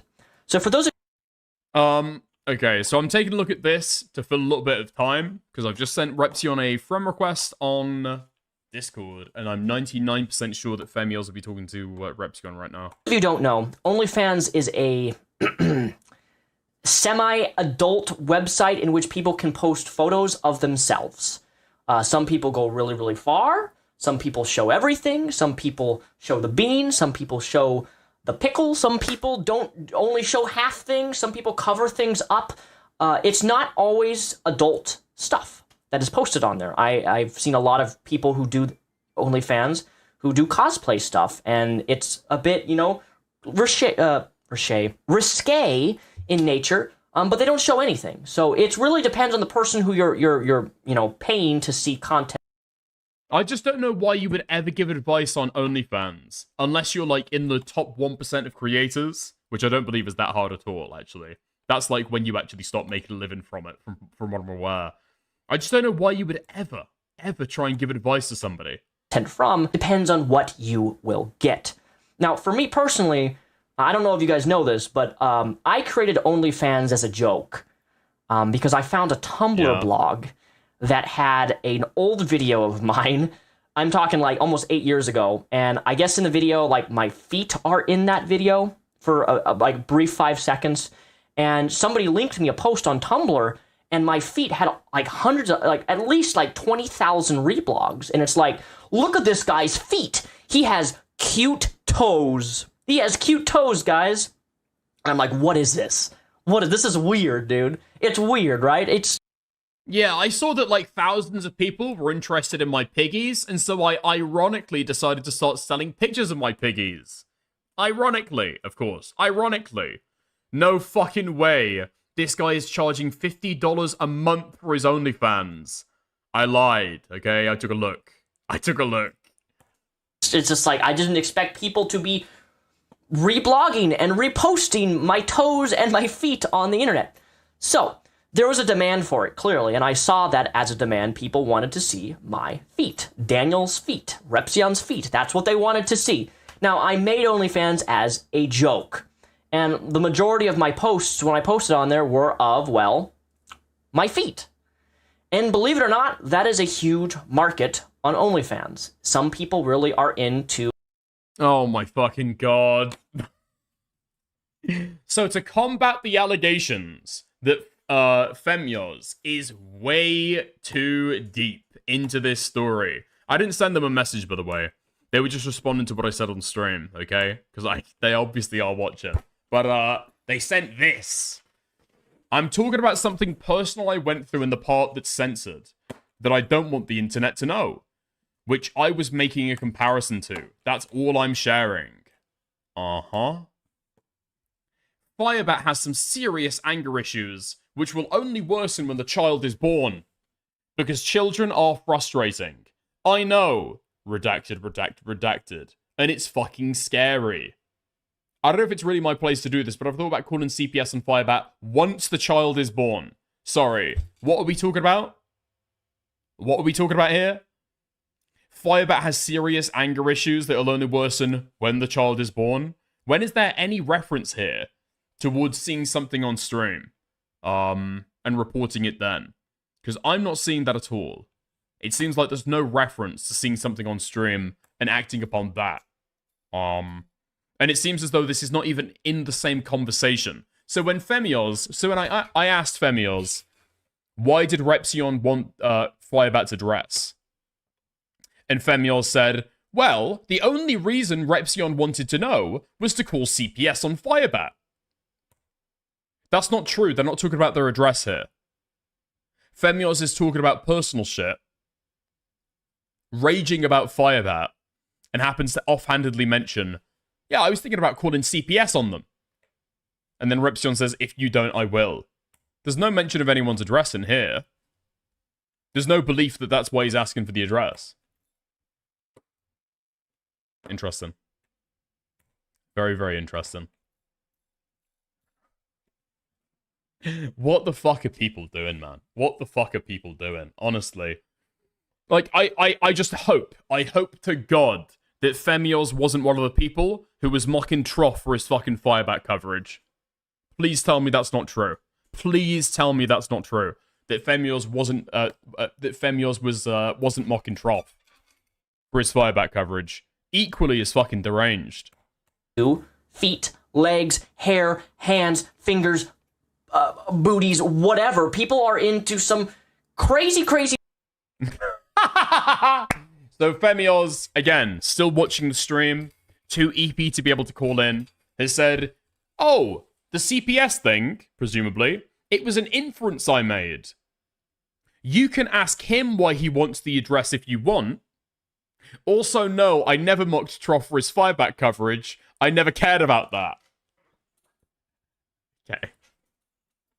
So, why, when I ask you, Femios, because I guess I'll address you this way, okay? Why, when I asked you, why did Repzion... Oh, sorry. Did you share Repzion's address? Sorry. Fuck! Why? I'm curious. Why, when I asked you, Femios, did you share Firebat's address with Repzion? You immediately said, no. Somebody else did, and from what I understand, the only reason Repzion wanted it was to call CPS on Firebat. And then you go on to say, he did also say something about wanting to stream snipe Firebat in person. Why would you give me the motivation that you inferred as the only reason, when you have been in VC with him, and he said explicitly that he wants to go and live stream them? He wants to go and stream snipe them. And that's why he wants their address.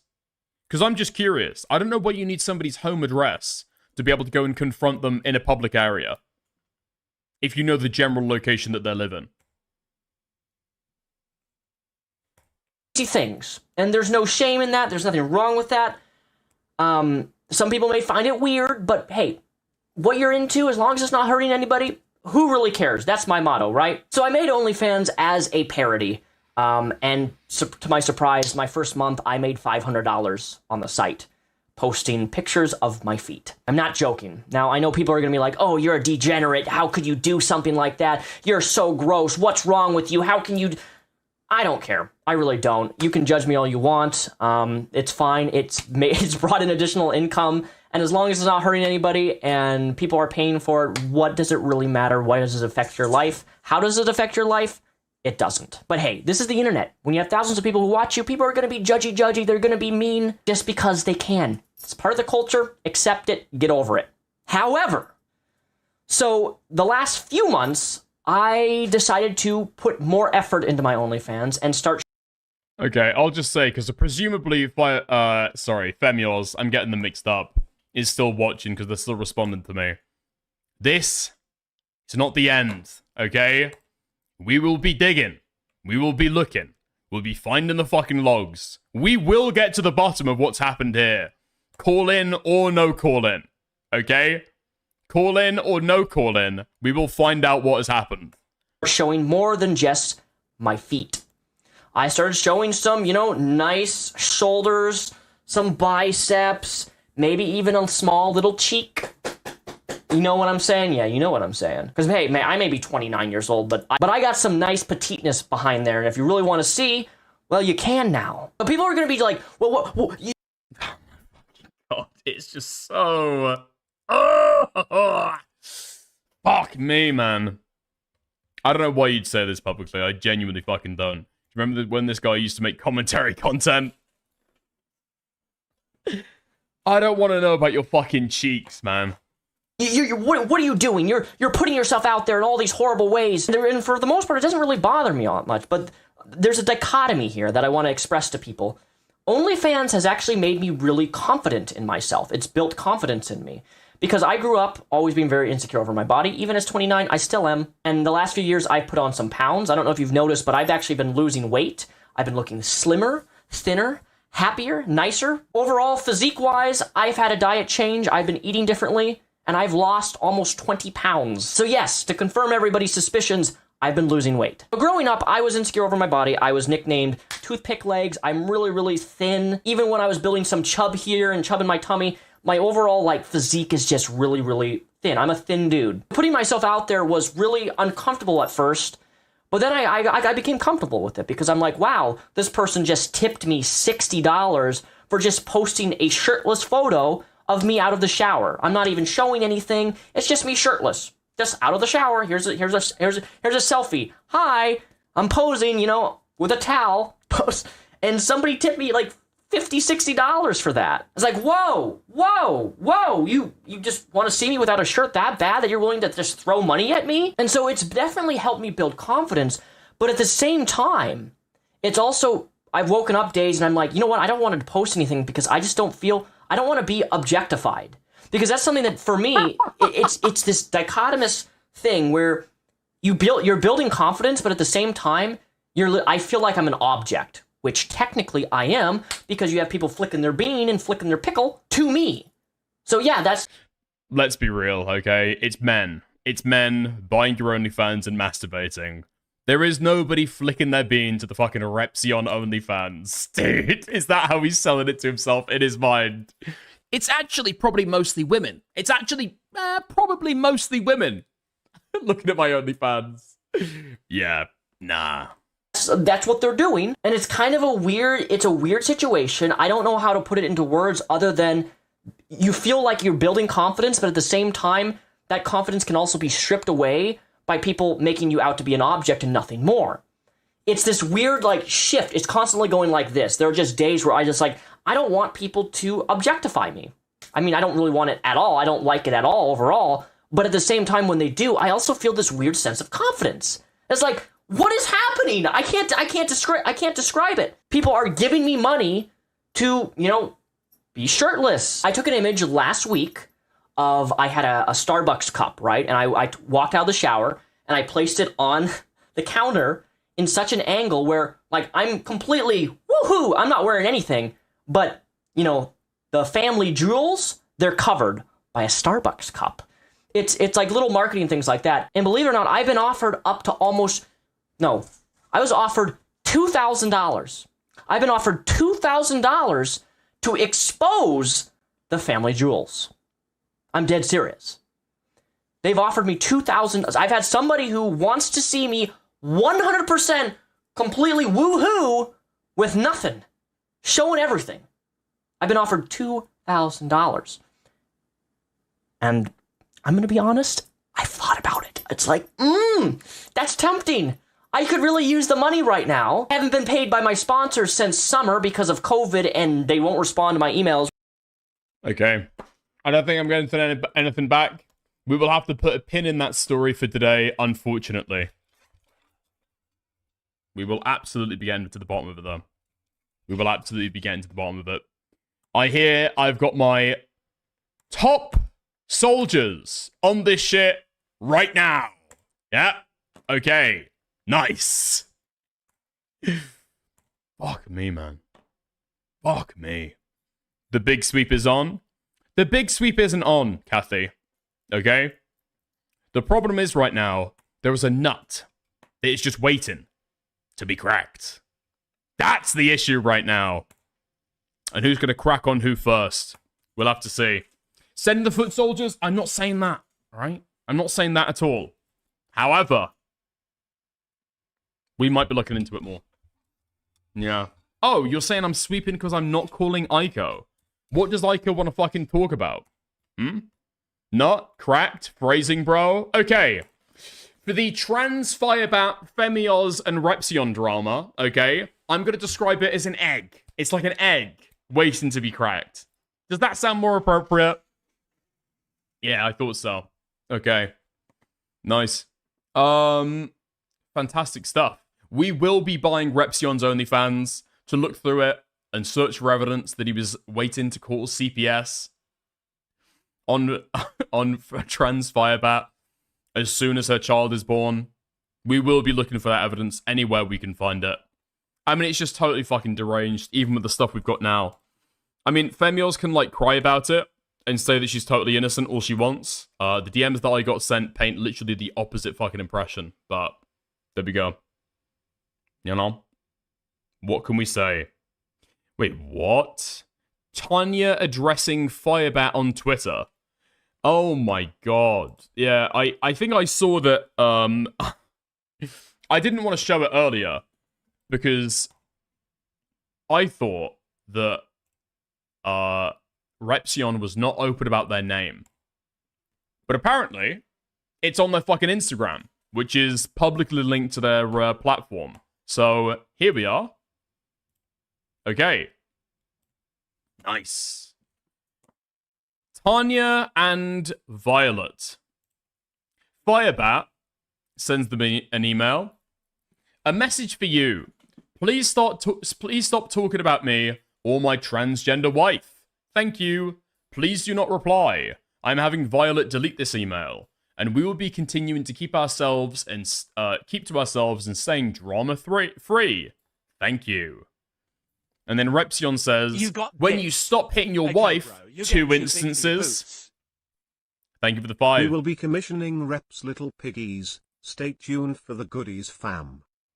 Thank you for the Canadian 5. Okay. Then Repzion says, when you stop hitting your wife, 2 instances, and turn yourself into the police for rape, sure thing. Additionally, by emailing me this, you're speaking for her. I won't be convinced that you're absolutely... Hello, you're absolutely facilitating her response. If you get on mute. I'm reading something right now, Gamma. I'm reading... sure. Let me give my commentary and then I'll chat to you in a second, okay? Alright, cool. Best regards, rapist and domestic abuser Daniel. Wait, I don't know quite if Repzion knows what that fucking means. I don't know quite if Repzion knows what he's saying here. Best regards, rapist and domestic abuser Daniel. Fuck me. Okay. And then the email delivery system says, your message wasn't delivered to transfirebatb@gmail.com because the address couldn't be found or was unable to receive mail. Okay. Interesting. Okay. What is up, Gamma? How's it going? Yo, what's up, Dickers? So I have a couple of questions for you in regards to this like whole bullshit that you just had to answer for about like you apparently like lying to like cuddle up to Repzion or whatever to like close up to Repzion, whatever snark that is. Please tell me, Gamma, that you've not obtained the fucking droolings of Alex Pratt. No, I didn't. Obviously, I didn't. I also got pissed off. Are you talking about the Femuel stuff? Yeah. Well, no. There's this clip. I'll like forward it to you right now. I want you to like. I want to ask you what your thought process was behind this this clip right here, right? Because I've essentially come to the conclusion that Alex Pratt is calling you like a liar that is like trying to again earn the favor of Repzion by like denying something that he did, right? So I want you to look at the clip real quick, and I want you to like explain your thought process behind, the way that you like said this when you got that donation. Hold on. Yeah, I mean, I had a look at the clip earlier. Alex Pratt is like, I don't know, a retard who like goes into the fucking bit way too fucking hard, tries way too hard, and so I thought that he was just like lying because you didn't send me any of the recordings or anything like that. And when it got sent to me, I was given literally no fucking context that Repzion was asking for docs information to be able to go to Firebat's house. For some reason, I got sent the fucking the audio file with 5 minutes leading up to it, where people are drooling about retarded shit. It's already included in Repzion's video. Yeah. So you weren't aware of the context that he did, like actually ask to like show up to this person's house for like information that would assist him in showing up to this person's house, right? What do you think, Gamma? Obviously, that's my argument as well. That is my argument as well, right? The reason why I'm asking you is just for extra bullshit. I guess it's just for like clarifying, because I didn't think that it was like an intentional lie where you were going like, no, he didn't do that just to like sweep for him. I think it was more so that you were dumbfounded, right? That was my conclusion on that. But he's obviously playing it around. He's obviously playing it up as it being you vehemently denying it for the sake of sweeping for this guy, as if you're like trying to obstruct information that's there. Yeah, that is what he's saying. Yeah. Yeah, and I think that's bullshit. I think he's retarded, and he should probably take another 12 months off from being a chatter. Yeah. True. Okay. Can you pull in Kathy? Can you pull in Kathy? Wait, dude. Okay. I'm gonna give this stuff 5 minutes, then we'll see. Okay. That's fair. Okay. Hi. What the fuck is your? What the fuck is your thing, Kathy? Who the fuck is that? Oh, we got to change it, but okay. The thing is, I think Gamma, you're late like 30 minutes. Yeah, I am late by 30 minutes. Yeah, by the time you were like trying to expose Dickers conceded and covered the call and called out the people. So I don't think he's sweeping anymore. Okay, obviously fucking not, but it's more so for my fucking late cover. Whatever. Yeah, Shut I the know, fuck up. but You know this. you still have a point with the timestamp you sent, which I sent you. Yes. As I think at the time he's told Alex Pratt, like, oh, you sent me Perry's VOD. Why would I watch that? I don't have the call itself. But I did send him the call a day earlier. So I don't know if he would say that to Alex. If I may speak for Dickers, it's because Dickers fucking is terrible at checking his DMs because he's a little bitch. No, he knows I sent it to him. Wait, what? What is the question? What is the question? What are we talking about? But the thing, like Alex's problem is that you told him that he sent you Perry's VOD, and that's why you didn't cover it. Okay? Alex Pratt said that I lied. Why doesn't about Alex Repzion. join? It's literally all about I him. would That's really literally rather what I not. said. Alex, join waiting room. I mean, you can go back and watch the you can go back and watch the stream if you want. Unfortunately, this is ROM that's like spanned out from messages from Alex chat. Okay. Alex sent me a timestamp, and from what I seen, he was asking about the Femios or the Repzion thing, and he said, "Well, you sent me the Perry VOD. That's why I didn't cover it." But at the same time, I sent you the no, Kathy, Alex Kathy. in the waiting room. You misunderstood. Okay, so I said send me a clip of me lying about Repzion or sweeping for Firebat, and then he sent me a Purple Parry Gaming live stream. So I said send me a link of my stream, and then he said okay, I will, and then he sent me a link to my stream. Well, I'm not going to debate on behalf of him. He's in the waiting room. Let him in. I promise you, content is not this fucking coal, okay? Okay, no. so you're running. We're not going to be rewarding uppity chatters by letting them on stream to have conversations. That sounds like absolute fucking coal. Okay. All right, wait. Let me offer middle ground. Let him offer his piece for a minute. Time it. Yeah, time it, right? And then if he doesn't give a good enough like points in a minute's time, rape him. No. Oh, you're running. Okay. Running from Alex. Okay. Yeah. It's like painfully fucking boring. I would rather end stream than have this as the fucking content. Jesus Christ. Oh, okay. Have a good one, lads. I'll chat to you later. All right, good night. Bye. See you soon. All right. Nice. Okay. Fantastic stuff. Fantastic stuff. Oh, wait. Sorry. We do have a caller. How's it going, Kosh Wraith? Hello. How's it going, mate? Would you like me to send you uncensored videos of Repzion's fart content? I would rather you not do that, if that's okay. I would rather... Wait, hold on. Does it have information pertinent to his op with Femios to be able to go and live stream Firebat's house? I mean, you'll have to see it to find out. For journalistic integrity, send it through, okay? Yeah. Thank you very much. All right, cheers. All right. Have a good one, mate. I appreciate it. Nice. There we go. You know?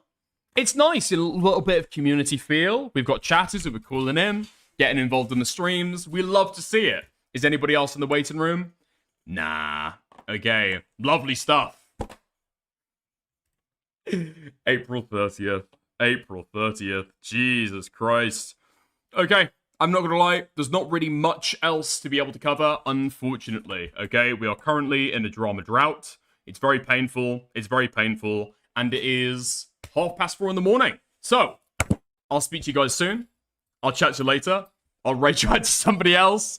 Hopefully, go out there, alright? Try and find the content that we need to cover. Because we could have had an interesting little bit of content today. Unfortunately, Femios ran, okay? However... tomorrow, be back, okay?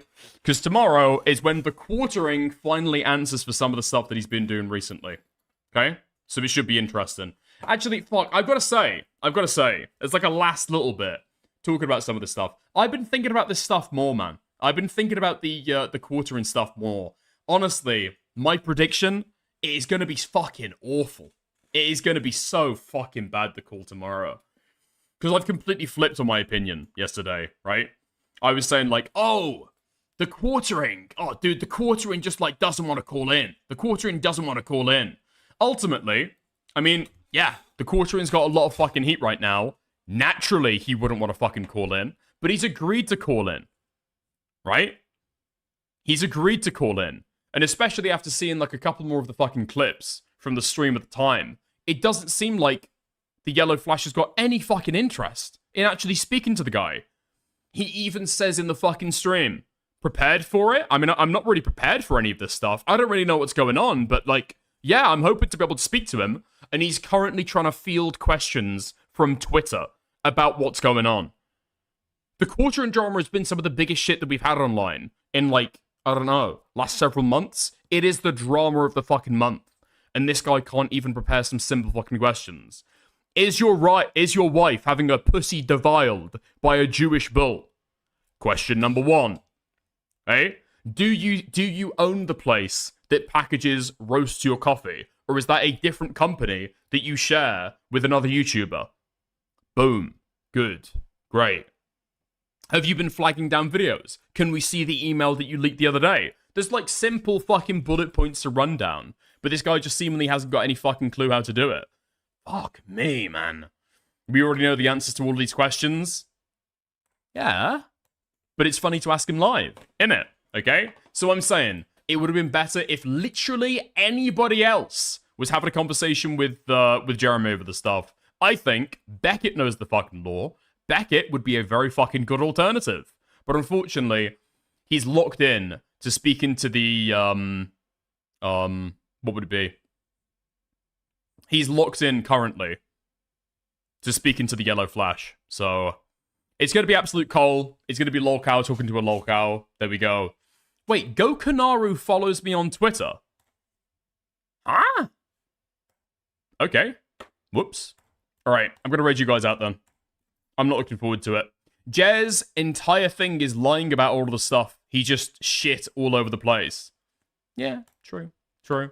I also, I feel like some people have got Jeremy pegged wrong. I feel like Jeremy's actions throughout a lot of this stuff, I think the guy has got like a legitimate like panic or anxiety disorder.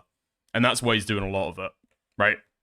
That seems to be pretty fucking clear. Why he's always out of breath. Do you think it's because of his alcoholism? Or because he's like that fat? He's not that fat that he'd be out of breath just like sitting down. The guy's clearly got an insanely fucking totalizing panic disorder that he like self-medicates with alcohol. That's where his alcoholism comes from before. Yeah. He's mentioned that before. Yeah, he like takes Xanax around with him. That literally, like, there is one thing, and from the root of that, you can see everything else that's fucking happening, right? The neuroses, the alcoholism, all of that stuff. And why do you think he's been drinking more frequently now? Right? Yeah. Okay. Probably a combination. It's absolutely a combination, right? But I'm saying for a lot of the retardation, I feel like an anxiety disorder is like the stem of all of this stuff. I mean, he can't function without his pills. That's the thing. So far as I'm aware, is he on pills? Wait, has he spoken about being on SSRIs? He has, actually. He has. I know that he's got a bottle of Xanax that he carries around with him to be able to stave off anxiety attacks. But, yeah, there we go. I just think that a lot of people's read on the quarter in is just incredibly fucking lazy, you know? Okay, nice. I'm going to send you guys out to Gamma. Have fun. Lots of love. Speak to you soon. Bye. Okay. Content incoming tomorrow.